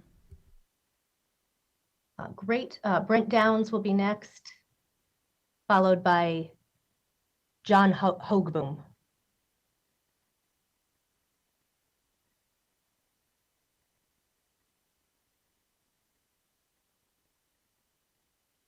Can you hear me now? Now we can hear you. Oh, perfect. Mayor, members of the City Council, I appreciate the opportunity to speak on behalf of the campus and the addition of the beds. My name is Brent Downs. I'm the Executive Director of St. Joseph the Worker. We're a proud partner on the Human Service Campus, providing employment service to tens of thousands of people in our time here in the community from 1988 to current. And we really support this opportunity to get some of our clients off the street and into opportunities to be able to get to services that are much needed. And since the overflow is closed, like you've heard from a lot of folks, a lot of people have been pushed to the streets or living in tents and living on a street corner. It's impossible to begin to start opportunity and hope when you're trying to find a comfortable place to sleep. And I don't say that because of stats I know. I speak it from personal experience. As a person that experienced homelessness 20 years ago and stood in line for a meal at St. Vincent de Paul, my life didn't change till I got a safe place to lay my head at night. And my prayer for the people out there that we serve on a daily basis every day is that they'll get the chance for a safe place to lay their head so that they can begin a journey to a life filled with hope and opportunity like I get to live today. And so I ask you to support the Councilman Garcia's request for 600 beds at Cass and 100 overflow beds at the Andre House, so that we can give the folks the dignity to get back on their feet again, so they can walk into my office and I can ring the bell when they get a job and they start to become the functioning tax-paying citizens like I am today, a grandfather, a parent, a brother, a sister. So thank you for this time today, and I appreciate your support.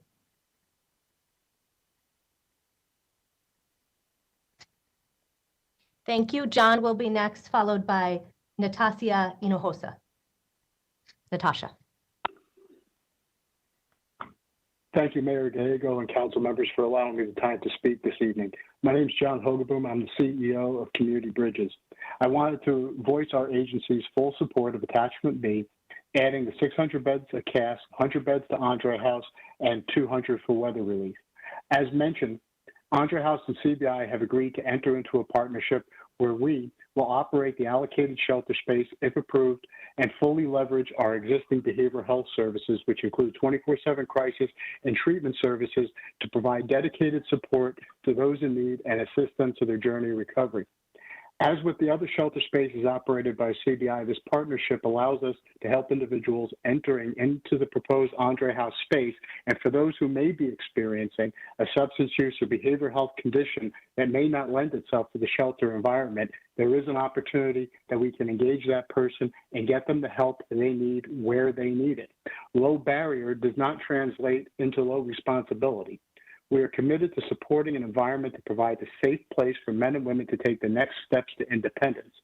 Perhaps most importantly and most crucial to this partnership is that both CBI and Andre House understand that men and women who are suffering from homelessness and lack of available shelter makes it nearly impossible for them to have the opportunity to receive the support necessary to move forward and to become part of life rather than continuing to be apart from. As you may know, CBI has a large workforce of folks who themselves are in recovery, spanning from navigators to medical practitioners to executive leadership. Additionally, many of us have experienced homelessness and will forever be grateful for the opportunities we receive to begin our lives again. Our hope is tonight we receive approval from the council to provide those same opportunities and exemplify our mission to maintain the dignity of human life. Again, thank you for the time to speak this evening and taking up this item. Councilmember Garcia. Thank you. I had a question. What do you think would be the implication of us approving the beds today without the Andre House beds? I think the absence of low barrier beds creates an ongoing issue in the system. We've heard several folks testify tonight that there's a need for folks who may not reach the level established by other shelter are going to continue to be on the street. I think the relationship and the partnership offered here by a behavioral health entity and Andre House opens the door to services that do not currently exist for this population and provides additional opportunity. Thank you so much, and thank you for all your work and everything you've done. I guess that, you know, as you've taken on this challenge, and I think a lot of folks don't understand what it entails to do the work that you do. Can you explain a little bit of like how you came to the decision to partner with Andre House and willing to take this huge task on to start a whole new shelter, and what goes through your mind as you're preparing for this? And then you spoke of low barrier doesn't mean low responsibility. That really struck me. Can you elaborate a little bit more on what the responsibility means to yourself, the organization, and the folks you work with? Sure, absolutely. Thank you, Councilman. You know, what drew us to this opportunity was these are our folks. You know, we've been partnered with the City of Phoenix and the campus for over 20 years working on solutions for homelessness. And these patients or these individuals who are down there at that campus area, these are also our patients throughout the behavioral health system. You know, they have a hard time receiving the help necessary, and by not being able to receive that help, by not being able to receive that shelter, they begin to decompensate and they get sicker and sicker and sicker until we have an unsustainable situation. Again, you know, this is our agency's mission to work with those individuals who have been given up on, basically by society. A lot of our folks who work for us started out on the street. Some of us went through chaos. So we know what it's like to be forgotten and to be given up on. Our job is to not give up on folks, to be that light and to help them any possible way that we can. And this is a good opportunity to do it. The folks at the Human Service Campus, Andre House, Cass, St. Vincent de Paul, you know, they're all angels because that's their dedication in life, is to try to help folks help others. Thank you so much. Thank you, Mayor. Mayor. Councilwoman Stark. Thank you. If I could do another follow-up question. So I'm sitting in the dark because my lights aren't working yet. But I'm wondering, as the director of CBI, have you had a chance to meet with the Madison Pioneer Coalition to talk about yourselves, how you operate, what you would bring to the low barrier shelter? I personally have not yet, but I'm looking forward to it. Okay, thank you. Mayor, this is Councilman Nowakowski. Please go ahead, Councilman. So one of the concerns is that this has been a 2-year process. And one of the things that the community was asking for is who's going to be the provider of the Andre House with the low barrier shelter. They just barely found out at the last planning meeting. It was introduced during the planning meeting, the planning commissioners meeting.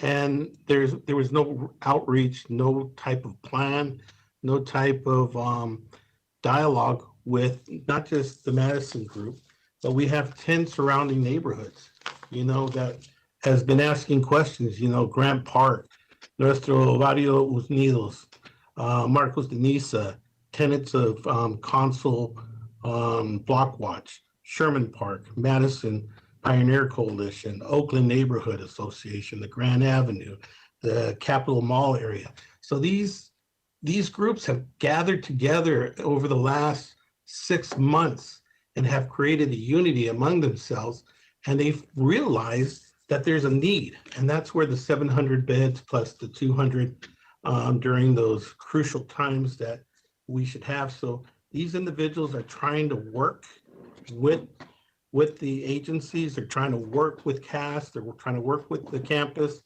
and the ones that do have a plan, the ones that do communicate, the ones that work along with the community, you see the community is coming through with it. So I believe that in the future, I would really like Community Bridges and the Andre House to really sit down with each of these neighborhood associations that I just read off. And I offered Father Dan the contact numbers for each of those individuals, and that basically start that relationship and then let them understand what their mission is and who they're serving. Thank you, Mayor. Just wanted that clarification. Thank you. Any additional questions from council members? All right, thank you for your testimony. Ms. Hinojosa will be followed by Jeremy Helfgott. Yes, we can. Okay, perfect. Good evening, Mayor Gallego and members of the council. My name is Natasha Hinojosa, and I live in North Central Phoenix. I have lived in the Valley for over 38 years and Phoenix for 10. I truly love the city and all the people that live here. I'm here in support of Councilman Carlos Garcia's proposal of the 600 beds at CAS, 100 at Andre House, and the 200 weather relief beds. Over the years, my family and I frequent the downtown area. Year after year, I have seen the unsheltered population grow exponentially. This is just completely unacceptable. I'm here speaking on the behalf of the citizens that are not given the opportunity to do so. With the COVID-19 pandemic, many have lost their jobs and income, leading to an unprecedented amount of individuals without the basic necessity of shelter. This number will only continue to grow over the coming months and years. There's also extreme weather conditions here in the Valley with our very cold nights in the winter months and unbearable summer heat that we all know. This will reduce the risk of climate-related illnesses that could eventually lead to death. We need to be treating our fellow Phoenicians with the dignity and the respect that they deserve. By adding these beds, it will help save the lives of the citizens in our community. I urge you all to vote on the side of compassion and empathy on this. Thank you all for your time.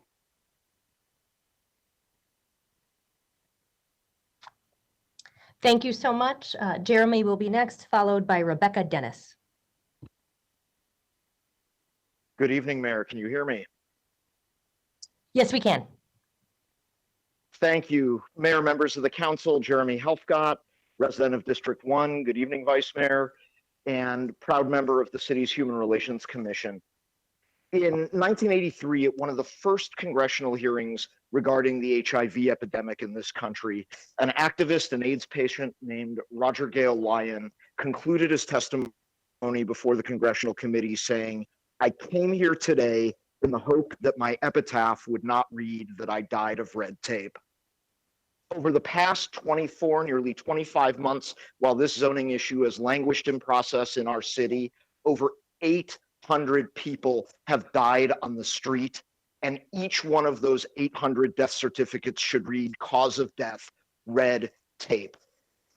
I understand and I realize homelessness is a major, massive, complex problem that has a lot of working parts and a lot of interests that need to be addressed. But this is a zoning matter that should be the easiest of this process and this complexity, because really it's a human matter. I love the city. You all know that I am proud to serve this city, but I am horrified to us in a conversation that attempts to balance access to a thoroughfare with the sanctity of human life. Our city is bleeding out over this issue, and I can tell you, I trained and worked as an EMT a long time ago, but I remember it well. And when you have a patient who is bleeding out in the field, you don't stop and do surgery. You put a bandage on the wound and you prep that patient to transport them and hold on to them till they get the critical care that they need. The proposal by Councilman Garcia, that motion, is the bandage this city needs to keep from bleeding out over this problem, and we need it now. I beg each of you to please support Councilman Garcia's motion tonight before any more of our fellow Phoenicians die of red tape. I'm happy to answer any questions if there are any. Thank you.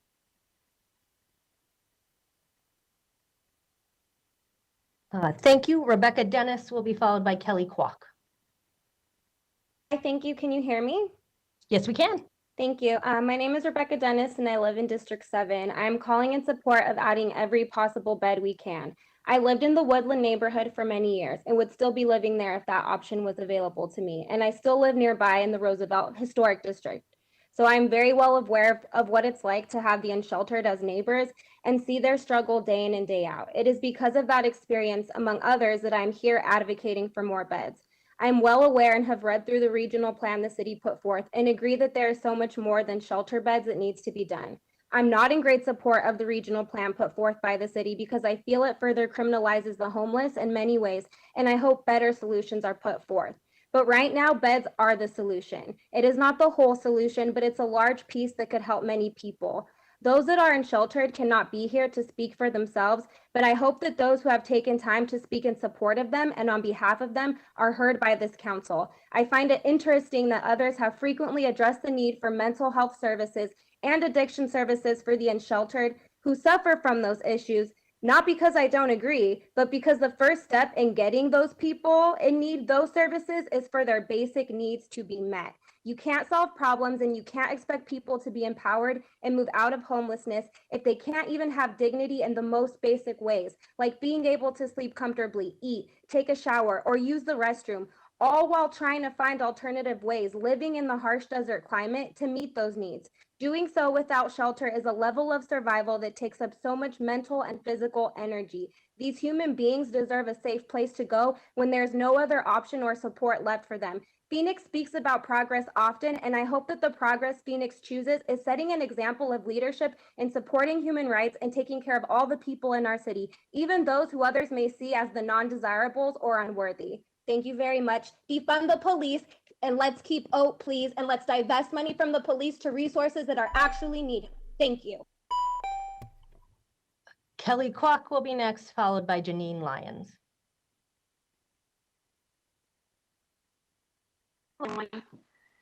My name is Kelly Kwok and I live in Mesa.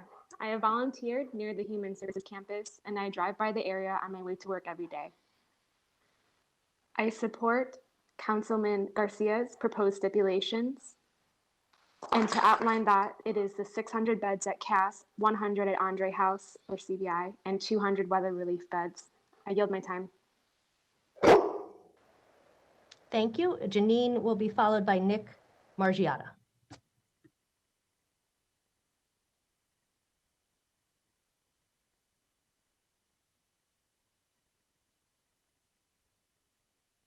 Mayor, it appears that we do not have Janine on the line. Thank you. Nick will be next, followed by Margaret McChesney.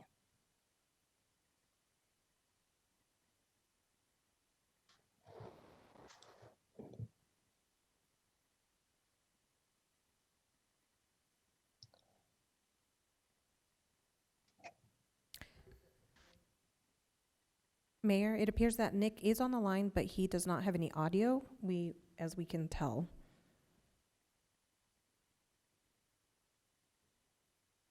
Okay. Should we go to Margaret or? Yes, Mayor. All right. Margaret, the floor is yours. You will be followed by Paris Moore. Good evening.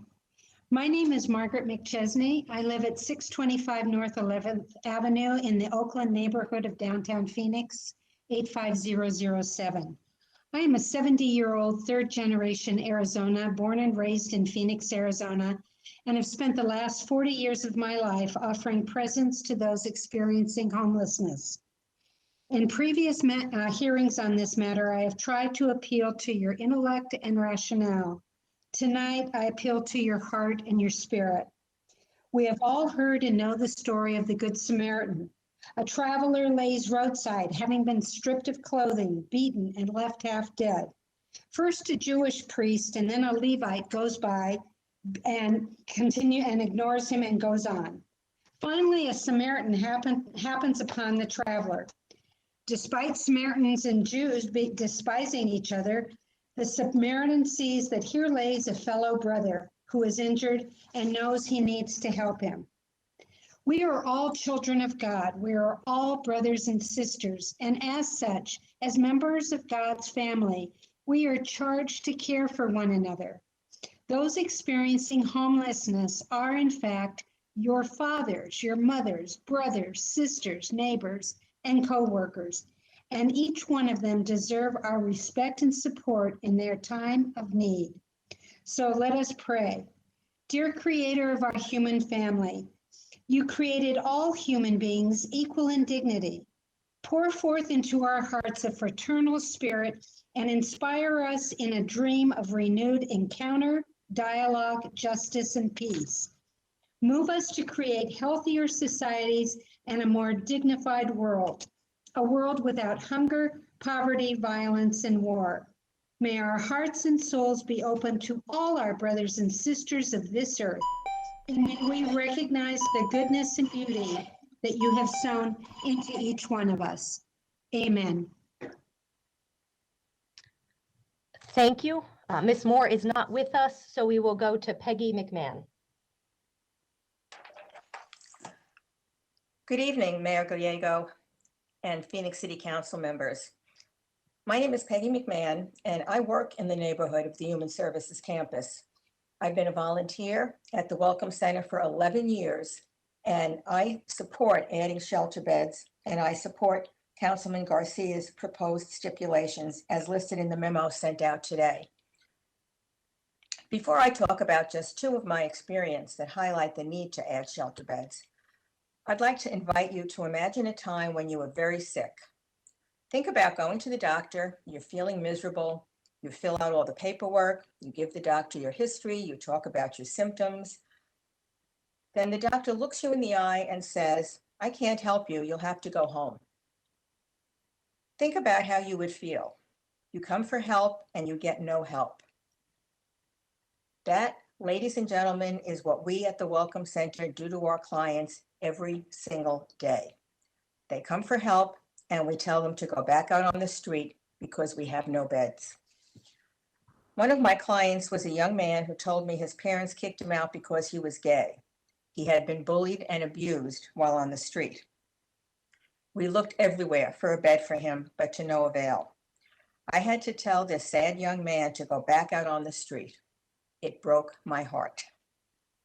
He returned a week later, and he had been beaten so badly that we had to call 911. He had to be transferred to County Hospital for extensive medical care. Mr. Gilbert mentioned the 500 people who died in the first 9 months of 2020. My client was one of them. Another client lost his job and was evicted. He was eager to get back to work, but it was difficult because he was on the streets and had to stay awake all night to be safe. He had no place to shower or shave or change clothes. Again, I had to look him in the eye and say, "Come back." He refused to give up, and he did come back every single day for 2 weeks, and we finally got him a bed at Cass, and he was able to engage with other resources during the day because he was able to get a good night's sleep. A few months later, Don Ioli will be next, followed by Brandy Ryan Cabot. Good evening. My name is Don Ioli and I live in District 3 here in Phoenix. I support adding shelter beds to the Human Service Campus, including the low barrier shelter at the Andre House. I have been involved in homeless issues here in Phoenix for the last 36 years. My work takes me into the area of the Human Service Campus, and I have noticed a marked improvement in the cleanliness of the area. I've also attended the last 4 City Planning Commission meetings. At the last meeting, new stipulations were added, and I'm very concerned about the one that removed the low barrier shelter from the original permit request. This is a much needed component of the plan. The low barrier shelter will house people who would otherwise be on the street and will provide services for these people whose needs can't be properly met at the cost shelter. I believe a low barrier shelter will actually benefit the neighborhood. Human Services Campus consists of many agencies that provide vital services to the city of Phoenix. These nonprofits help with a very difficult task and deserve our support of additional beds and a low barrier shelter at the Andre House. I urge you to support Councilmember Garcia's motion. Thank you. Thank you. Brandy will be next, followed by Manuel Saldana. Thank you, Council and Mayor. My name is Brandy Ryan Cabot. My address is 1838 East Coronado Road in Phoenix, and I support adding shelter beds at the Human Services Campus.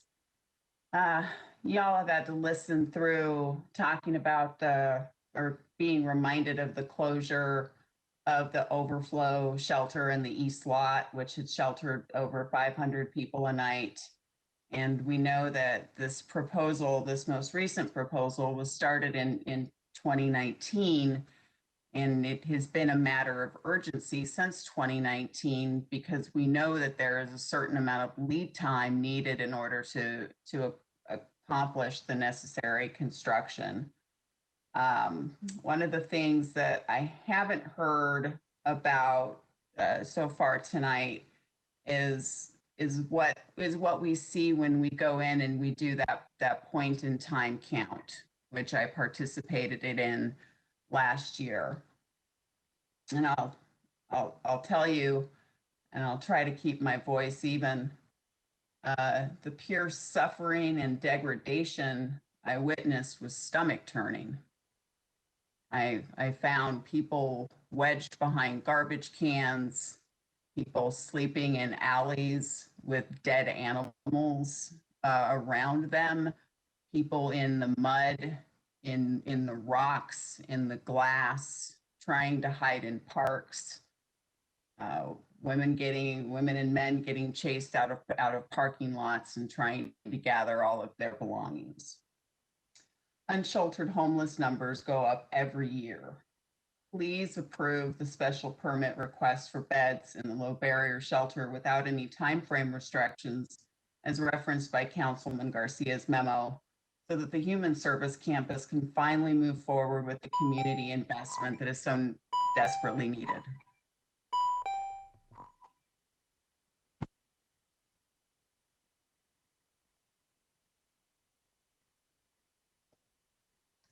Thank you. Manuel will be next, followed by Lawrence Shellchase.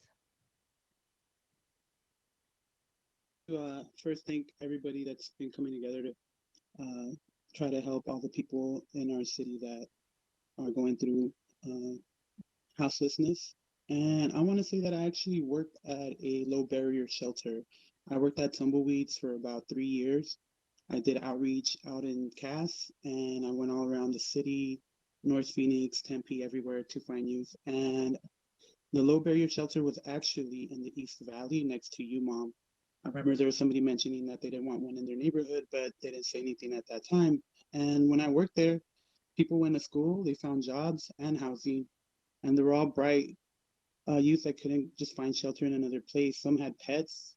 Imagine having your only friend and not being able to go into shelters because you can't take them with you. Some of these people had trauma. They were abused by their parents, by the people, their family that was supposed to help them. And the only friends they had were their pets. Keeping people in in a bed, in a room, is keeping them off the street and not vulnerable to sexual trafficking and theft. I remember there was a young lady and there was a trucker trying to find her because he heard that she had gone there, and we kept her from that trucker. I believe that Councilman Nowakowski is confused about what low barrier shelters is and the Pioneer Group. This would actually help the businesses. I know a lot of the people in the Pioneer Group have businesses and own property, but if you look at all the people that are in support of Councilman Garcia, they're actually the people that have worked with all these folks. I think it's unfair to classify everybody and have like a type of a way of thinking of all the people that just need a little extra hand. This would help everybody, and please, a low barrier shelter and more beds help save lives. Thank you, and thank you everybody, and I hope you make the right choice. Thank you. Lauren Shellchase, followed by Amy Schwabenlander.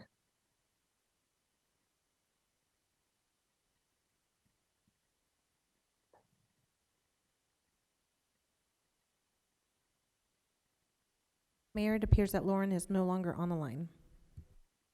All right. Amy will be next, followed by Casey Suchomsky. Do they know where I am? We told them, we'll find out. Hello?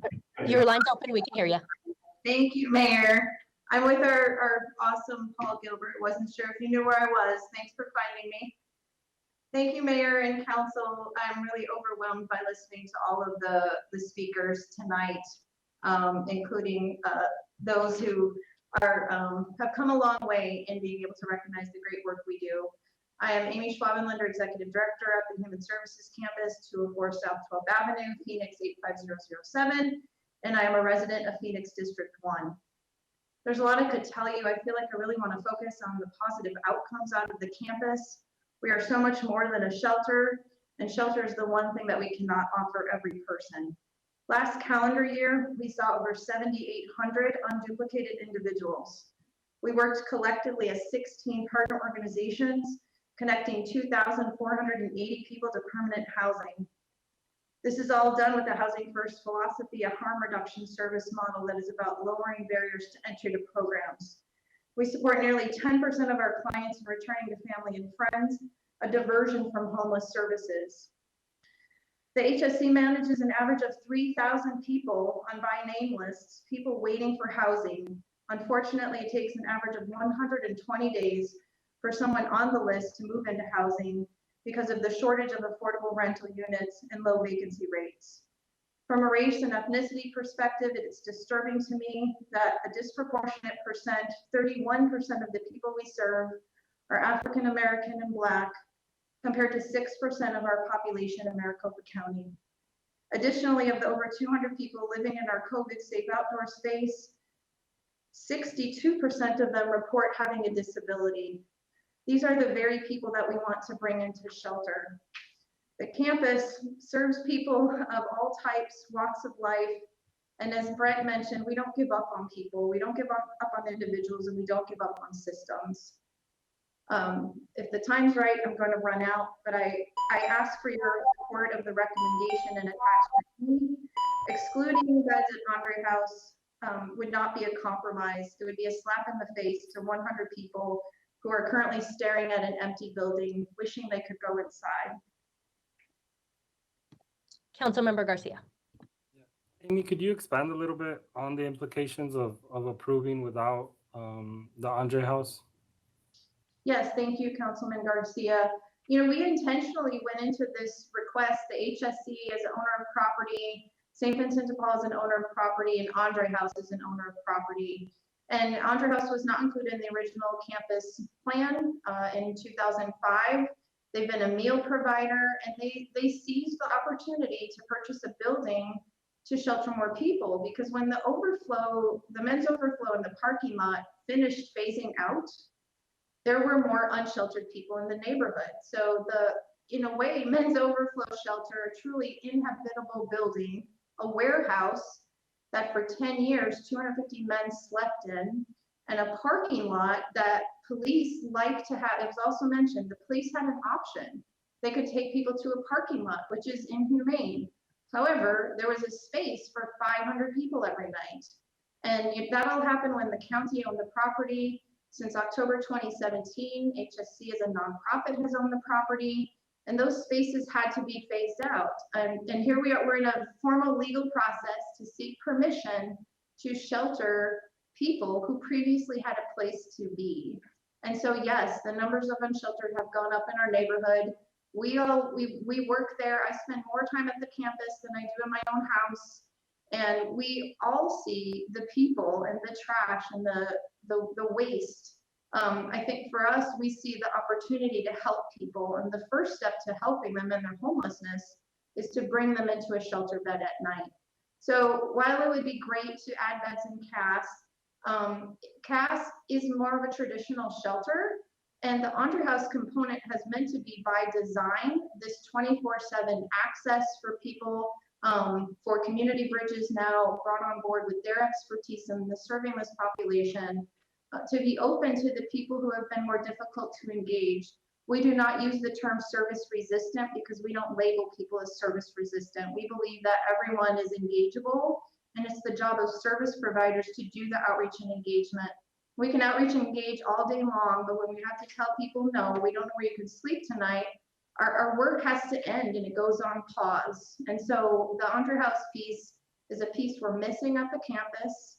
And with the advantage that Community Bridges has is they have connection to other programs. So if the shelter there at the now Andre House Community Bridges shelter is not the best place for an individual, Community Bridges can work to move someone into a recovery program, a bridge program, permanent supportive housing. And so as the director of the HSC, I'm just super excited that CBI would take on this challenge to add something we do not currently have.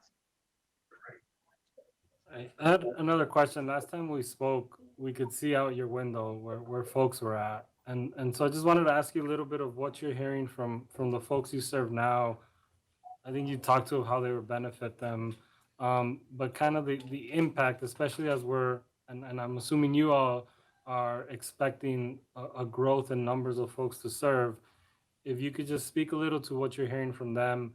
And then my last question is, how will the campus work with Andre House if these beds are approved? Sure. So the second part of your question is probably easier and shorter. So we look forward to working with Andre House and Community Bridges. They're working out an operating agreement. We do want to look at ways to make the foot traffic simpler for our clients. They're collective clients. We're all serving the same people, and so we do want to reduce impact on the neighbors and find ways to have people queue up in lines. It is a challenge during COVID when St. Vincent de Paul and Andre House cannot serve congregate meals inside of buildings. So yes, people are eating outside right now, and there's really no way around that until the pandemic is over. But again, having this new continuum, having a new type of shelter available that we don't currently have, gives all 16 of our organizations an opportunity to expand what we do. I think we'll all be better at what we do. We'll be more efficient. We'll have a different answer for clients who have no place to go at night. So to the first part of your question, I can look out my office window and see tents, and I see people, and I ask people, I hear people, as Peggy shared as a volunteer. Our volunteers have to look people in the eye and tell them, I don't know how to help you tonight. And so that's why we're here. That's why we are asking for this so strongly, because we are the ones who stand with people and do everything we can for them. But again, when they say, where can I go tonight? And CAS is full, we have to say, I don't know. And please be safe overnight so we can help you again tomorrow. And that those conversations that they're going to keep continuing.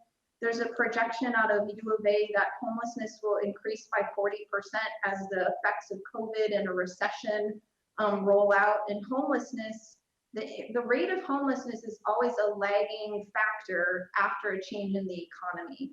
So right now, even with a vaccine rolling out, we are nowhere near hitting a high point of homelessness, in my humble opinion.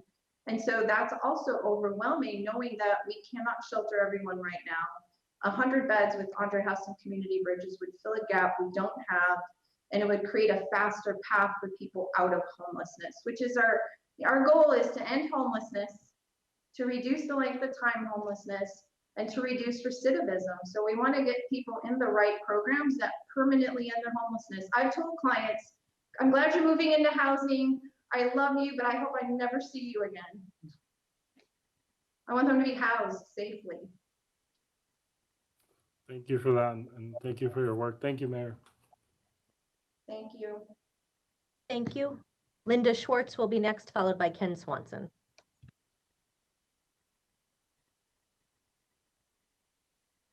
Can you hear me? Yes, we can. Okay, thank you. Mayor and Council, my name is Linda Schwartz, and I'm a North Phoenix resident, and I'm speaking in support of the HSC request as well as Councilman Garcia's stipulations. I'm a licensed mental health counselor with years of experience in community mental health and also previously at the psychiatric unit at the Arizona Department of Corrections. We're all aware of the inhumane nature of homelessness, but I also want to tell you that homelessness is incredibly expensive. We're paying $35,000 a year, this is a national figure, for a homeless person. That includes emergency medical care, longer hospital stays, police involvement, and cleanup. Supportive housing, and what that is a permanent home that includes case management, might include job training, access to other community resources, is $13,000. These are national figures. So in other words, for one supportive housed person, you are spending 3 times as much for each homeless person.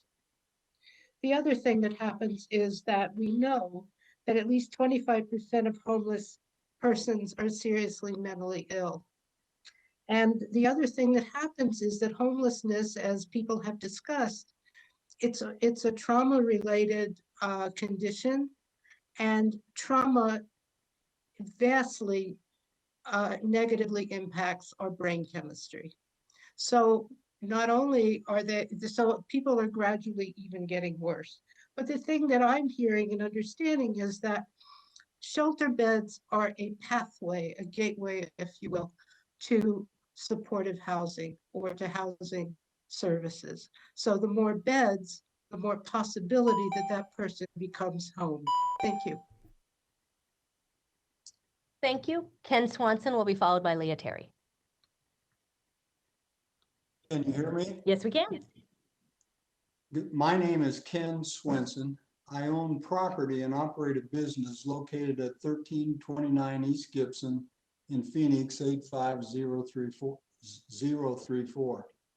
I support adding shelter beds to the Human Services Campus, and in particular, Councilman Garcia's motion. I've worked and operated in this area for over 20 years. I have seen the very difficult conditions that people experiencing homelessness have to deal with.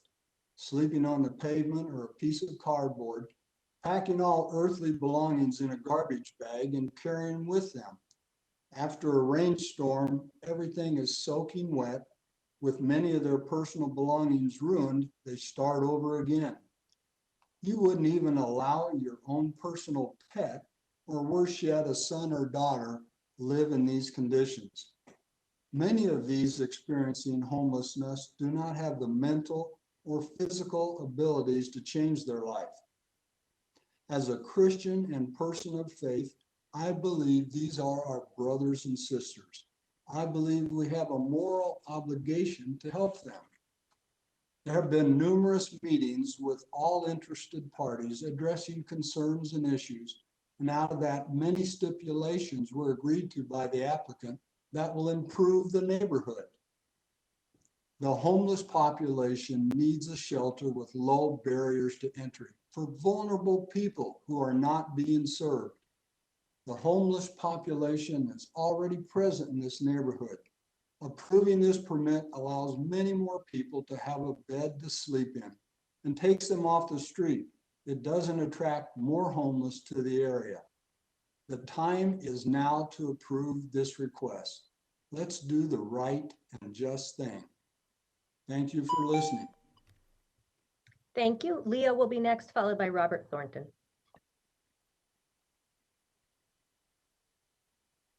My name is Leah Terry, and I'm a resident of District 6 and support Councilman Garcia's motion.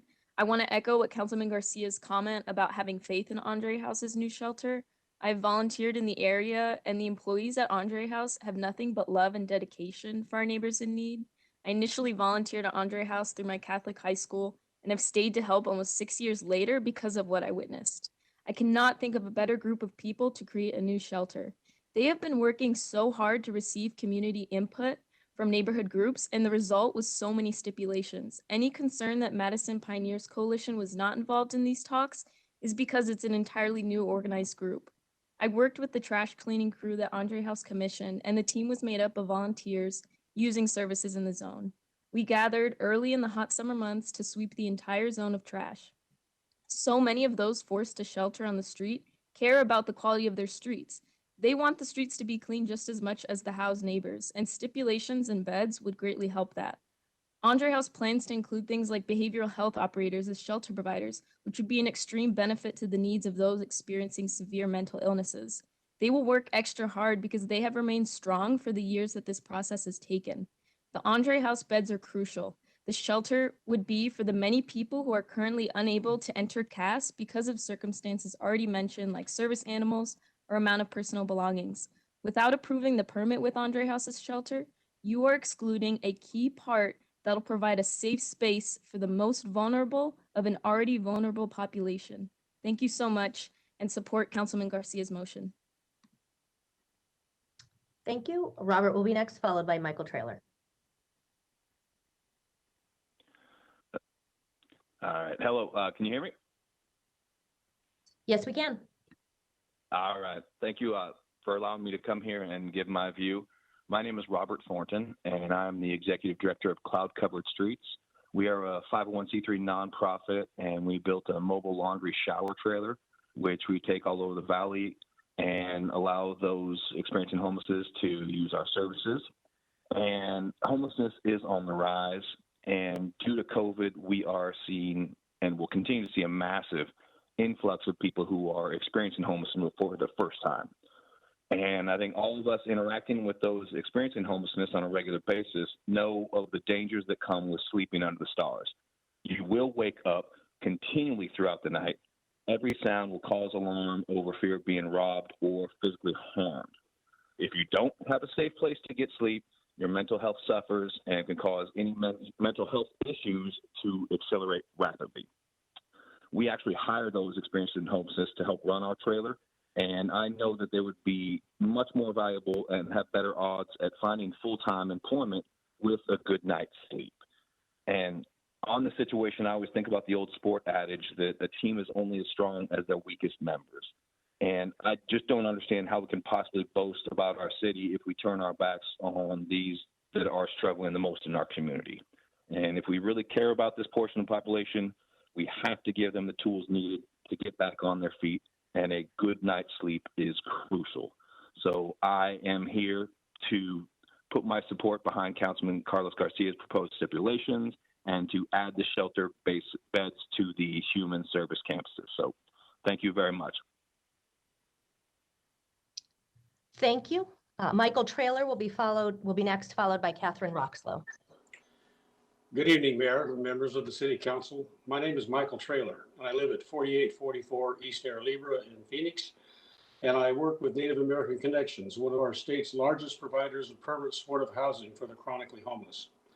I strongly support adding shelter bed capacity to the Human Services Campus, and Councilman Garcia's proposed stipulations for 600 additional beds at the Human Services Campus and 100 low barrier shelter beds at Andre House and 200 overflow beds.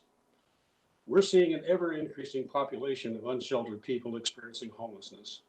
Since 2014, unsheltered homelessness has increased in Maricopa County by approximately 20% annually, or a 258% increase since 2014. In Phoenix, unsheltered people experiencing homelessness has increased from 771 people in 2014 to 2,380 people in 2020. Unsheltered people experiencing homelessness do not have the support or resources to end their homelessness. People that are sheltered at the Human Services campus do.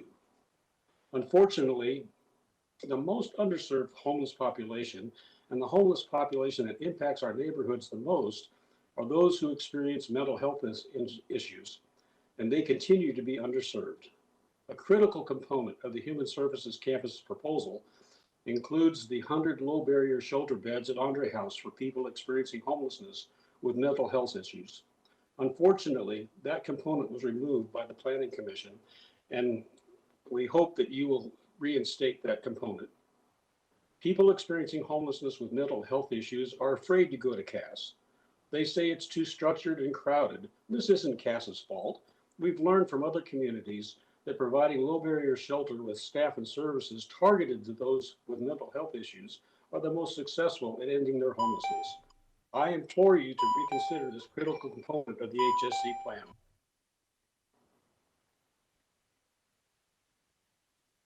Thank you. We will go to Catherine Roxlow, followed by Casey Suchomsky. Hi, can you hear me? Yes, we can. Mayor and council members, my name is Catherine Roxlow. I live in Phoenix and oppose the expansion of HSC. I support the city homelessness plan and some of the planning department suggestions, as well as suggestions by council members Nowakowski, Williams, and DeCiccio. This is a permit review, not a meeting to solve all homelessness. That's an admirable goal of HSC, but they should not be allowed to do it in one neighborhood. For 35 years, this city has promised to reduce the number of shelter beds here. It's time. With 425 beds currently in the area, it's unsafe, has the highest violent crime rate, and is unhealthy for persons experiencing homelessness, as well as residents and businesses. Other shelters in Phoenix, like UMOM, Phoenix Rescue Mission, Salvation Army, create a safe, clean neighborhood. Recognize those shelters with more funding and enlargement instead of our largest, most problematic shelter. I do not support addition of Andre House to the HSC footprint. Yes, I support Andre House in providing meals. I've served meals there, but Andre House does not have the expertise or structure to adequately and safely shelter persons, especially in a low barrier shelter. If they have the money and desire to hire management and build a facility, help them do it elsewhere as a smaller, friendlier, low barrier shelter, following city homelessness plan guidelines. That is what other Andre House supporters are suggesting. Other areas and other council districts need and want a shelter. I do not support the abandonment of the local public street to be incorporated into HSC. Again, our largest campus with the most problematic neighborhoods should not be expanded. I oppose adding low barrier shelter in this location that is already overcrowded with people with many other needs. Please let me just continue for a minute.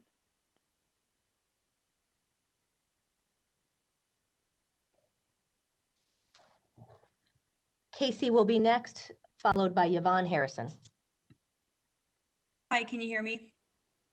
Yes, we can. Very good. Hi, everyone. My name is Casey Suchomsky, and for the past 3.5 years, I've been attending church at 15th Avenue in Monroe. I support the Human Services campus's request to add shelter beds.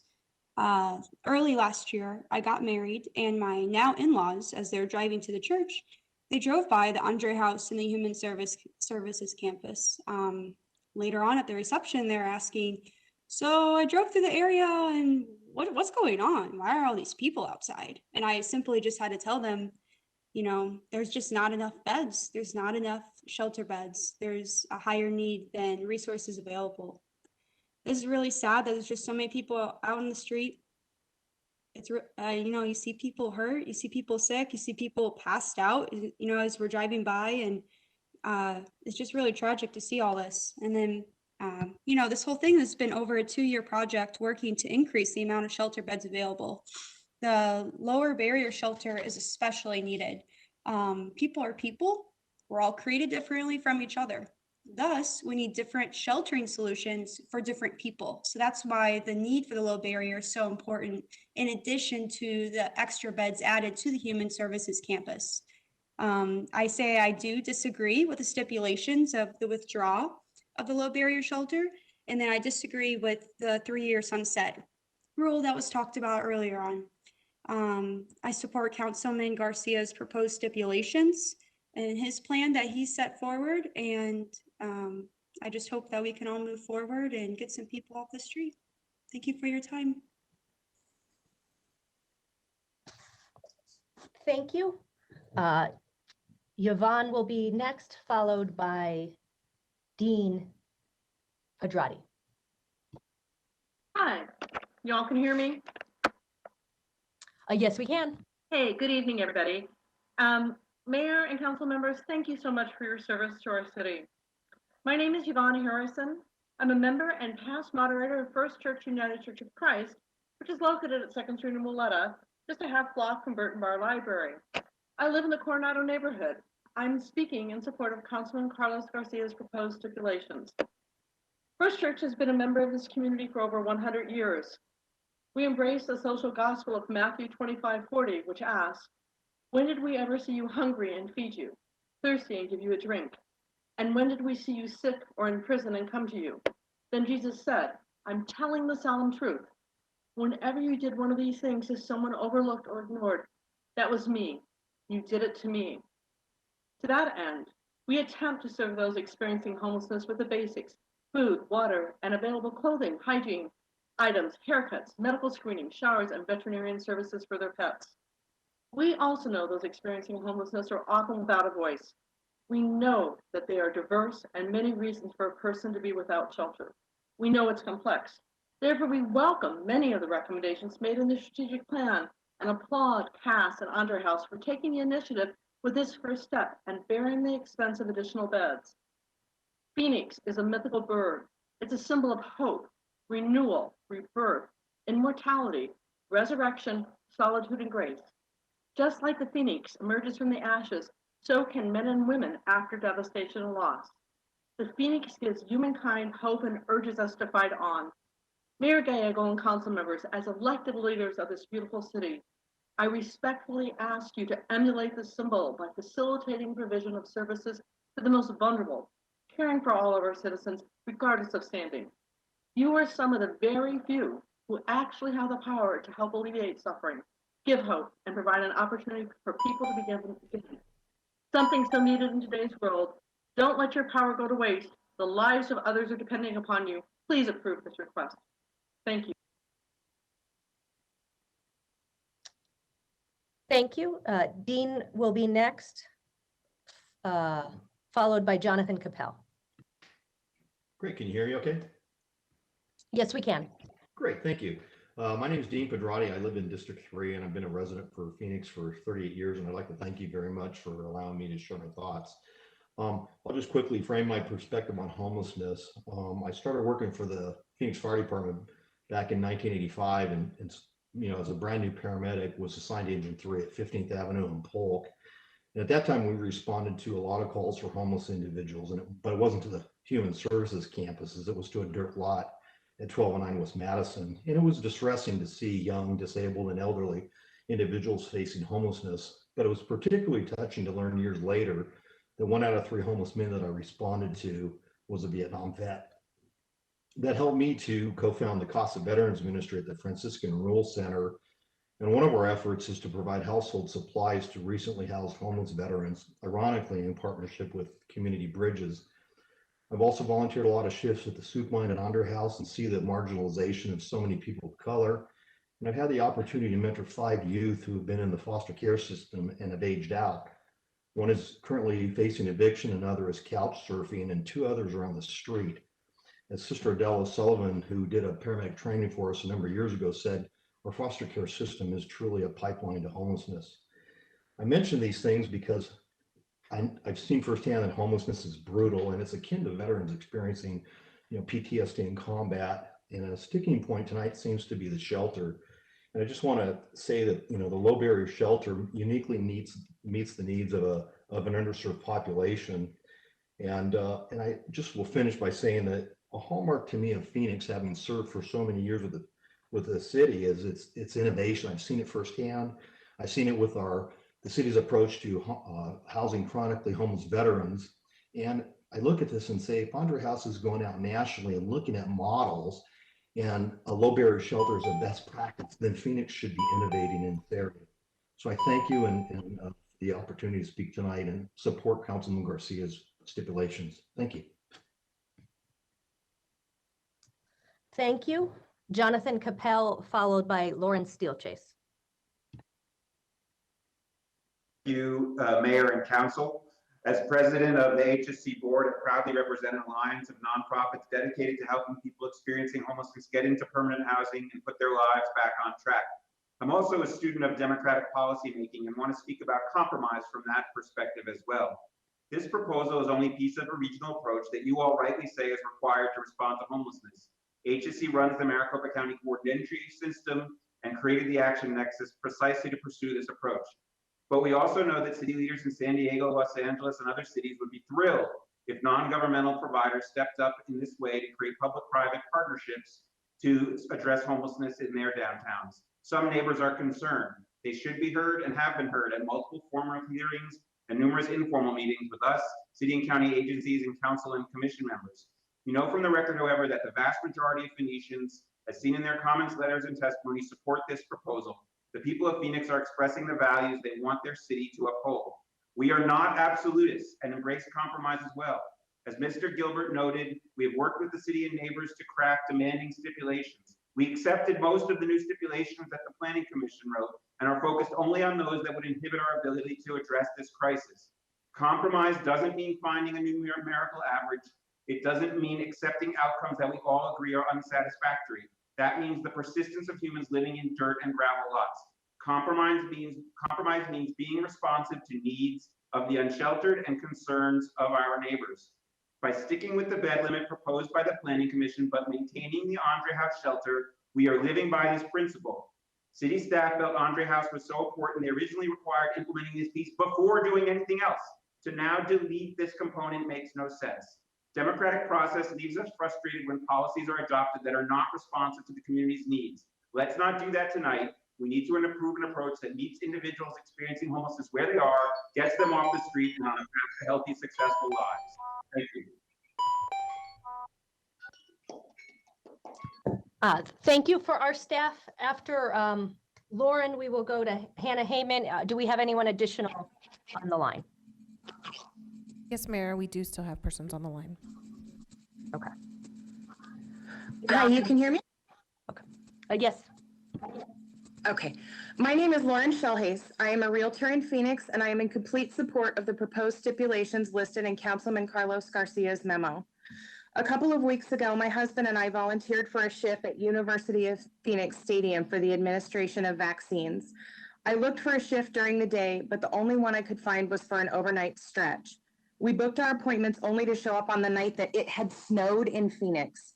It rained all night and the wind never let up. By 5 a.m., I could barely function. My body hurt, my brain was foggy, and I was in complete misery.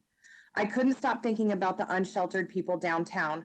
I was wearing thermals, jeans, a sweatshirt, gloves, a beanie, and a waterproof jacket, and I was frozen stiff for hours.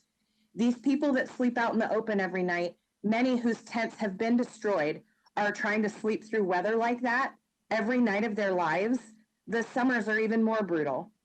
In the hierarchy of human needs, sleep and shelter are the most basic. The addition of these shelter beds is the very least that we can do to help these human beings regain a little bit of their humanity. I have spent several afternoons around the zone over the last 4 years.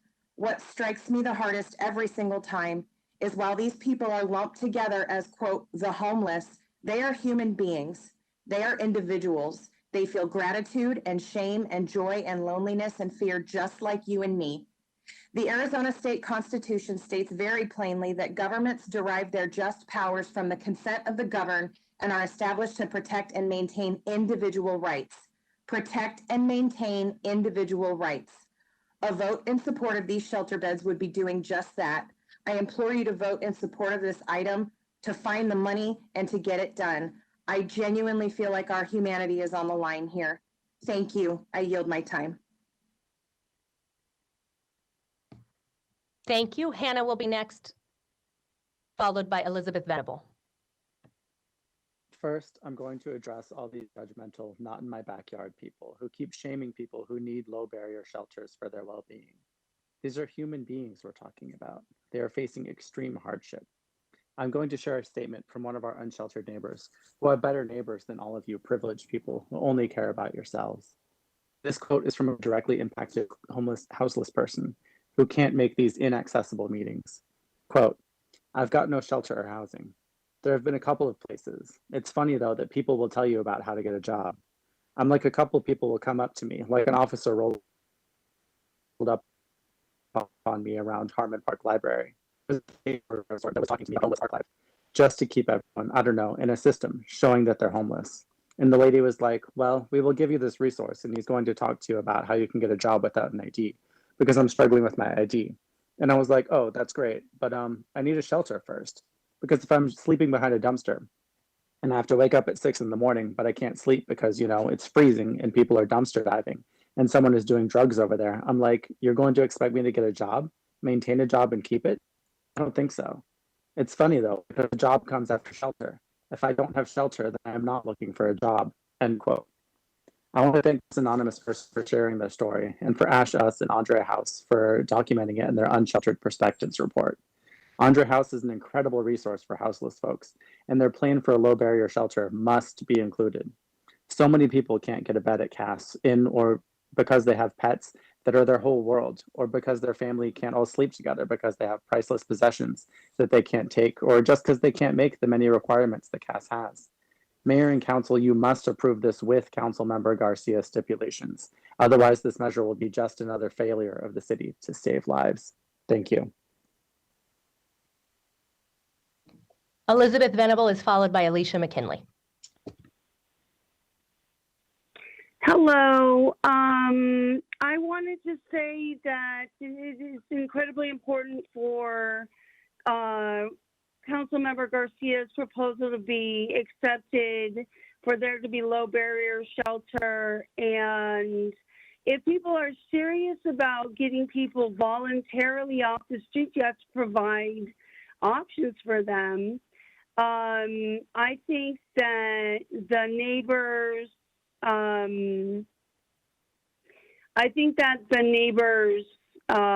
concerns are valid, but their math is a little bit off.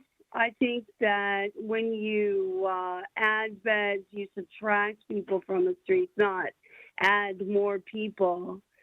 So I also think that those that are hardest to reach are often the ones who cost the most to society fiscally.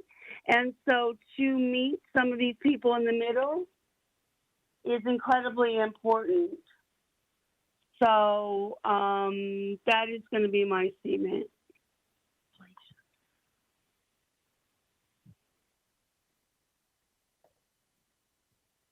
Thank you. Alicia is our final speaker. Hello? Hello. Hello? Okay, hello, Mayor Gallego and Council.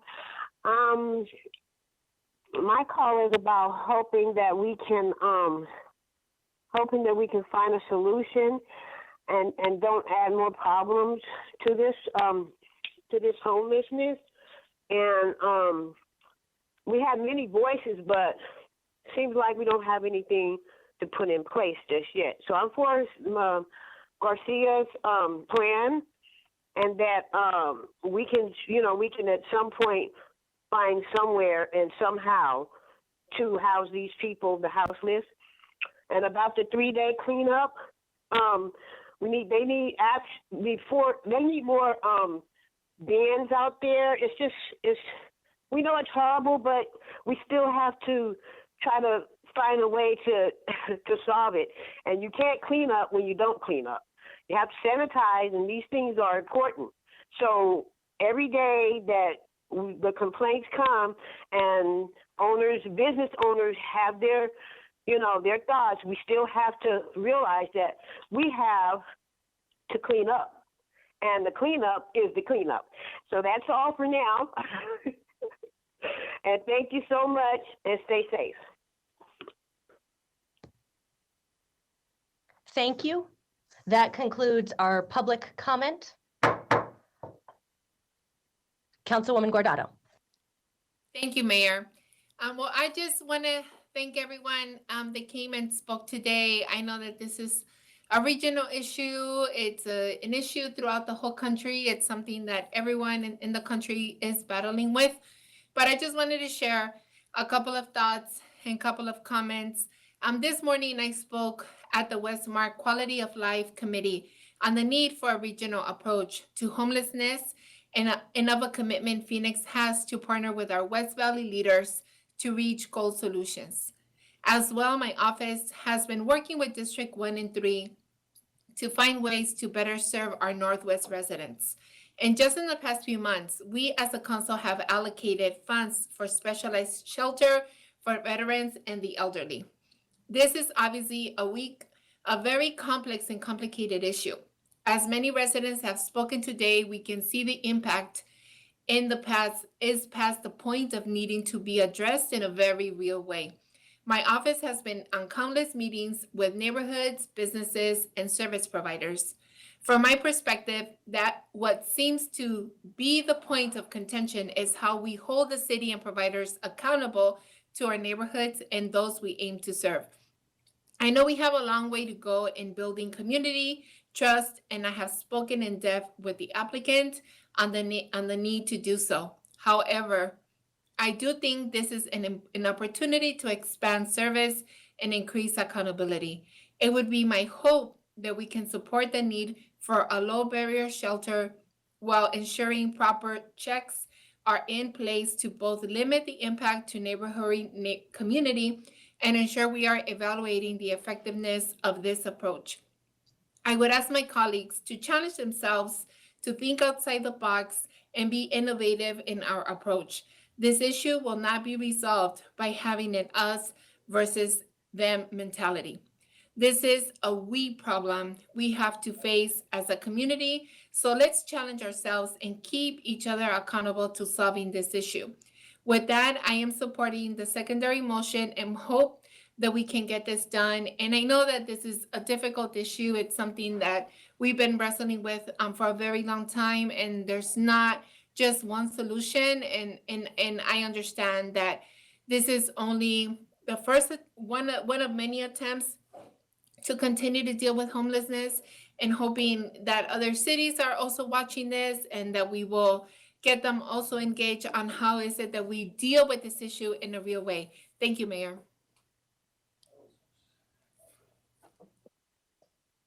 Thank you. Councilmember Garcia. Thank you, Mayor. And just before I make a comment, I think if we can check, I know we've been here for a long time, but there's other folks that are sending messages to our office that have been on the line this entire time that say they weren't called on. And so if we could check one more time, that would be great. I understand why my name was put on this, and it's unfortunate that it went that way. I don't like the fact that it's, Councilman Nowakowski's proposal versus ours. I think, unfortunately, the community was divided in the same way throughout this process. What I hear from both sides tonight is that they all want to make sure that folks are taken care of. And we've somehow managed, and I think it's our fault. And a lot of it is our fault, the county's fault, the state's fault, but a lot of it's our fault because we failed this community. We haven't been able to resource it. We haven't been able to support those folks. We weren't able to support all those folks that have died, that have been mentioned today. We weren't able to support the baby that was born last month out in the zone, as it's called. And so I think we have an opportunity to innovate, like a lot of folks said. We have an opportunity to try something new, to really accept the low barrier option and allow other partners like Andre House to come in and CBI to come in and try different methods and take hopefully some of the strain off the campus. With these stipulations, we're literally asking service providers, people that are dedicating themselves every day to support people without shelter, to worry about cleaning the outside. Yes, that's fine, but that shouldn't be their job. Their job is to figure out how to give resources to people so that they can be helped. Not to figure out if they should clean. We are the ones that should be cleaning the outside. That is the city's responsibility. That's the county's responsibility. And so I hope, we've been here for a long time. We heard from a lot of people, but I think if we have the opportunity now to try something different, to really challenge ourselves, to go by the plan that we unanimously voted for last year. Literally, we voted for this months ago that we were gonna try different things, that we were gonna do low barrier shelters, that we were gonna go in a different direction. And here we have an opportunity to do it. And so I'm asking my colleagues not to support me or whatever reason my name was put on there. This was actually work. This memo was done in partnership and hearing both sides of this, that I think it's actually one side. It's a group of people that want to find solutions. We were hopefully able to figure out the cleanup and let the city support more there and get some funding to make sure that twice a day cleanup happens. We were able to defy the extreme weather. We were able to put in the memo the ability for a lot of the folks from the Madison Coalition or otherwise that were hesitant about this to actually have input on the yearly reviews. And so we've tried our best to bring folks together in this compromise, and it is a compromise. And I want to thank HSC for the over 20 stipulations that they'd accepted, the extra responsibility that we put on them. They already have the responsibility of taking care of those folks, and we all know more folks are coming towards them. And now they've taken on all this responsibility. The least we can do is support them in trying something new and allow the Andre House, an amazing organization, and see that has been working with this population for a long time, the opportunity to help others. And so again, it wasn't my proposal. It's the work of those folks that have been helping them out there. And I hope we can support the Andre House and allow them to help the folks in need. Thank you. Mayor? Thank you. And Councilman Garcia, if your office could send the city clerk's office a list of speakers who have contacted you. Councilwoman Stark. Thank you. I've had the opportunity to tour the campus several times, and I toured the Andre House fairly recent. I think the biggest issue is the low barrier, and I would hope that we could maybe take some time and continue to talk to the Madison Pioneer Coalition about low barrier shelters. I'm very comfortable with giving the beds and everything that is necessary to make the Human Services campus work. I'm just really kind of torn about the Andre House. I have a lot of faith in Ash. I've gotten to know her. She's been working with us on looking at facilities in the northwest part of Phoenix, and I trust her. But I think we need to spend some time with the surrounding businesses and neighborhoods to really explain and understand. And now that we have a user, I think we can have those conversations. So I have hope, but I'm just not there yet. So I'm a little torn, but certainly I think we need to move forward with the Human Services campus. Thank you. Hey, Mayor, Councilman Nowakowski. Go ahead, Councilman. Thank you, Mayor. Mayor, I know that there's numbers of people experiencing homelessness, and now with the COVID and the pandemic, even more so today, right? But at the same time, we have neighborhoods that are being affected also. We have the poorest of the poorest neighborhoods of African-American and Hispanic and poor Anglos that live in trailer parks. that are being affected. And for the first time in the 13 years that I was a council member, all these neighborhood associations have come together. I mean, Madison Pioneer Coalition is a business group, a coalition of businesses around the campus. And they were the ones that kind of stirred everything up. But then at the same time, the neighborhood basically said, we want to have some input too. So basically, for the first time, Grant Park, Nuestro Barrios Unidos, Marco Denicia, the Tenant Council, Block Watch, Sherman Park, Madison Coalition, including with that, Oakland Neighborhood Association, Grand Avenue, the Capitol Mall, they all came together. And then amazing, in the last 3 months, people from the East Valley, people from the North Valley, Neighborhood Association, Block Watches, they all came in to support these groups, seeing that we understand. For the last 15 years, and they couldn't understand this, for the last 15 years, there was no stipulations protecting the neighborhood. There was nothing from us as a city saying we have to make sure that the neighborhood's clean.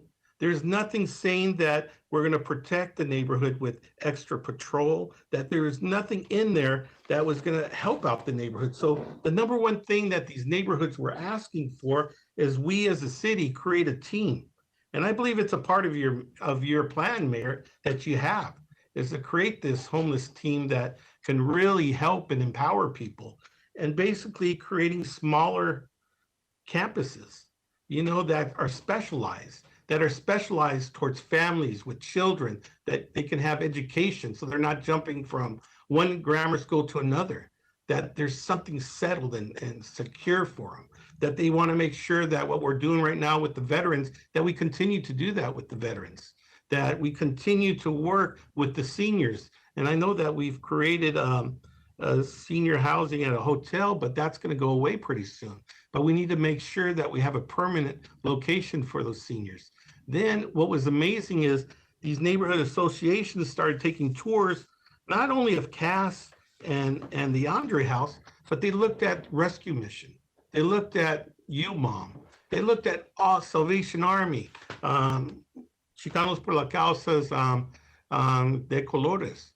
And they started to see what could actually happen when a provider and the community works together. Yeah, a lot of these are closed campuses. And matter of fact, they enhance the neighborhood instead of bringing it down. So that's what they're saying is, why are we? Because we're the poorest of the poor? Because some of us are undocumented? Because we don't have monies to buy an attorney and a lobbyist to go after the council members, that we're not getting our fair share? That's wrong. You all promised us 425 beds, and we're open to that. We said, yes, absolutely. There was Tent City at that time where people were living in tents and in the canal, in the river bottom, and they brought them in, and they were saying those 425 beds are needed. And once again, the community is saying there's a need, and they're going up to 900 beds. There was 1,000 beds being asked, and they settled for 900. 700 beds at Cass, that within 30 days of us okaying it, that Cass can start putting people in there, not waiting till the other proposal that the Andre House has to have 100 beds, a minimum. And that's why they're so afraid of us, because there's wording that people are playing games that they're saying a minimum of 100 beds. What does that mean? So they were asking the commissioners, the planning commissioners, what does that mean, a minimum of 100 beds? So the commissioners are asking those questions. So it was the commissioners that really dug in and started answering those questions of the neighborhood. And all of a sudden they came up with the compromise of stipulations that Paul Gilbert and Cass and the campus created, and what the community wanted, and what Madison Association wanted, and they brought them all together, and it's a combination of all. And I think they took their time. It took them 2 planning meetings, and it was incredible that it started at 6 o'clock and didn't end until 1 o'clock in the morning. And they kept on asking questions, not 1, not 2, but all the commissioners asked questions, and all the commissioners were in agreement to this plan that brought everybody together. So I just really want to applaud the our planning commission for really listening to the individuals of our community, to really listening to the applicant and making sure that everybody was listened to and that they deserve to thrive, these neighborhoods. They deserve to have a park where they don't have to worry about their sons or daughters. I was my first year in council. There was a 4-year-old young lady that was getting raped by an individual. And it happened to be somebody from right there on 12th Street in Madison. And you know, that's when myself and Michael Johnson at that time said, you know, we need to make sure that none of our city monies go into a program that promotes these child molesters, and then they're going out into our neighborhoods and raping our kids. Then we had to turn around and put a fence.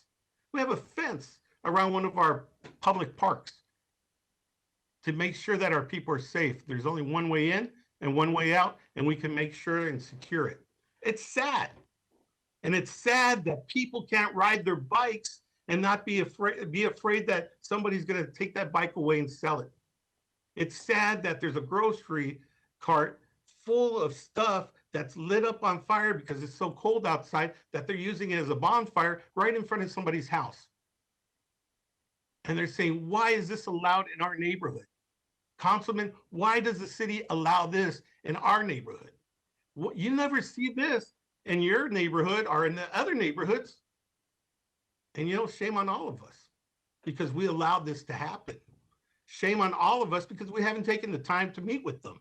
I just got a text right now saying, Councilman Garcia, you haven't met with this organization. It was back before COVID at Hope 6 that you had a meeting with some of these neighborhood associations to voice those concerns. So what I'm saying is it's time for us to listen to all sides. It's time for us to make sure that we do the right thing and we help everyone. We can't just go out there and put 1,000 beds out there. We're doing 900. And we're taking care of the neighborhood. We're taking care of the homeless.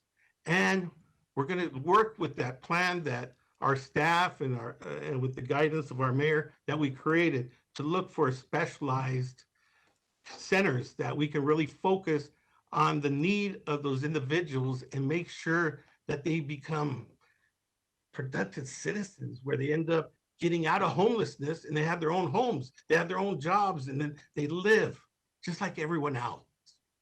And that's one of the things that we've seen at a lot of these other facilities, that they take individuals for 120 days, they put them through rehab, they put them through job training, and then they find them a place to work, and then they find them a place to live, and then they're out of the system. So that's the type of stuff that this neighborhood has been listening to. This is the type of stuff that these neighborhoods say, we wish we would have it in our neighborhood, but we can't afford an expensive lawyer. We can't afford a lobbyist, and we want to be heard by all of our council members. So I'm that voice, and I'm letting you know that these individuals that live in trailer parks, that live in our public housing, that live in poor neighborhoods, probably the poorest of the poor, that they have a voice too, and that they want to be heard. And they want to make sure that the homeless individuals are taken care of, and they're willing to go from 425 to 900 beds.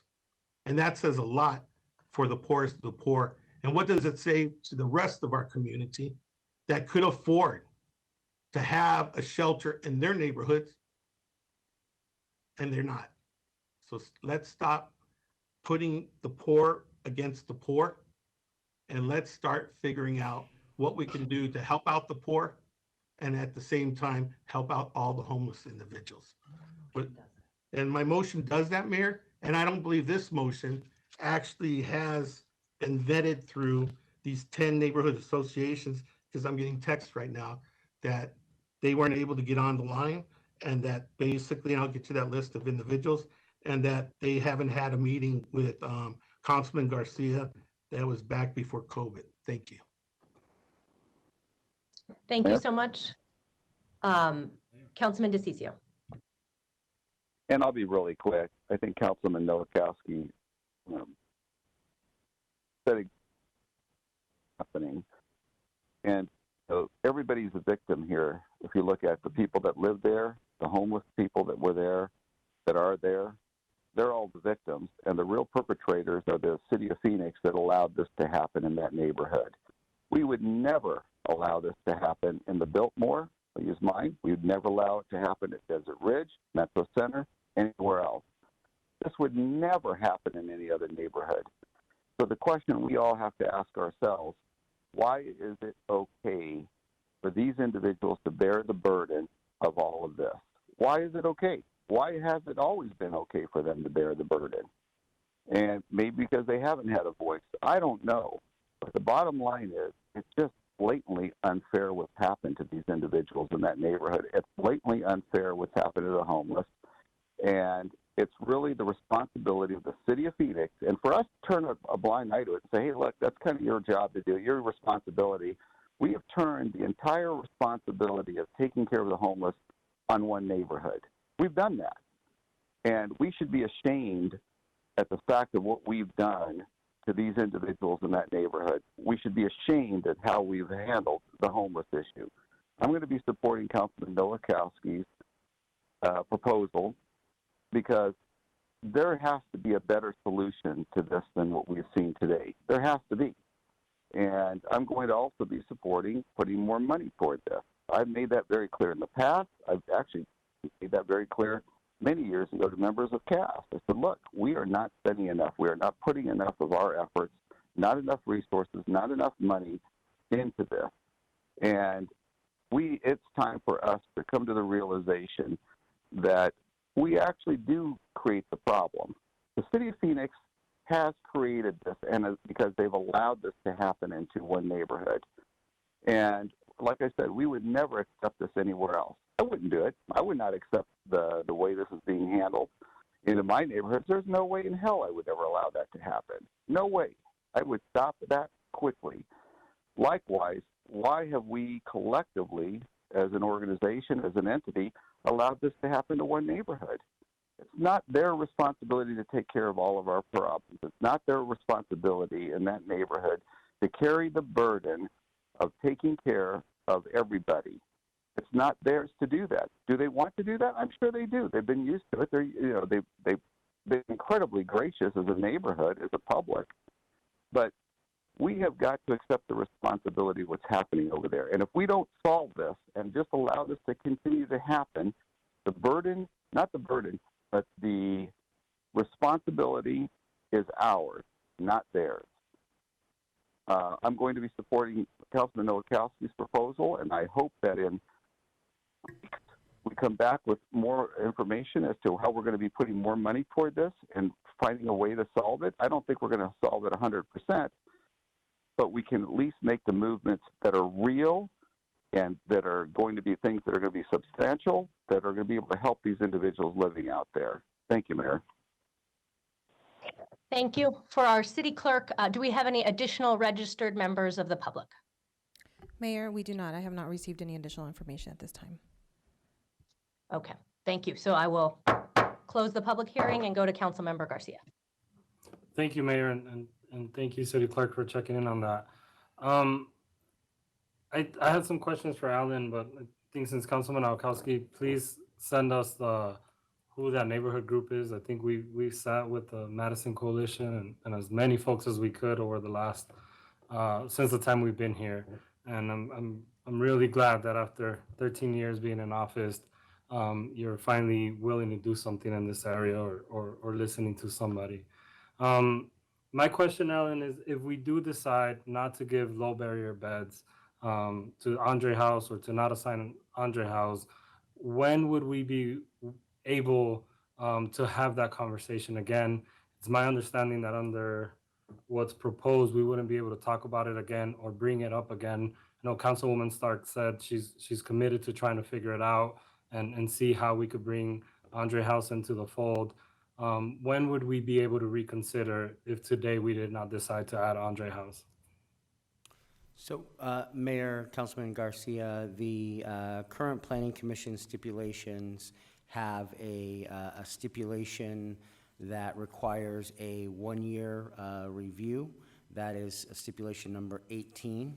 As part of that stipulation, the council could make any modifications as part of that. The intent of that stipulation, it goes through the full public hearing process in terms of required neighborhood meetings, the village planning committee, planning commission if appealed after the planning hearing officer, and then ultimately the city council. And as part of that request, there could be a revisiting of how the beds are allocated and how everything else would be done in terms of these stipulations, and that would allow some time for the Human Services Campus to start operating and doing some of the other things under the approval, but then it could be revisited in that one-year timeframe. I would note that Councilman Nowakowski's proposed motion that the council would move to if this one fails, does extend that to 2 years, not 1 year. And so we understand from the Andre House that it would take them 9 months to build out, and they've already fundraised to make this shelter, low barrier shelter, happen.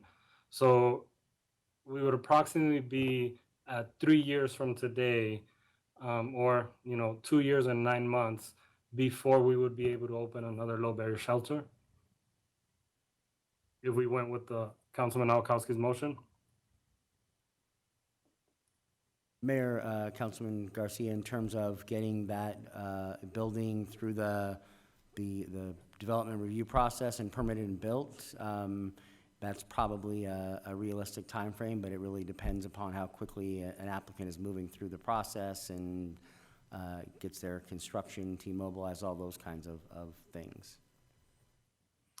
So just for my colleagues that have stated they're willing to,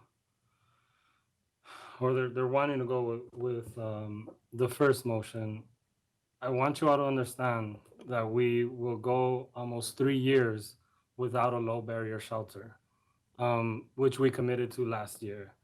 I don't just, if we heard anything today is that there's urgency.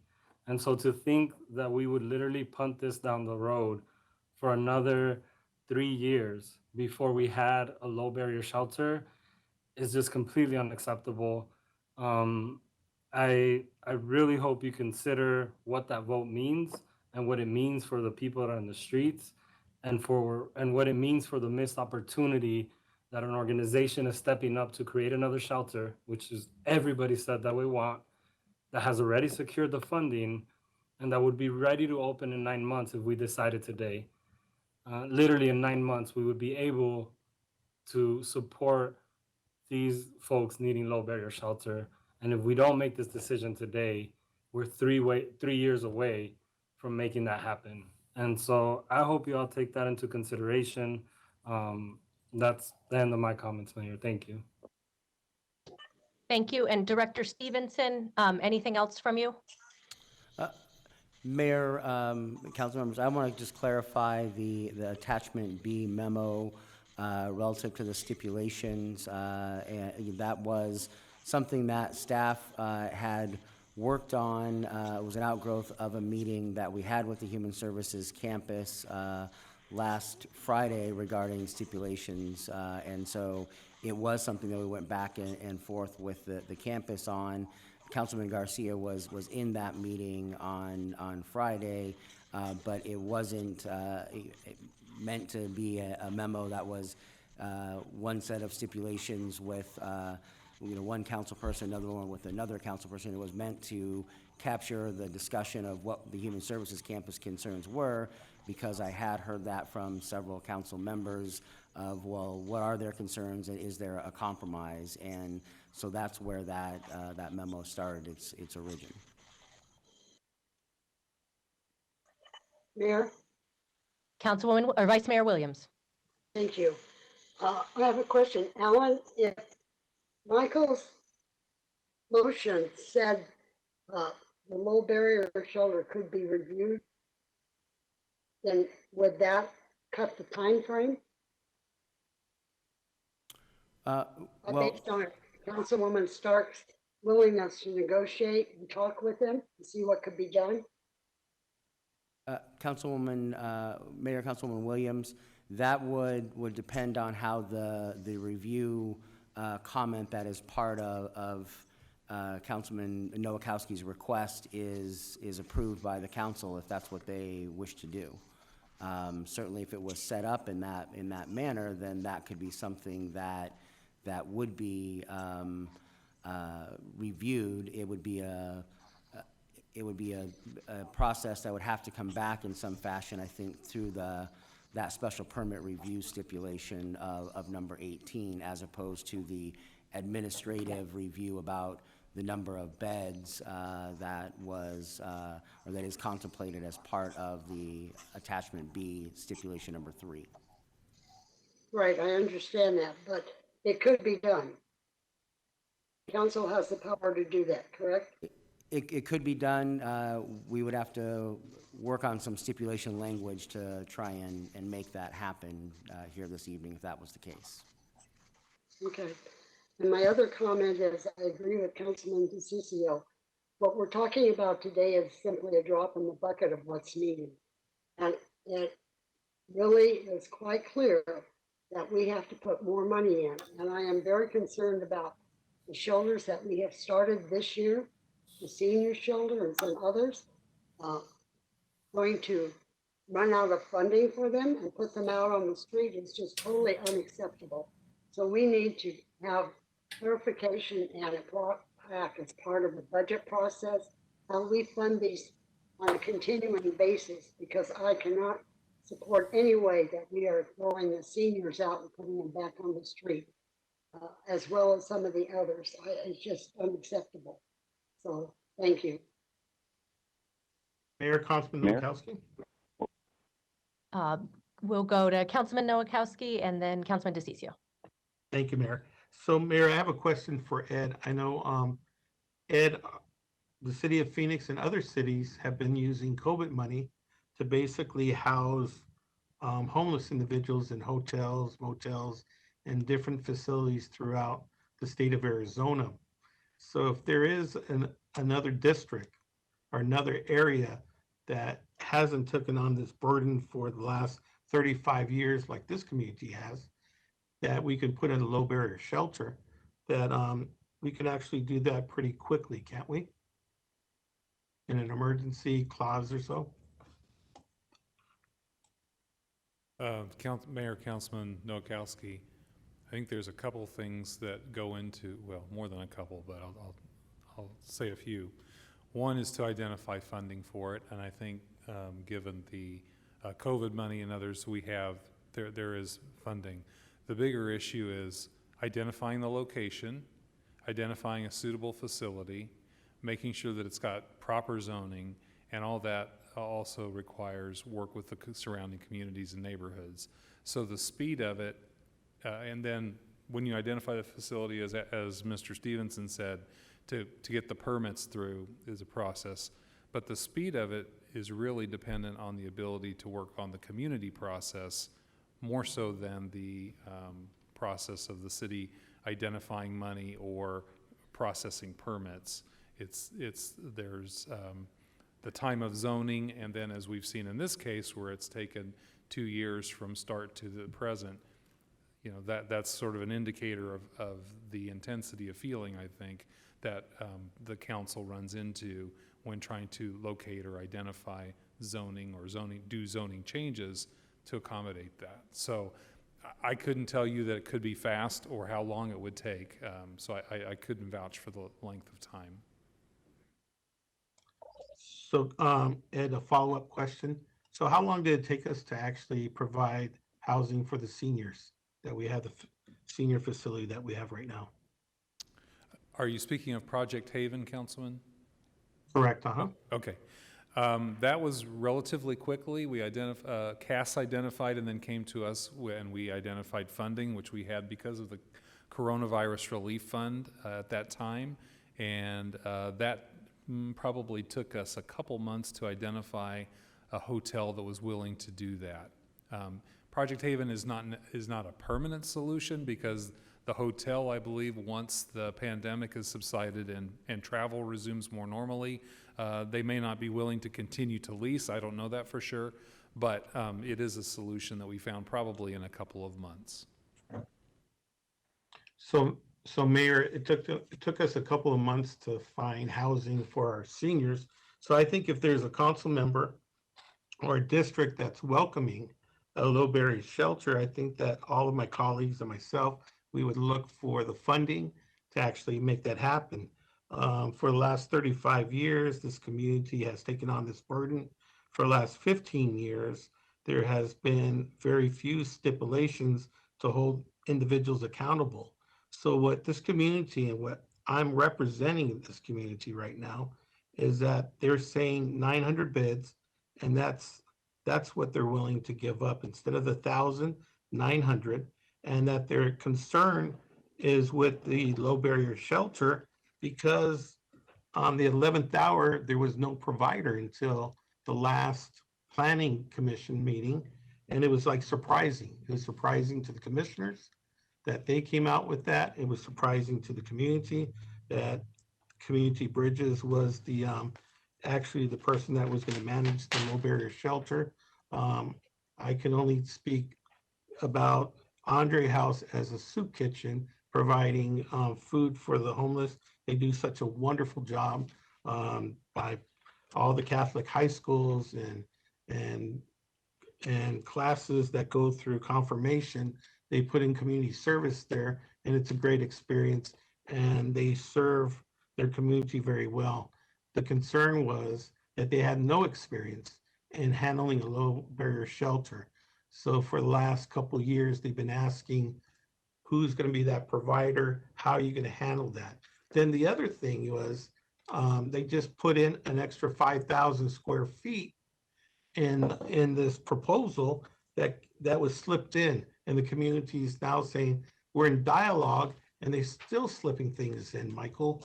And then the other thing was that basically the minimum of 100 beds, that means the minimum, that's not the maximum. So the verbiage and the wording and having an experienced attorney that could put words in there and stuff and basically do his job, which Paul Gilbert is great at doing, that the community doesn't really have anybody like that.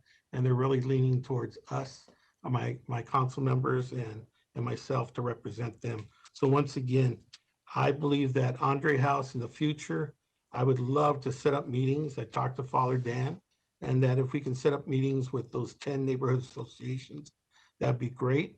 And let's start that dialogue. Thank you. Thank you. Councilwoman Pastor. I thought it was Councilman DeCiccio next and then me, but. You are absolutely right. I apologize. Councilman I'll wait. DeCiccio.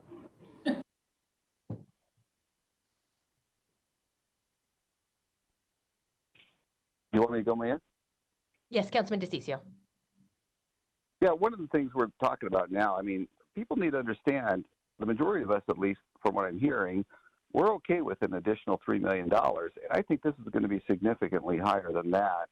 That's going to be there. The senior homeless shelter that's about to be closed down in the northern part, I think is just insane for us to allow that. But when it comes to the low barrier, I think that we can be putting this in there. It doesn't necessarily have to go into one neighborhood. And I'm all in favor. I'm going to bring this up because I know it's a sensitive subject to some, but what the heck? I mean, we had an opportunity to at least investigate St. Joe's. We didn't even want to investigate that and look into it. But bottom line is, in 2 weeks, we're going to be talking about a financial proposal that I think is going to be substantial enough. I'm at least hoping that it's going to be substantial enough to where all of these shelters are going to end up being very happy with this. So, I mean, it's not St. Joe's, but St. Luke's. So I think that I believe that those that are listening to this right now, I think you need to see this as an opportunity. You now have the majority of the council talking about funding this and funding this at a level that we saw back in the domestic violence days. Felda, you remember those days. Remember how much and how involved we were with domestic violence? We weren't. And it wasn't until you led the charge and others led the charge on the council to increase funding and to look at domestic violence as a real issue. Likewise, I think those individuals that are here listening today that are part of this coalition don't see this as a positive, negative in any other way, because in 2 weeks, that is when the rubber is going to hit the road. The metal's going to hit the rubber, or however you say it. I guess I can't even say it correctly right now. But either way, that, when it comes down to financing and putting money toward this, that is what's going to matter. You've got my commitment. I don't think $3 million is going to be enough. I'm going to tell you that right off the bat, and I will be supportive of putting more money in there. But we will also be able to put a plan in place of finding a low-use shelter that we've been talking about to be able to go in an area that's going to not have to do this all in one place. So I will be supportive of a low-barrier shelter, but it doesn't have to be in this location. It doesn't have to be. We have enough money. We have plenty of money at the City of Phoenix. Matter of fact, we're doing quite well with those COVID monies. If we really care about the homelessness, we have an opportunity today and in 2 weeks to figure this out and put enough money toward helping this thing. There's not going to be a true solution because it's going to be a lot more expensive than the money we're going to throw at this thing, but it's going to be a start. So for Darlene Newsome and others that have been involved in the community for so long, you guys better be getting together. You better be talking about what you think the real ask needs to be, knowing full well that we are flowing with cash at the City of Phoenix and we have enough money from the COVID monies to do this. And now is your opportunity. Don't let it pass you by. This is the same conversation I had with the domestic violence shelters back in the 90s. I said, look, this is your opportunity to strike it and have us come up with a solution to solve this. I'm telling you the same thing. Don't let this opportunity go by. Thank you, Mayor. Thank you, Councilwoman Pastor. Hello. I just think after listening to everybody, I do think the situation where it's at today is sad all the way around. And I don't think it's okay to have more babies being born on the streets, people dying from COVID at this moment, resources exhausted, and people continue to live the way they're living. And I want to say it is correct that to some of my colleagues that have stated that if there are other districts that would like this, provide other housing options, there was that opportunity.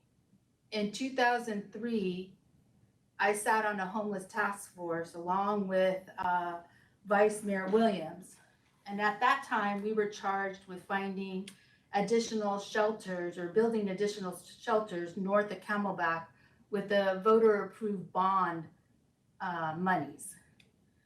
And what ended up happening is we spent months looking for locations, finding locations, and it didn't happen. And it didn't happen because of political pressures of those representing the area north of Camelback. It was decided by staff that they would not follow the bond and use that money for additional beds at the shelter. So now 17 years later, we are at this point of crisis. In this point of crisis, in 2015, when I newly got elected, we had closed or what was happening, the expansion area or the parking lot was now being phased out in the men's shelter. So now, not only are we, in 2003, we chose not to do that. We added more beds. 2015, we shut down areas. And now today we're at a crisis because of that, 2 years later. So we knew this was coming. We didn't expect a pandemic, but we knew it was coming. I agree that a regional plan is needed, and I agree that other entities need to assist in this crisis. And as elected officials, we should hold the region accountable. So I'm willing to represent Phoenix on the Continuum of Care Board at MAG with the mayor's support. Today, we are at a point where we must vote on humanity and take the first step towards developing a plan for the future. The solution to this issue rests on us, city staff, neighborhoods, and communities to build this plan with crisis at our doorstep. So whichever motion comes about, we will still have much work ahead as we continue to address homelessness. The difference between the two motions is really regarding Andre House, whether to approve an alternate solution that complements what's already in place. One thing is for certain, we have a need, and that need is to provide an option of low barrier. In a smaller setting, and Andre House is willing to fill that need. We are trying to determine if this model can help address homelessness in other parts of the city. And this issue just doesn't affect downtown. We are in a humanitarian crisis, one that has been building for years, and we can't wait any longer. Thank you. Thank you, Councilwoman. Roll call on Councilmember Garcia's motion. DeCiccio. No. Garcia.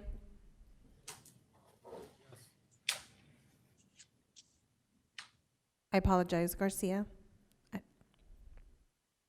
Yes. Thank you. Guardado. Yes. Nowakowski. No. Pastor. Yes. Stark. No. Waring. No. Williams. No. Gallego. Yes. Fails 4-5. We next move to Councilman Nowakowski's motion. Councilman, Mayor?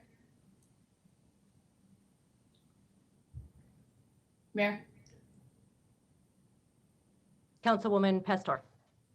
I wanted to ask Councilman Nowakowski if we can move it from 2 years to 1 year.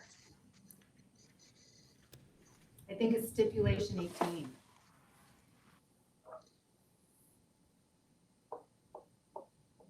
We were asking for 1 year, but we moved it to 2.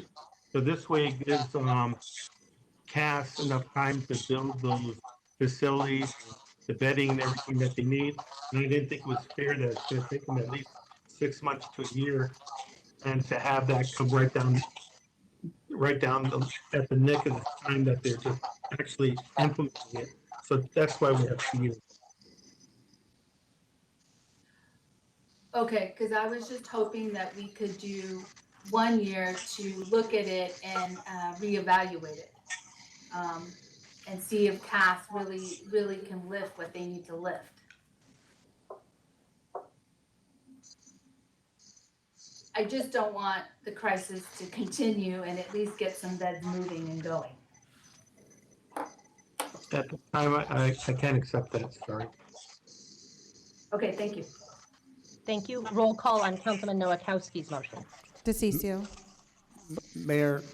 I'm going to be, yes, but Mayor, really quick, to Councilwoman Pastor, we're going to have 2 weeks to figure this out and how much money we're going to be able to put at this. We may be able to come up with a solution faster than 1 year, but it cannot be one that's going to be trashing one neighborhood. We cannot do that to these people anymore. We need to be able to put this in another location, and we could do this a lot faster if we really wanted to do that, and faster than 1 year. Thank you, Mayor. I'm going to be voting yes. Yes. Garcia.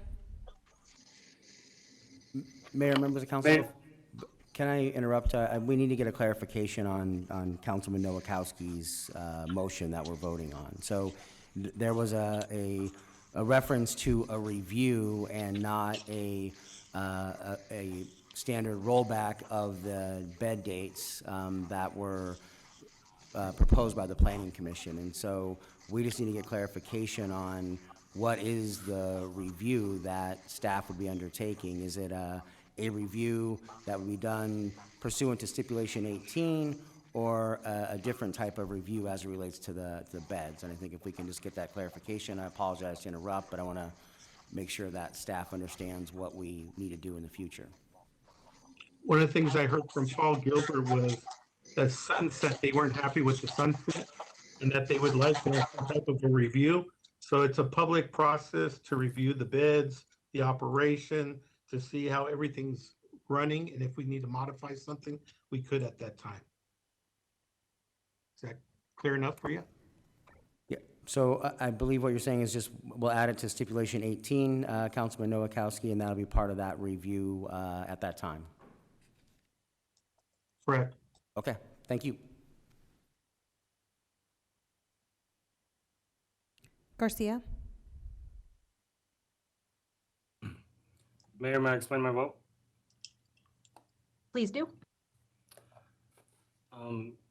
Yeah, I mean, this has been a really disappointing day. I think we went against what we said we were gonna do in our strategic plan. Again, want to mention that last year was the first time we've even had a strategic plan.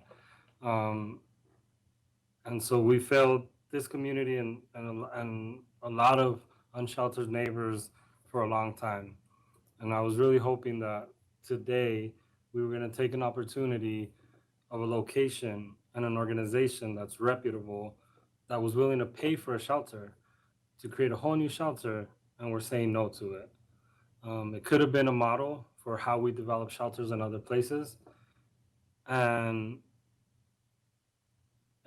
decided not to.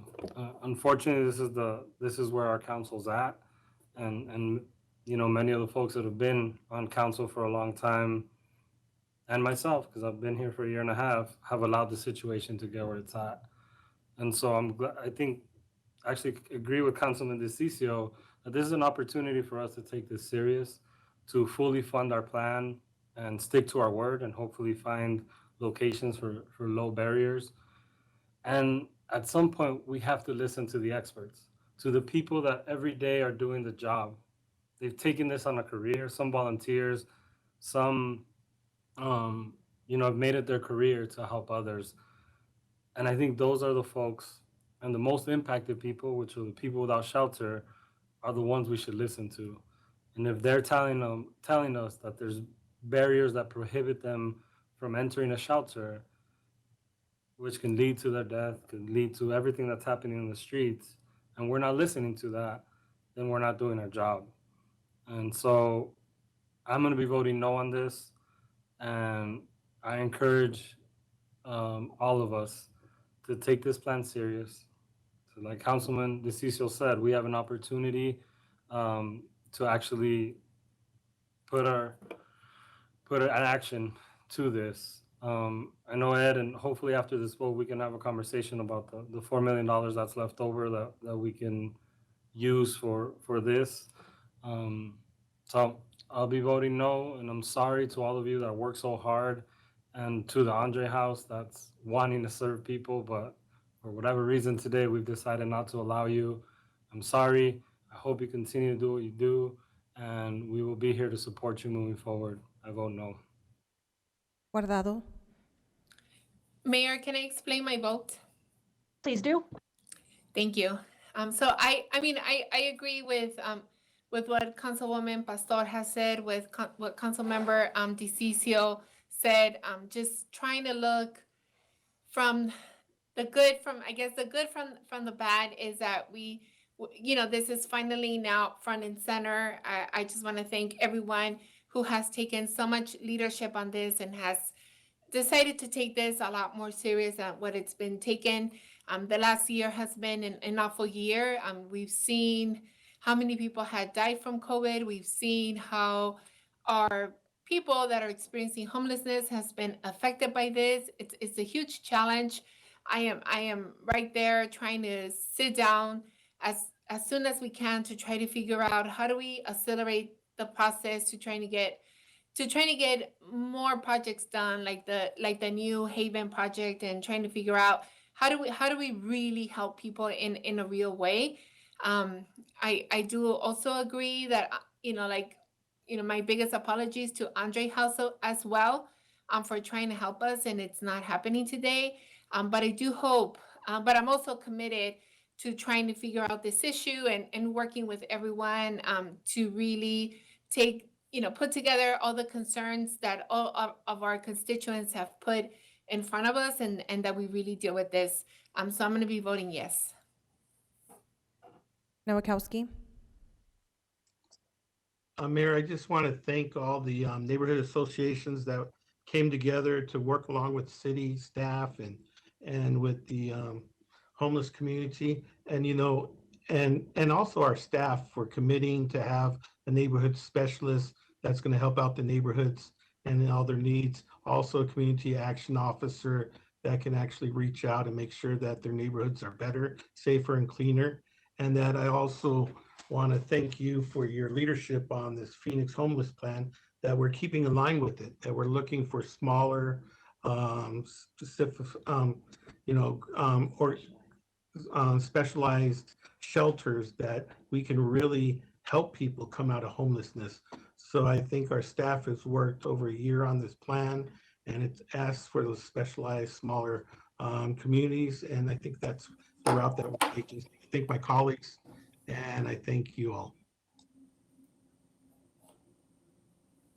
Councilman Nowakowski, can you please express your vote? I'm sorry.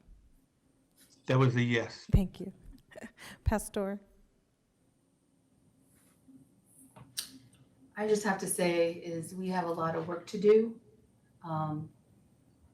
And this should be a red alert for not only those that sit on the council, but those that staff members that have a plan and need to now start executing.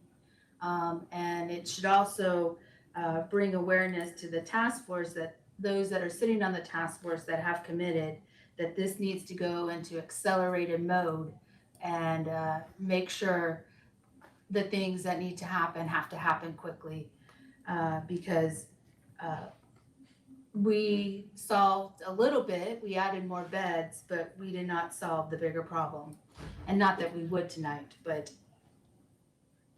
with the hours that we spent today, could have been hours spent working on a plan and putting it together and working with the community where we're at. So I'm voting yes. Stark. Yes. Waring.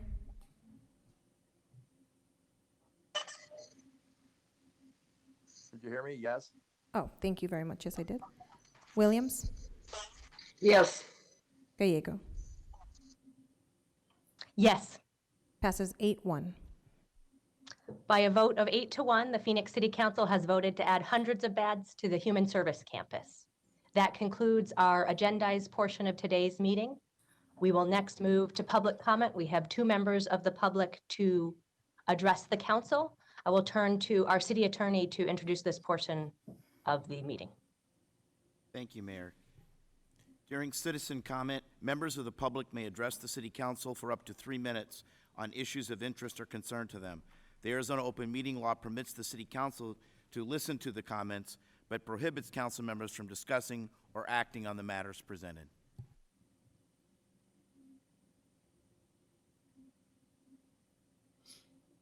Thank you. We will go to Patricia, followed by Vanessa.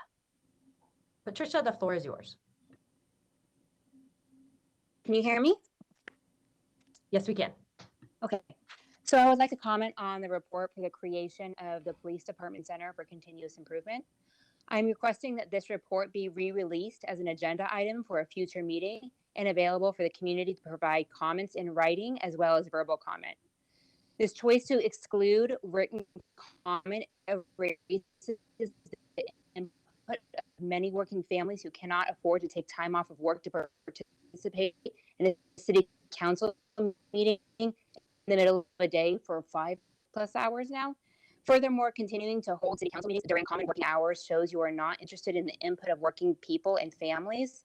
May I remind you of your responsibility to serve the constituents that can afford the privilege to take time off of work and attend a 6-ish hour meeting in the middle of the day. Labeling people PD's newest initiative as the Center for Continuous Improvement. About CCI, it feels like Groundhog's Day, and it is insulting that failed and recycled initiatives would be proposed as something innovative.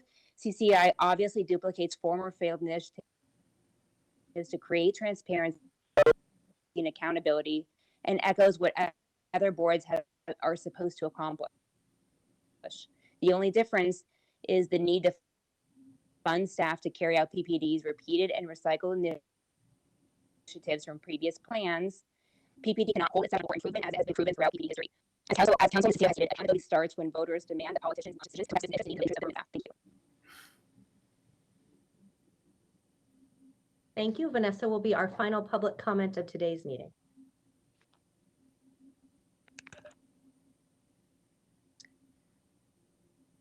The creation of the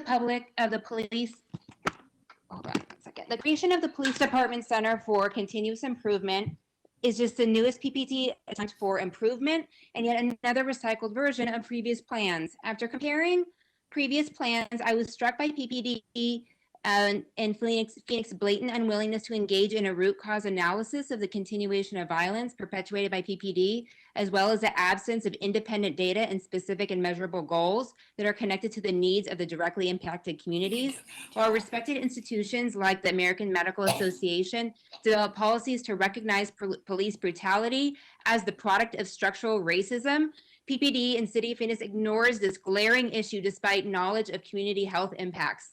AMA has stated research shows that racially marginalized communities are disproportionately subjected to police force and racial profiling, and it underscores the correlation between violent policing and adverse health outcomes.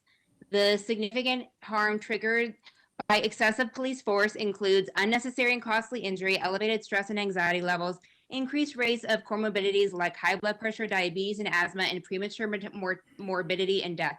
While large cities have responded to current research and community needs, the City of Phoenix and PPD continues its history of proposing ineffective and performative initiatives under the guise of improvement.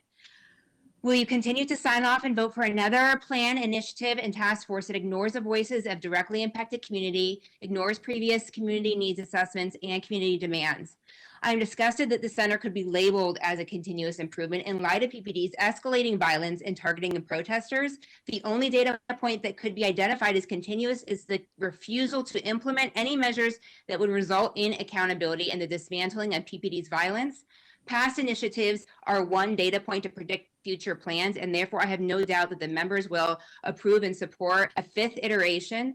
But unlike previous years, the community at large is paying attention, and we will vote out those who continue to ignore history, data, and most importantly, the voices of your constituents in our community.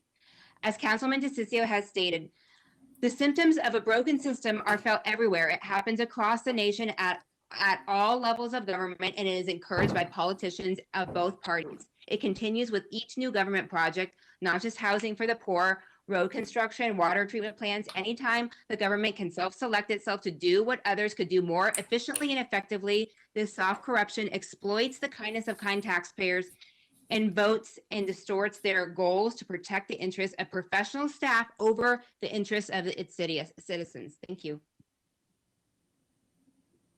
Thank you. That concludes today's meeting of the Phoenix City Council. We are adjourned.